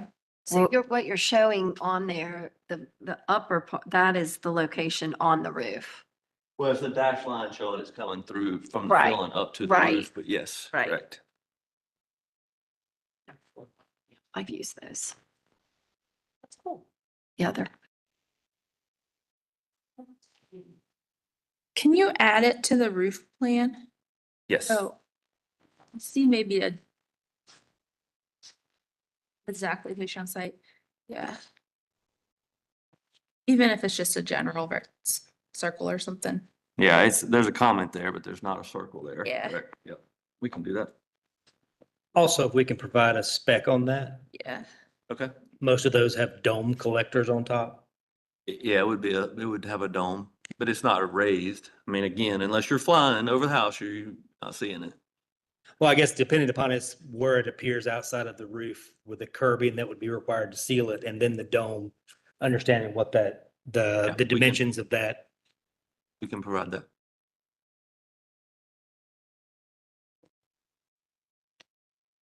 Okay, we will reclose.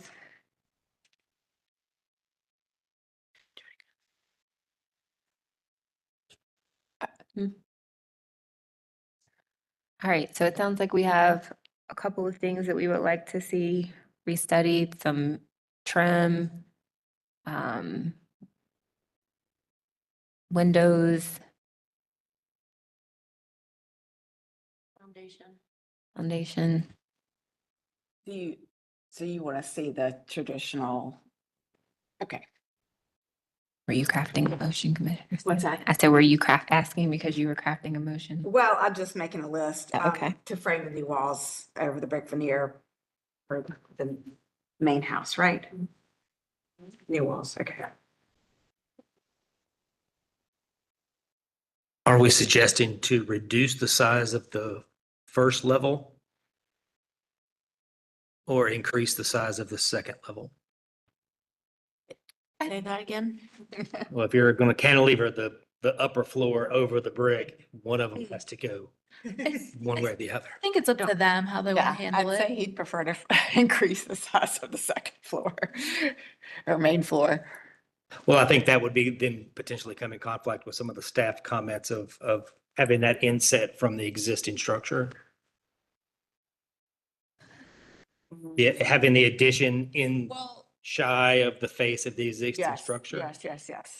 I was working backwards, sorry. The brick still is.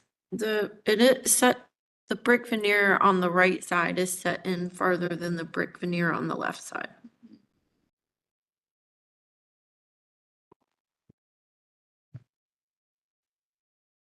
So I think that's something that they could restudy and bring back to us.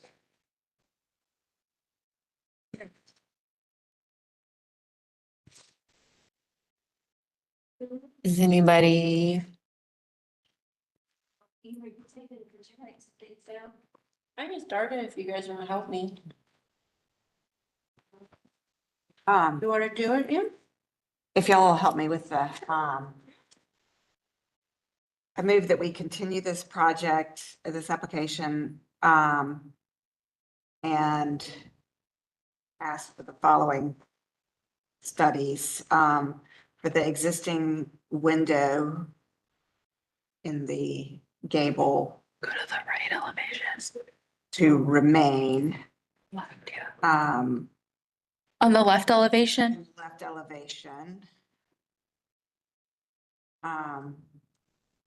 And all windows and doors at brick veneer to have brick mold trim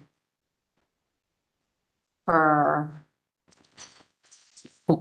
4.12 for windows.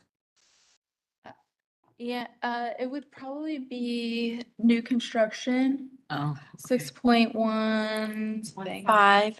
Yep. 7.16. that's not thing 4.12. per guidelines, 6.15 to 6.16. And then have the framing of new walls over brick veneer for the existing house. And that would be, wonder what that would be. Gonna be foundations and foundation. Where is? 6.12. Yes, 6.12. 6.12, provide a specification for the, solar lighting tube, for 6.13. What am I missing? The windows, the framing, window plate, the window on the right-hand side in the bedroom being so close to the Corner of the existing structure. yeah, the corner of the structure. Just, I guess, make sure that wasn't, we specifically said on the left elevation. So I would just mention on the right elevation as well. Also study, window location and, rhythm per, standards or guideline. 6.15. 6.15. Yep. On the right elevation as well. Yes. I would add the windows and doors and the brick veneer, in regard to the brick mold request, be provided with an appropriate brick header. Yeah, that's good. Yes. So that would be masonry. 5.5. That can be 6.15. It's It shown can? in our standards with Okay. a brick header. Thank Yeah, you. that's a good catch. Then you're good. And you talked about windows on left, right. Do you have anything about windows or rhythm on the rear?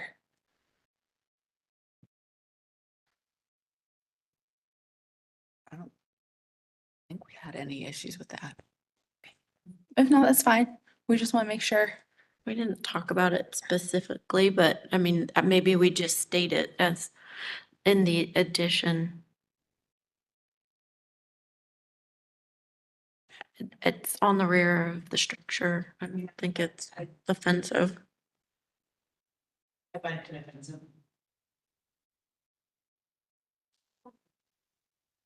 All right, motion made by Commissioner Stanley. Is there a second? Second. Seconded by, I heard Commissioner Hawkins. Can I add a friendly amendment? Sorry, I just think we need to state that all new masonry is to remain unpainted. Oh, yes. 5 point. Do you accept that amendment, Yes. Commissioner Hawkins? Do you accept the amendment? I do, and that's 5.5. Yep. Any discussion? All right, Commissioner Stanley, Yes. Commissioner Hawkins, Yes. Commissioner Wojcik, Yes. Commissioner Lineberger, Yes. Commissioner Holt, Yes. Commissioner Allred, Yes. Commissioner Bell, yes. Motion to continue passes 7-0. Okay, great. Thank you. Thank you. Thank you. Our next application is 215 East Worthington Avenue. Let the record show Commissioner Sowash is returning.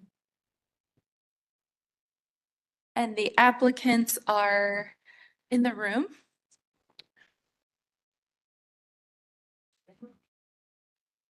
And I'm turning this over to Candace Lighty for presentation. Okay, this is, have you all been sworn in? Yes. Okay. Again, this is 215 East Worthington Avenue. The project Excuse is me. the, So I just wanted to make sure that we had everything. Have enough information? Yeah. I believe the applicants had brought in a model. Okay. Okay. Would you like to look at that first before? I believe the applicants have brought in a model. Would you like to look at that and then see if you have enough information? Commissioners? Yes. Could you show us the model and have our attorney bless it?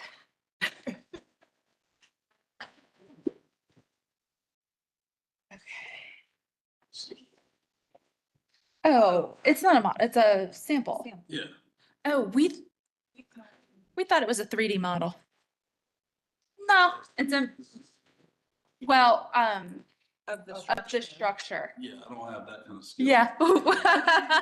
That's, so it's. Build them really big. Materials. Commissioners, over to you. That's fine. Yeah. Yep. A lot of people don't know what a linear pergola is, so. Okay. This is our smallest sample that we. So are we, okay, entering this as applicants exhibit number 1? Okay. Okay. Thank you. okay. The proposed project is the installation of a new pergola to cover the existing exterior patio. The applicants provided a kind of site plan on slide 8. Current conditions on slide 9 and 10. The proposed footprint of this pergola is 27 feet by 24 feet and approximately 12 feet tall, with 2 different installation applications. As you can see on slide 12, there's more of this attaching to the wall with columns. And then on slide 13 and 14 is a option 2 where it's independent, more independent of the structure with columns along the wall. I'm going to turn it over to the applicant now to describe their project. If you could state your name and addresses for the court reporter. Absolutely. I am Ben Torres. I'm the Vice President of Operations for GW Hospitality Group, headquartered out of this location at 215 East Worthington Avenue. Could you turn your mic on? When it turns green, it means it's on. Yep. You need him to repeat that? Go ahead. I'm Blake Cowlick and I'm with the contractor, Solstice Shade Solutions, that we will be hopefully building this structure. And we're out of Concord, North Carolina at 551 Pitt School Road. Again, Ben Torres. Yeah, that's much better. For GW Hospitality Group, headquartered out of this address of 215 East Worthington Avenue. As we've started to get into here, we've now been in business building out a locally owned hospitality group with this as the flagship location since 2020. This month marks 5 years. The goal all along has been to create something in this neighborhood that can be mentioned in the same breath as the tasting room and 300 East, of things that are neighborhood staples that people really enjoy. And this patio has truly become one of those elements consistently over the last couple of years. As people have continued to discuss, we always try to make sure, how do we get the best use so that people can continue to sit out there and observe the neighborhood growth and all the activity that takes place. And we have honestly struggled with trying to figure out whether it's sunshades and umbrellas of things that the weather constantly deters. Blake approached us with this potential idea, and it's kind of gone through a couple different renderings now of something that could truly complement the space, truly be a nice addition, hopefully, to the entrance of the historical district from this angle. That's all I have. That, you know, and in theory, from this angle, it would give us about 30 seats that could be protected from the elements. Right now, because of the increased volume year over year, we find issues trying to force people inside anytime we get these occasional afternoon showers. And we've seen other places in town erect something similar and thought that this would be a really nice elevated way to complement the existing structure. And then Blake came up with this design.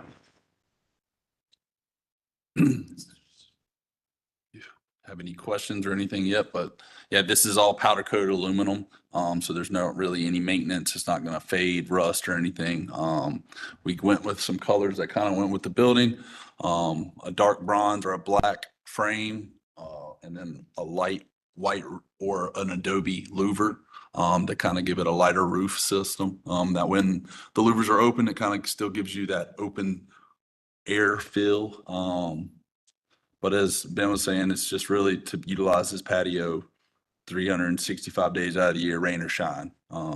Nothing stinks more than having 30 people on the patio and it starts to rain and they're either getting pushed inside or they're leaving, and that's lost revenue for them. So this is kind of a great solution for a return on investment versus umbrellas that could last 30 days or a sunshade that's going to get ripped in the wind and not really do anything for rain.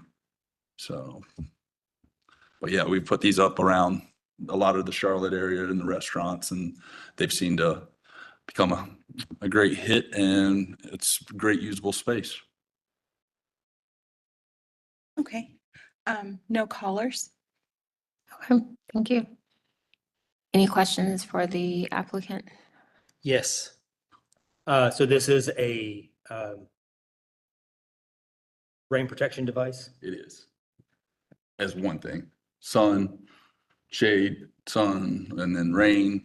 So basically it has a rain sensor on top. So when it does rain, so say we're like a traditional pergola where you can let daylight in, it starts to rain, it will slowly shut, and these louvers will become a flat roof, gives a nice tongue and groove finish.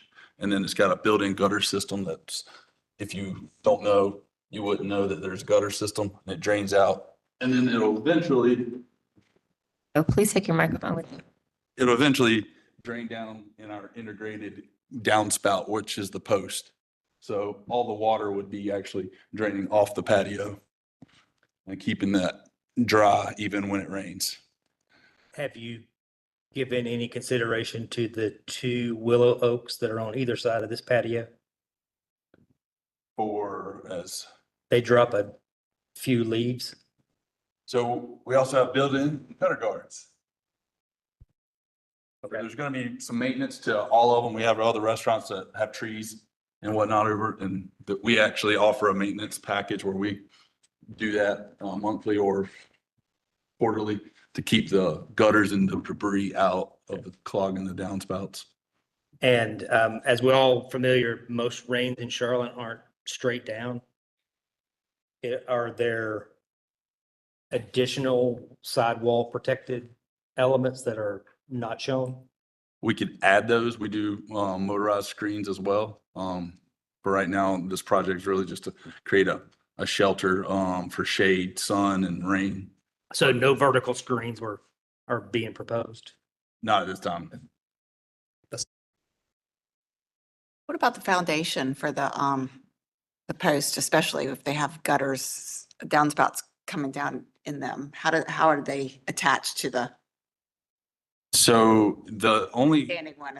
yeah, so as Especially. far as this model, we can actually, this is just our rendering that we made up, but this post and this post actually probably can get removed.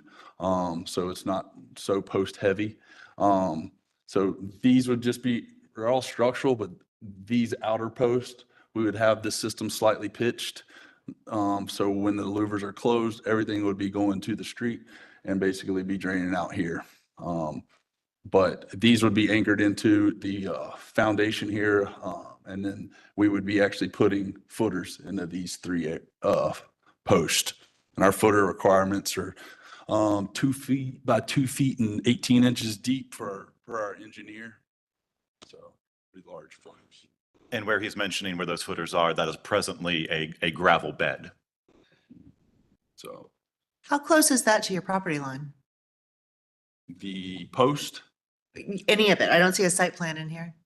there's not in depth, but measured, and I believe we're 7 feet off from the sidewalk, and I think the property line, I think we're like 5 feet from the property line where the posts are actually going to be in that bed. Yeah, typically we do see a site plan and more specifications for what you're looking to do here, so we can make an informed decision. Okay, we can definitely get that. This part, is not the site plan. Right. But we can definitely get that information. So we typically don't want things to attach to the historic structure in general. So the second option with the additional columns is obviously more appealing. But I mean, I wouldn't even want you like digging for a footer for that column so close to the existing foundation. So is there a way that you could pull the post away and have maybe a cantilever of sorts on the top so that you're like really not, oh, well, yeah, but I don't want to, yeah. I mean, so can you do something like that, but actually not attach it to Yes, the? ma'am. We can Okay. have, per our engineer, we can cantilever up to 6 feet. Okay. So either way, so if we're not attaching, which I think that's the route I think we want to go with anyway. Yeah, no attaching. Would be very similar to that model right there, but Okay. probably a little bit closer. That probably is a 6 foot, but we can get closer if we need to. Thank you. Yes, ma'am.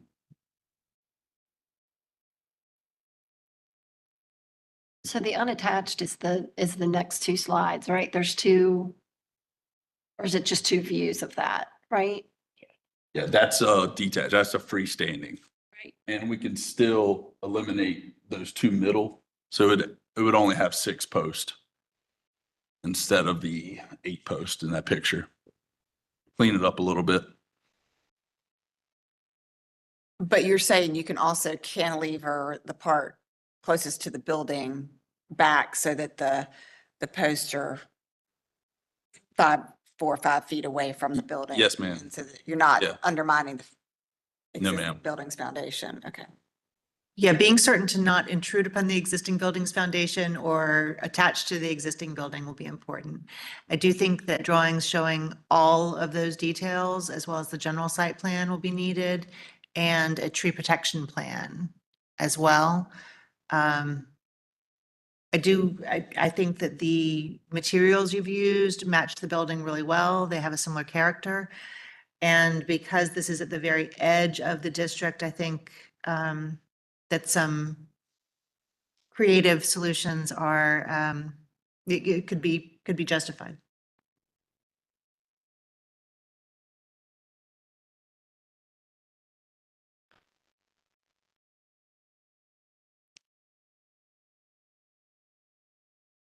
I was actually kind of drawn to the attached version due to the fact that it had one less row of columns and allowed more of the historic structure beyond to be visible. I'm less excited about the cantilevered version as it's such a clean, simple existing building that the cantilever of 3 or 4 or 5 or 6 feet kind of takes the simplicity out of the overall pergola design. Yeah, what's the difference? Cause Could we ask them, like, how many posts can you get away with if you're doing a cantilever? Can you do 4 posts with the cantilever? I would still need to with the 28-foot span, I would have to have 3 on that back and 3 on the front. We would be beefing up the middle just to kind of eliminate having any type of posts in the middle already. just because they're all patio furniture. I didn't want to have a post in the middle, so we would be beefing up the middle. But as far as the posts near the building, we'd be putting a base plate, that concrete, near the building. We wouldn't have to do any footers there. Just the existing concrete's thick enough. So it wouldn't be, we wouldn't be tearing up any existing concrete or putting any new footers down. It'd be a 6x6 post base that we'd be attaching to. So I don't think we'd be, Well, then you need that information. yeah. Yeah. You have a plate and then the It's, post sits on top of it? we need the information. Yeah, man. Yeah. Yeah, I can give you We, all the post-based information, but yeah. But to be clear, no, ma'am, we wouldn't be digging. The only digging would be the 3 new footers that we'd be putting out in the bed of, closer to the sidewalk. So yeah, I wouldn't be digging or taking up any of the existing concrete. So all of that information should be included in what you provide next, as well as the alternatives that Commissioner Allred is talking about and the other commissioners. So I would probably show a mock-up of the cantilever and more information about what it looks like if it's attached, quote unquote. And a site plan. And a site plan, yeah, and all these details. and at minimum, you'll have 8 columns, posts. I think that's what we'll ask him to come back and like make sure Yeah, that we know exactly how many columns are with. Yeah, the minimum I would be doing is 3 on the back near the building and 3 on the front. The 2 in the middle can be eliminated. Right. And if they are eliminated, I think what we would ask for is the engineering verification of the depth of the horizontal member is what is represented in the drawings. Obviously, the span gets bigger, the member gets bigger. So I want to make sure that those are clarified in the drawings forthcoming. All right, any other questions for the applicant? I have just one more, just any details on what you plan to do for lighting and the fans that were shown on there? Yeah, that was just there again, an add-on from the rendering standpoint. It's a cigar lounge, so we added the fans. You slightly attached or slightly open these louvers just a slight bit and turn those fans on. So it's going to help with the ventilation of the cigar. But right now we just have 3 fans going down that center beam. Lightings, we typically do soft lighting. We can add lighting in the beams or we can add other beams for lights. As far as, and other restaurants have also just done the patio string lights just to kind of keep that patio vibe and its soft lighting because it's not like they need bright lights out there at the lounge. So lighting, I don't think is that big that we're going to be doing like a light package on this. We would- Fans probably. Yeah, if you could just, when you come back, we just want like to know those details, what it is, where it is. And then we also just have a specific standard pointed out, their standard 8.2, number 8, which is that lighting should be directed downward versus upward. Yeah, when we do upward lighting, it's actually built into the gutter and it just actually illuminates the louver. So it's not really seen from the street. It would literally be seen from just people sitting down. So they don't have downward lighting on them sitting in the lounge area. So just those specs, Yeah. whatever it is. Yeah, we haven't really gotten to a light package deal. So we were just trying to get to the point where the structure itself. But yeah, we can add if that's really up to the owners, what they want to do with lighting. Okay, yeah, so when we go into deliberation, that'll probably be a lot of stuff, so it will be very helpful when you get the information that all of those details are worked out before you come back, like the lighting package and everything. Okay, any other questions? Just a word of advice, make sure to use staff. So when you come with your presentation, make sure to work with staff beforehand very closely so that you know exactly what to bring, so that you can perhaps get a decision to move forward, possibly on your visit versus us having you come back Absolutely. This multiple is times. First time here, so. Right. Right. So with the first time, I would say use staff, Yeah. big time. All right, let's close for deliberation. Sounds like a lot that we would need in order, that we would want to see on the next round. So, Agreed. A lot of specs and, I would say probably what's outlined in staff memo or staff analysis. Is there anything in addition to that that we need to? And the options, I think we probably would want to mention. Site plan, a tree protection plan. Yep. Okay. All right. Dimensions of the structure. Yeah, actual drawing. Yeah, the actual layout with the. We need to use our mics. I'm sorry. Sorry. Yeah, actual dimensions on a floor plan. Yeah, we haven't, we're closed right now, which means we're talking. All right. I'll try a motion. You guys help me out. Yes. All right, so I make a motion to continue this application for restudying for the following reasons.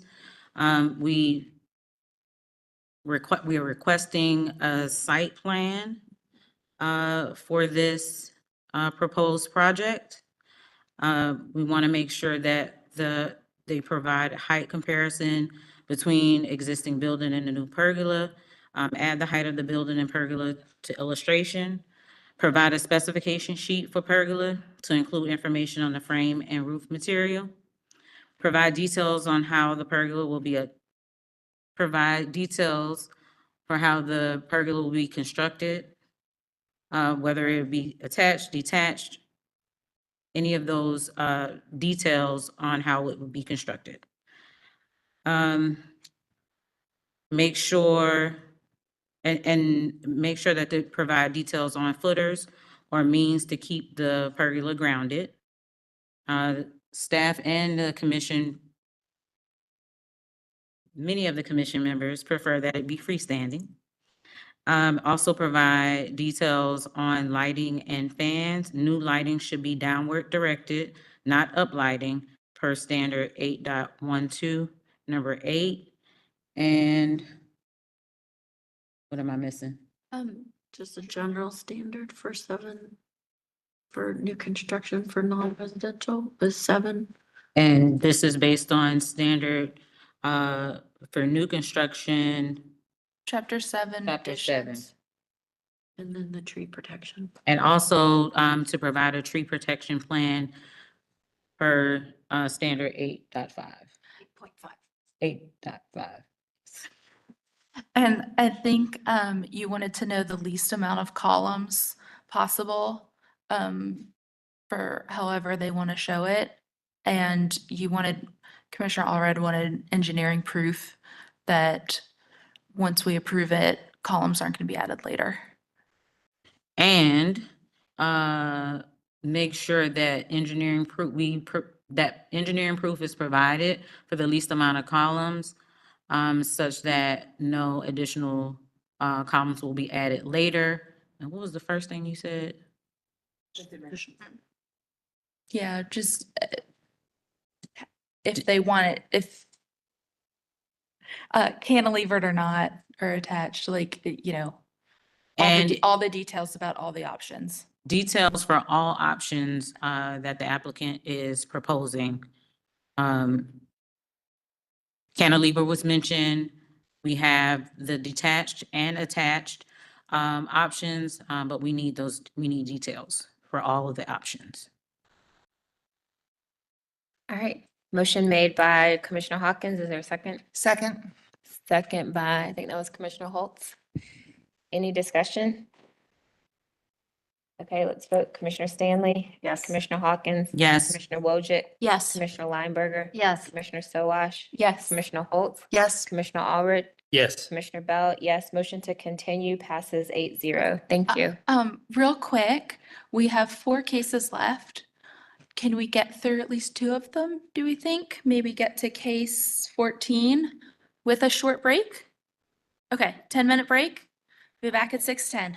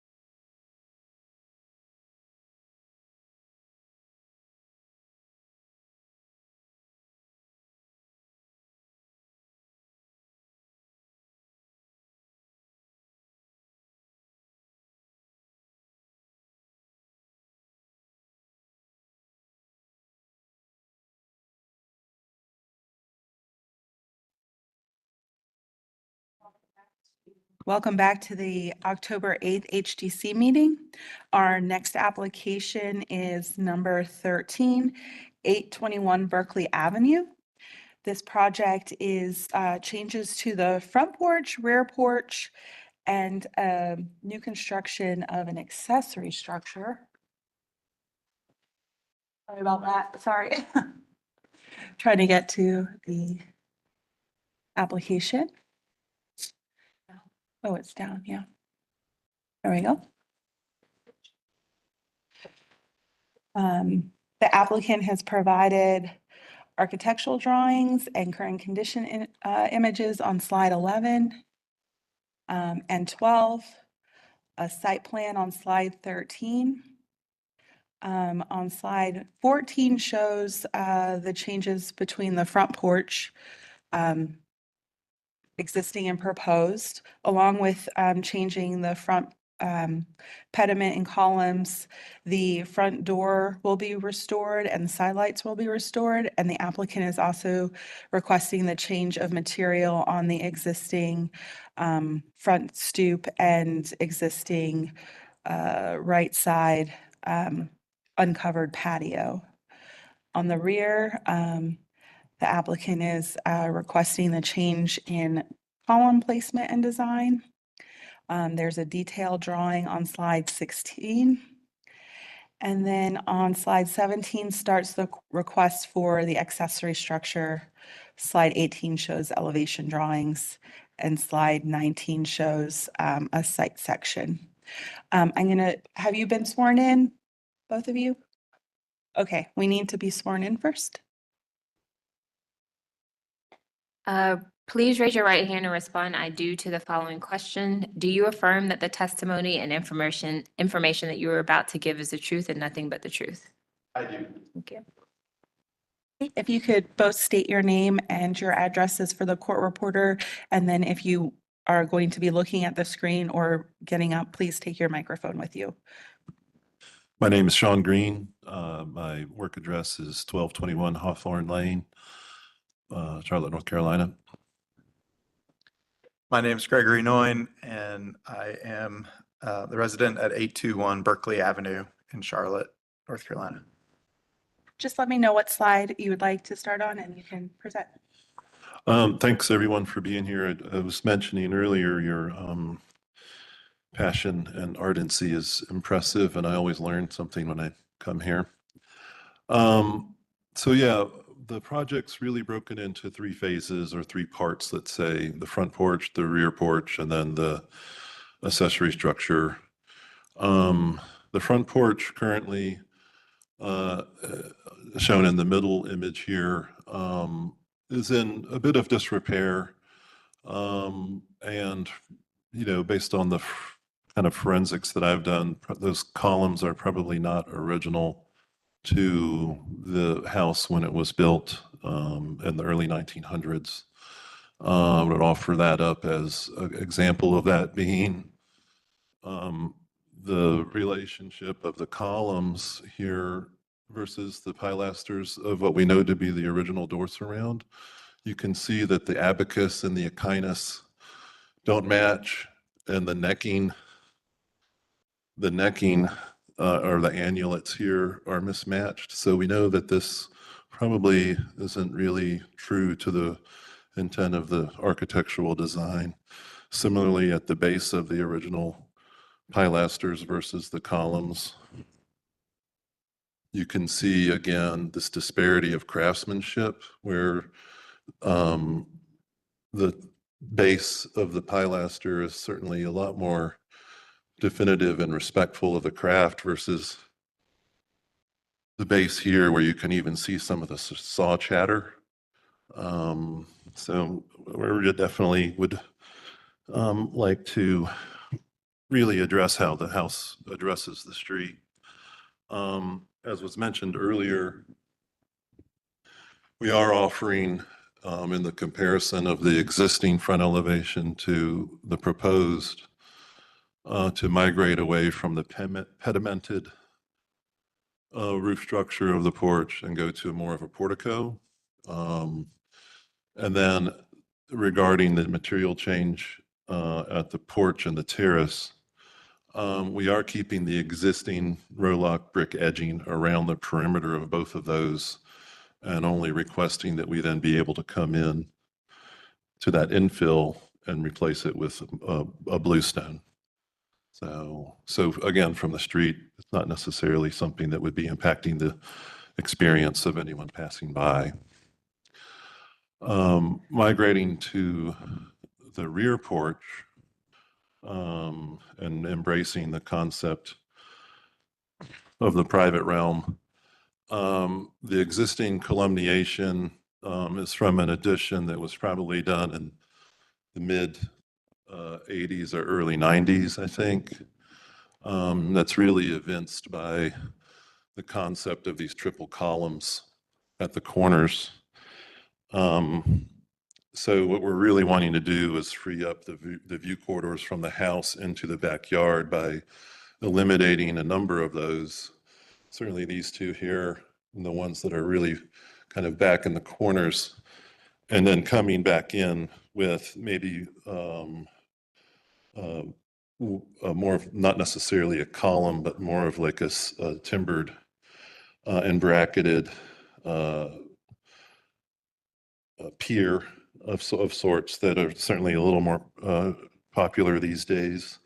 Realizing that that's a little different than the architecture of the rest of the house, but also wanting to make a demonstrative statement between what the true house, true early 1900s house is, and what is kind of going to be this oasis destination for the homeowner to, quietly enjoy their backyard. And then migrating to the garage with the studio space above.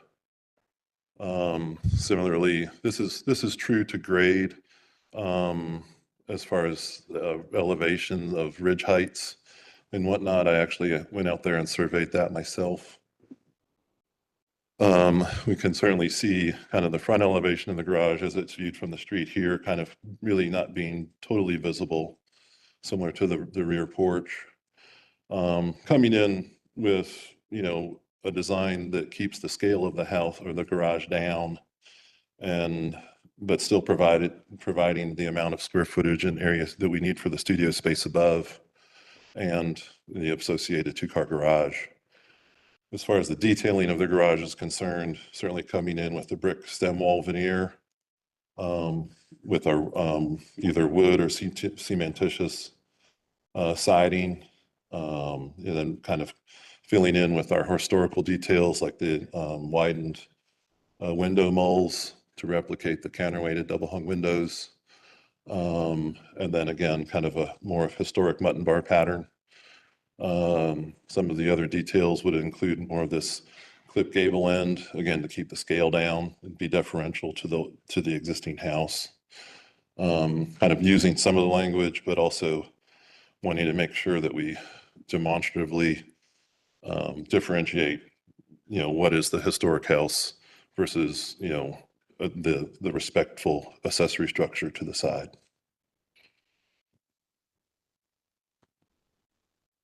Okay, I don't think we have any callers. No callers. Thank you. Any questions for the applicant? I did, coming to the front porch, I think it was mentioned that you wanted to use bluestone somewhere on that front elevation? Yes. So again, if we look at those two images are great. So you can see we've got a brick Rolock edge that goes around the perimeter. We're keeping that and restoring that where there is some damage along the way. The terracotta tile field, not only present in the terrace, but also at the porch itself. We'd like to come in and take that out and then lay in bluestone. Is it in disrepair? What's the? Since it is kind of exposed to the elements based on orientation and lack of maintenance prior to Greg taking ownership of the house, it is in disrepair. But additionally, I feel like bluestone is probably going to provide a safer traction for children to, you know, be able to walk around safely and not slide all over the place. The terracotta tile, you know, and when it gets a little damp, can get a little slickery. So Yeah, they're pretty popular in Charlotte, so I hadn't heard that issue before. But could you show us images of where it's in disrepair? yeah, I'm not sure that I necessarily focused on it with the limited images that I wanted to go or to include just based on file size. I think you can see some of the gapping here along the terrace where, you know, we're just the freeze thaw cycle is really just starting to start some crevicing and gapping along the periphery, just as a talking point for what we're seeing here. Up here. Can you please take the mic with you? Couple other things is over here, there's a large crack that runs basically from corner of the house all the way to the end that run and hasn't, I don't know, just probably from age and settling. And then up here, you can obviously see a lot of the terracotta tiles have been worn away and destroyed. And then all around the brick border, somebody over the years put some sort of rubber membrane in between, so it's not even any grout in between the tiles anymore. It just, and then over time it's separated as well, so there's holes all over the place, not just here, but along all the borders as well. I appreciate the attempt. However, we don't think that the square tile's original okay, at all. We do think the crack tile is. yeah, Mhm. yeah. No, I appreciate that. And even so, we are charged with, of course, we're guided by the historic district standards. And so I'm sure this is gonna come up in deliberation, but if we look at porches 6.17, number 3 in particular says, ensure the new porch design and materials are compatible with the overall architectural vocabulary or style of the new building. Acceptable materials, concrete with brick edging, brick, terracotta tile, and tongue and groove. Bluestone is not appropriate for new front porches. So just know that it's not because I want to be difficult, it's just what's in our standards. So that will certainly be something that comes up. And the other question I had is regarding the ADU. Curious about the architectural style that's driving that particular selection. So the architectural style of the main structure is, and you guys help me out, is it colonial? Colonial. And then the secondary structure, the ADU, seems to be, I don't know that I can say that it's the same architectural style. So if you can, you know, talk to me about that selection. I would agree with you that it's not necessarily a strident colonial style accessory structure. I think our goal there was to establish more of a story and a half massing that would then again be deferential to the existing house. I don't necessarily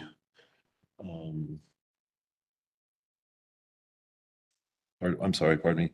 I'm not sure that for what we want to achieve, abiding by a strict colonial vocabulary would necessarily get us the square footage that we want as far as just the ability to habit the second floor. If you think about kind of the existing roof slope of the house, trying to lay that in onto an accessory structure is not necessarily going to land us with a lot of real estate on the second floor. So that's kind of the thought process there, is to again be respectful and make sure that no one is necessarily confused between the historic beauty of the original house versus the accessory structure, which again is definitively further back from the house and the street. And in comparison to the existing garage, if you can find the images of that at the beginning of the presentation. So, I mean, to be frank, this is a hot mess. So, yeah, it's, Will you take, I'm sorry, will you take your mic? oh, I'm sorry. Yeah, so this existing garage, if you want to call it that, is in great disrepair. Obviously, something happened to the original roof and I don't know what happened. It's just really not good. There's actually old living quarters right here that, heaven forbid, whoever that was. So again, it's not, if you look at the site plan, this was built actually on property and is not even orthogonal. It's actually wedged into the corner of the property. I surveyed that and it took me a while to realize that it's not even a 90 degree angle. So what we're replacing is certainly, or what we're coming back with is definitely, I think, an improvement compared to what's there now. And again, we're keeping the same amount of square footage, so we're maintaining our footprint as far as our permeability calcs and everything are concerned. That's kind of like the long answer to your short question. So as I mentioned in the prior example, I will say we are charged to enforce and uphold the design standards. So if we look at design standard 8.10, which is for accessory buildings, number 3 says design new outbuildings to be compatible with the style and character of the primary historic building on the site, especially in scale, massing, and other architectural elements. Any new outbuilding must be clearly secondary, height, footprint, scale, massing to the main structure on the site. I think the first part of that is what I'm really, referring to. It is one of the ways to respect the main structure is to make sure that not only is it secondary, which I believe you've done to some degree, but the style and character of the primary structure should be reflected in that secondary structure. Yeah, I think when I read those prior to the design process, when I read compatible, I didn't realize that we had to invoke the language. Well, where's the compatibility, I guess, is what I was asking for, and I'm not sure I see it. Yeah, again, I'm learning, and I certainly appreciate everyone's input here. So, again, I think for me, the concept of a subordinate structure, certainly in a community like this, the compatibility goes back to kind of what an old carriage house would be as it relates to any house. So, this would be, again, the thickened moles at the windows coming in with this exterior material that is, again, subordinate to the majesty of the existing house and those types of things. So, prior to our discussion, I think my concept of compatibility did not necessarily mandate kind of matching the language to that level or to be that identical. It talks about like roof forms and stuff and, echoing what the roof forms of the main house. I think you've hit it with the siding. I think just looking at this feels more appropriate for like a craftsman style primary structure, maybe than a colonial revival. And there's nothing that says you can't have, a 2-story structure. I think there's a lot of opportunity with as grand as this house is for a really cool accessory structure that is also meets the standards. Sorry. Yep. Thank you. Yeah, I think it's the roof forms more than anything. I think that's what's so stark compared to the main primary house is that roof form is a lot gentler, and then you have this very steep pitch.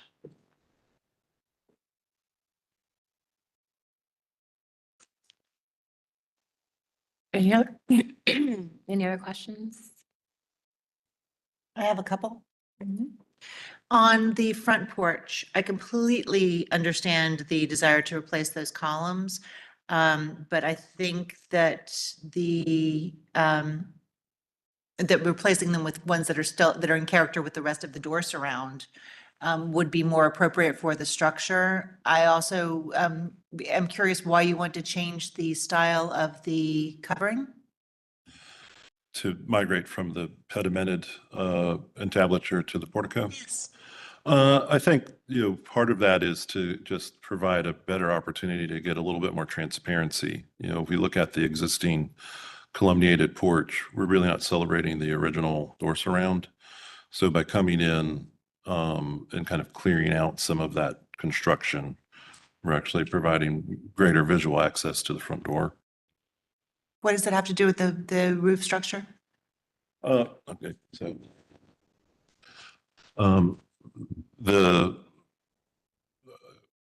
that's a great, so thank you for that. So you can see here where the transom is somewhat obfuscated by all these excess columns. If we come in here, we're actually coming in within the same footprint and widening that. At this width,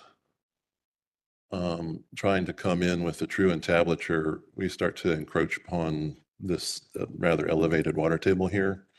So this is a way of kind of keeping the scale and massing of the porch in regards to the respect to the rest of the house, kind of again in keeping with not only the existing house, but also obviously the language of porches that are kind of known throughout Dilworth. I understand.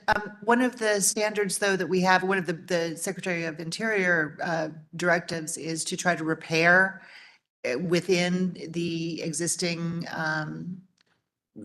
language instead of replacing or rebuilding. And I would encourage you to consider replacing those columns within the language that's already there. I understand the columns are not original, but the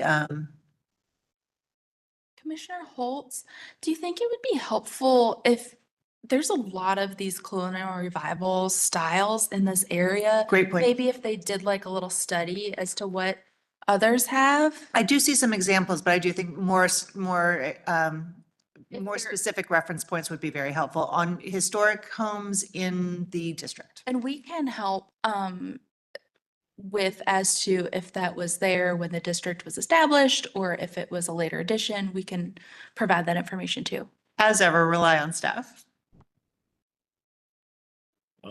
Just as a point, Commissioner, we do have at least, I did go and kind of walk the community and walk the nearby streets of the house. And I don't know. Yeah. So again, similar language houses with kind of a milieu of porch solutions here. I guess we can certainly continue to dive in big on that.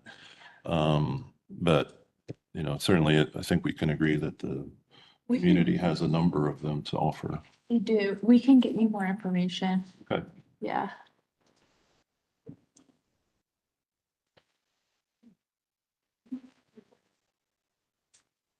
Similarly, the columns on the back porch, I don't know of anything in the district that has that type of, what you call it, a pier design. If there's something like that, I'd love to see an example of it. Otherwise, I'd prefer to see something more consistent with the character of the house. Is that the back porch is not necessarily in the view corridor of the street. So how does that relate to private realm? I have to agree. We still want it to reflect to the house, right? Like architecturally, right? We do. We do. Okay. And as a second question, I guess, wait, oh, hold on. Am I allowed to ask you guys questions? Yeah. Okay. Similar to the front porch, one of our goals for the rear porch is to really reduce that kind of over columniated aspect. So understanding that we need to kind of invoke the language of the house.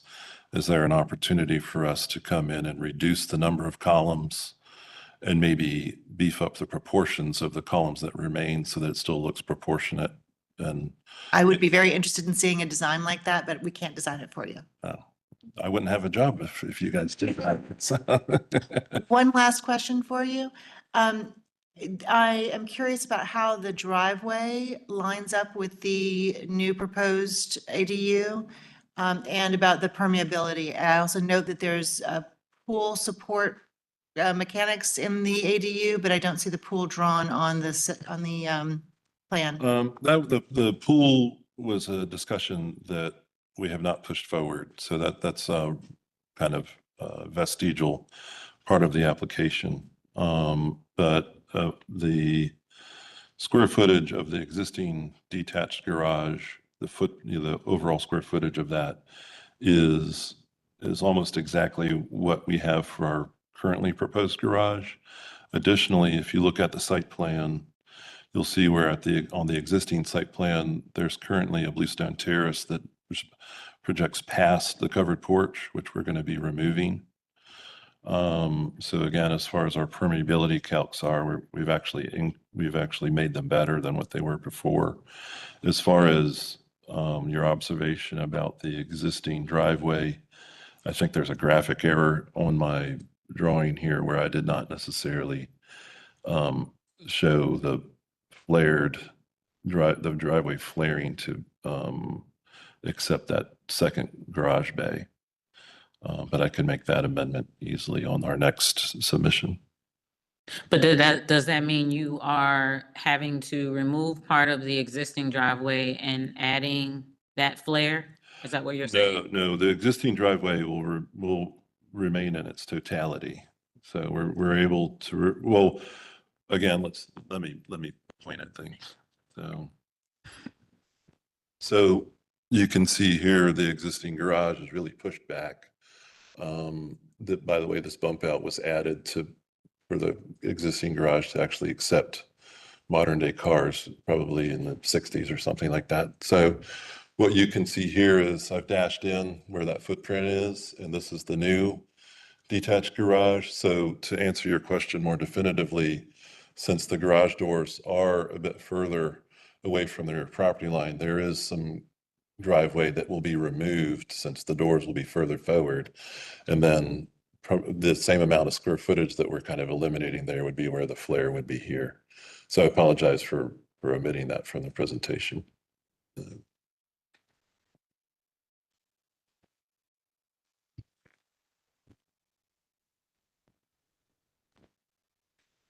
And I know it's in here, but I'm not on the slide. How tall is the accessory structure again?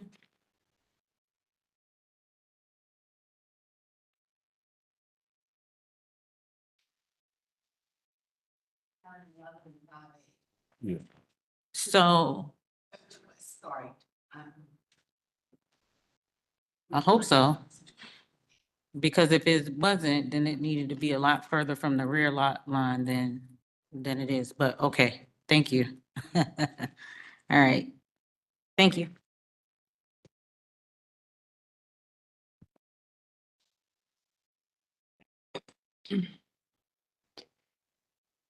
Any other questions for the applicant before we close?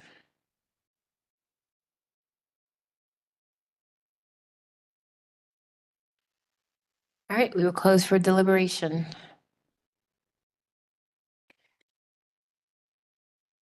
I'll kick us off. The two items that I know I mentioned, and I know others have mentioned other things, so please feel free to chime in. But I think I still am struggling with the architectural structure I mean, architectural style, excuse me, of the ADU in comparison to, its compatibility Yeah. with the main, structure. I think what you mentioned, Commissioner Wojcik or Lineberg, I'm not sure which one of you mentioned it, it's the starkness of the roof form. It's different, so I think that's something that we'll want them to take a look at. And then the bluestone, of course, on the front elevation, there's no way that we could justify going against that standard, that it's very, it's spelled out explicit, thank you. And so those are the two items that I would say that they would need to reconsider. Are there other things? More support for the change in front porch roof from a historic standpoint and contextual support. So the house itself and looking back as to potentially when that was constructed, and then also bringing contextual support from other houses around them. So this is for the front porch? Yeah, that's for the front porch, the roof and columns. To justify, examples to justify a design change. Yes, thank you. From the original. Okay. And then I saw in the rear, the columns in the rear, are fancy. And, but I think they're more so interested in having less columns, so that it is more open. So maybe having them restudy, some options that are more in keeping with the architectural style of the home. Is something we can have them look at. I'm going to go ahead and just say, I don't have an issue with that. It's private. Neither do I. It is in the rear yard, and we have allowed quite stark changes to a Lewis Asbury house in Dilworth in the backyard that is not visible. So Why don't we, can we poll the commission to see how they feel about that the rear column support situation? And determine whether, because I'm gonna do a motion, just so everybody, don't have to worry about it. But just to see how everybody feels about it, and that can inform me. Okay, so we're polling about the rear columns. Yeah. Commissioner Stanley? I am fine with them as designed because they're clearly in the rear of the structure and not visible. Commissioner Hawkins? I'm in agreement with Commissioner Stanley. Commissioner Lineberger, yes. I'm saying. Wash. Holt? I think they're inconsistent, and it's in the private realm. I can go either way. Commissioner Allred? No comment. I'm gonna say, we already know how you feel. Hey, I don't. Oh, he said it about another project earlier today. If he says no comment, then that means he doesn't like it. This works now. I feel like you're gonna have to make two different. All right, okay. Other items that we need to, I have 3 items so far. One, for the rear porch, one for the front porch, and then one regarding the accessory dwelling unit. That's the front porch. Well, No, I guess it it's was multiple. It was bluestone, and then the French porch was I thought you meant the columns on the front porch, or not the columns, but the whole changes entry. to the, yeah. Yeah. I'm including all that together And then the bluestone with the. Okay, gotcha. With that, yes. Except there was a comment that the porch itself at the entry was potentially not original. Did I hear you say that, Christy? Those square tiles. The square. So Yeah, people- it's not this is not original, and the columns are not original. Right. Yeah. But the roof could be. I don't, Pediment. Could be. I don't know. It's hard to tell. I'm gonna say it looks pretty 80s to me, but. Yeah, I don't think it's original. So, okay, so Christy, anything that's we think isn't original. Well, it's definitely changed from the image that is shown in the 1986 Yeah. picture. So. Great. The pediment currently Yeah. is filled in. Yeah. It's filled in. Okay. But it was more about the context, right? Yeah. I think it's Not necessary. to support it. Yeah. Additional Yeah, I information. Support the They had it. entablature and balustrade design. So the context that was provided, I don't know what slide this is on. Thought there was a slide. I think there were a few slides of front porches in the area, right? In your I believe it's slide 12. May I suggest that we need to have them labeled and make sure they are historic houses in the district? And that's what Christy said she would help them Yeah. with. Yes. If we have addresses, we can do some research for them. All right. Anything else before I float this motion? And teamwork makes the dream work. So I appreciate y'all's help in advance. All right. I would like to move to continue this application for and it's gonna be like maybe a three-parter. Gonna be a three-parter, y'all. Okay. Hang on to your seats. Okay, so the first one, it might not be three parts, but continue this application for restudy of the front, what's that called? The covering, front entry covering area to identify more contextual examples for changing the design and to work with staff to find historic examples to support the design change. And that's based on 6.17. Specifically, oh, well. No, 6.3 at least, right? Well- Context, where's context? Well, porches is 6.17. You want context? 6.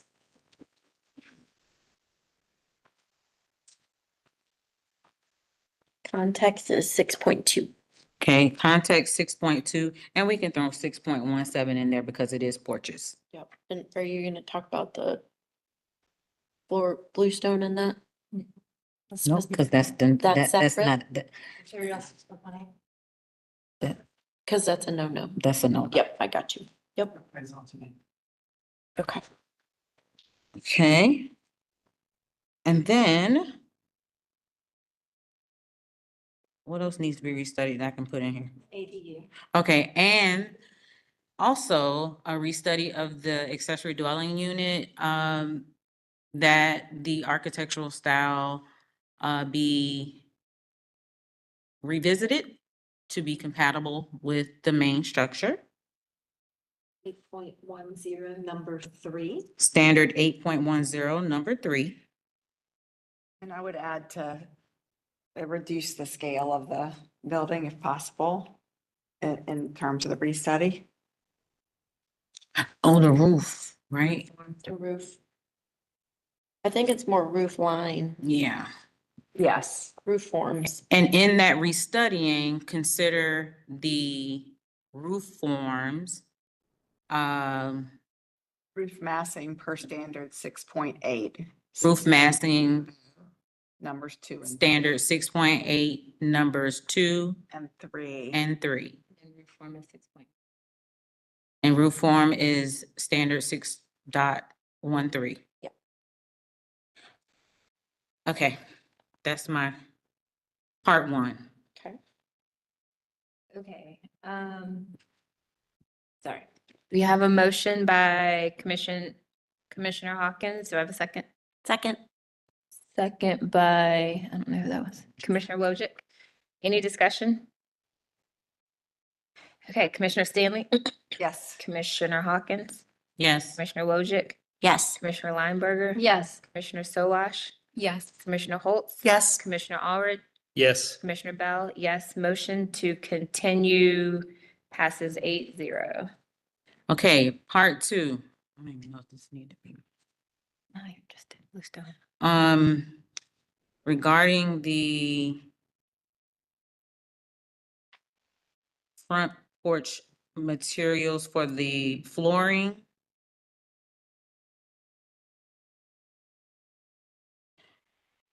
I'd like to move to deny the addition of the use of bluestone tile as it is incongruous with our standards 6.17 number 3 specifically. Good. Yep. Okay. We have a motion by Commissioner Hawkins, seconded by? Second. Heard Commissioner Stanley, seconded. Any discussion? All right, Commissioner Stanley, Yes. Commissioner Hawkins, Yes. Commissioner Wojcik, Yes. Commissioner Lineberger, Yes. Commissioner Sowash, Yes. Commissioner Holtz. Yes. Commissioner Allred, Yes. Commissioner Bell, yes. Motion to deny the Bluestone passes 8-0. And then the last one are the columns in the rear, right? Rear porch. All Is right. that part of your continuance? Is that not part of the No, continuation? she said the front porch. Front columns and the ADU. Yeah. Yeah. Okay. Did I misspeak? No, I just missed it. I'm sorry. Okay. It's been a long day. Yes. And I'd like to move to approve the columns in the rear. Approving the rear porch addition. Yeah, the rear porch addition, yes. Okay. Okay, yes, as designed. Second. Okay, do I need to say why that was okay? Okay. Standards, please. Okay, 6.17. And this porch is in the private realm. In addition, 6.20. In addition, 6.20. Commissioner, motion made by Commissioner Hawkins, seconded by? Second. Seconded by Commissioner Wojcik. Any discussion? Okay, Commissioner Stanley, Yes. Commissioner Hawkins, Yes. Commissioner Wojcik. Yes. Commissioner Lineberger. Yes. Commissioner Sowash, Yes. Commissioner Holtz, Yes. Commissioner Allred, No. Commissioner Bell, yes. Motion to motion to approve the back porch passes 7-1. Okay. Thanks, everybody. We have one more very quick project. Thanks, Sean. The applicants, I believe, are online. Applicants for, I see Richard and Derek. Derek and Richard, have you been sworn in? No. Okay.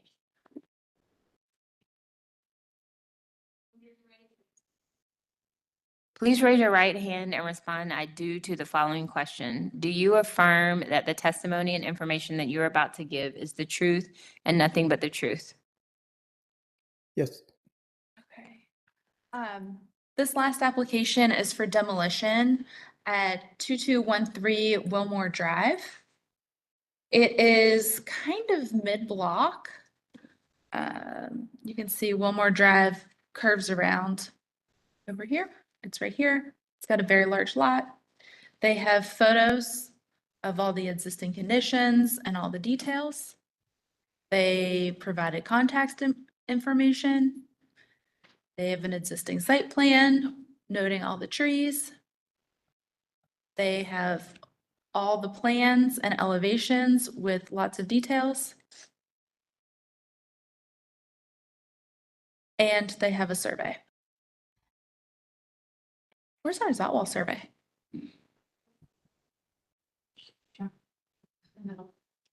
Oh, it's not here. Oh, there it is. I believe we got it. Oh, yeah.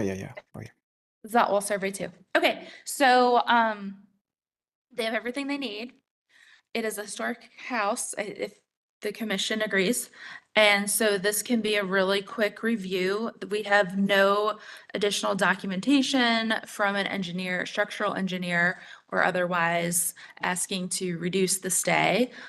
So it is a very straightforward demo request. We don't have any callers. Richard, I will open it up to you as the applicant, but I would say there's probably not a lot to present to the commission. I think they have all the information they need. I'm available to answer any questions. Okay, great. If you would just state your name and your address for the court reporter, please.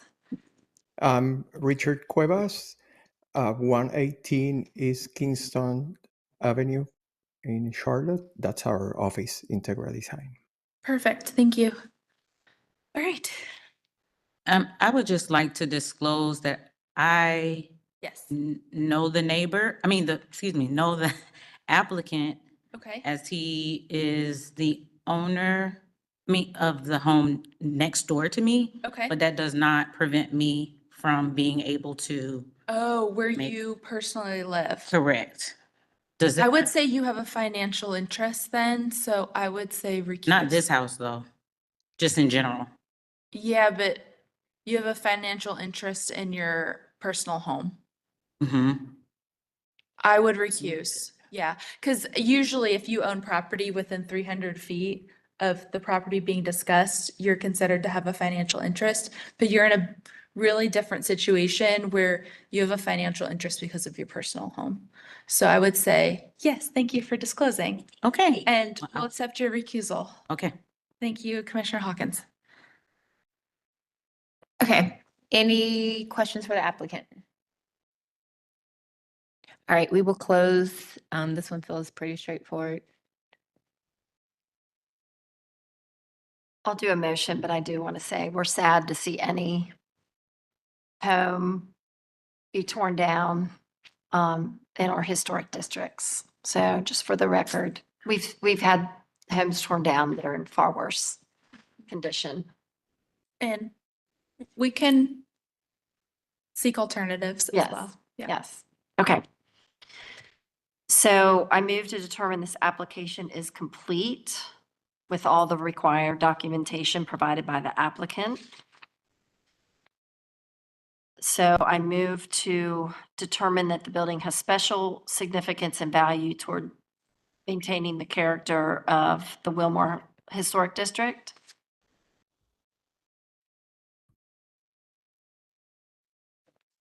So let's see. So that's a motion. Yep. Yep. Okay, motion made by Commissioner Lineberger, seconded by Seconded by Commissioner Holtz. Any discussion? Okay, Commissioner Stanley, Yes. Commissioner Wojcik, Yes. Commissioner Lineberger, Yes. Commissioner Sowash, Yes. Commissioner Holtz, Yes. Commissioner Allred, Yes. Commissioner Bell, yes. Motion that determines the home has significant, passes 7-0. Okay. I move to approve the project with a 360. Turned it on. I move to approve the project with 365-day stay of demolition on the building due to its special significance and value toward maintaining the character of the district. Receipt of accurate measured drawings of the building to be demolished are required for HDC records before plans for new construction will be considered by this commission. Motion made by Commissioner Lineberger, seconded by Commissioner Allred. Any discussion? Okay, Commissioner Stanley, Yes. Commissioner Wojcik, Yes. Commissioner Lineberger, Yes. Commissioner Sowash, Yes. Commissioner Allred, Yes. Commissioner Bell, yes. Motion to approve the demolition with 365-day stay passes 7-0. Thank you.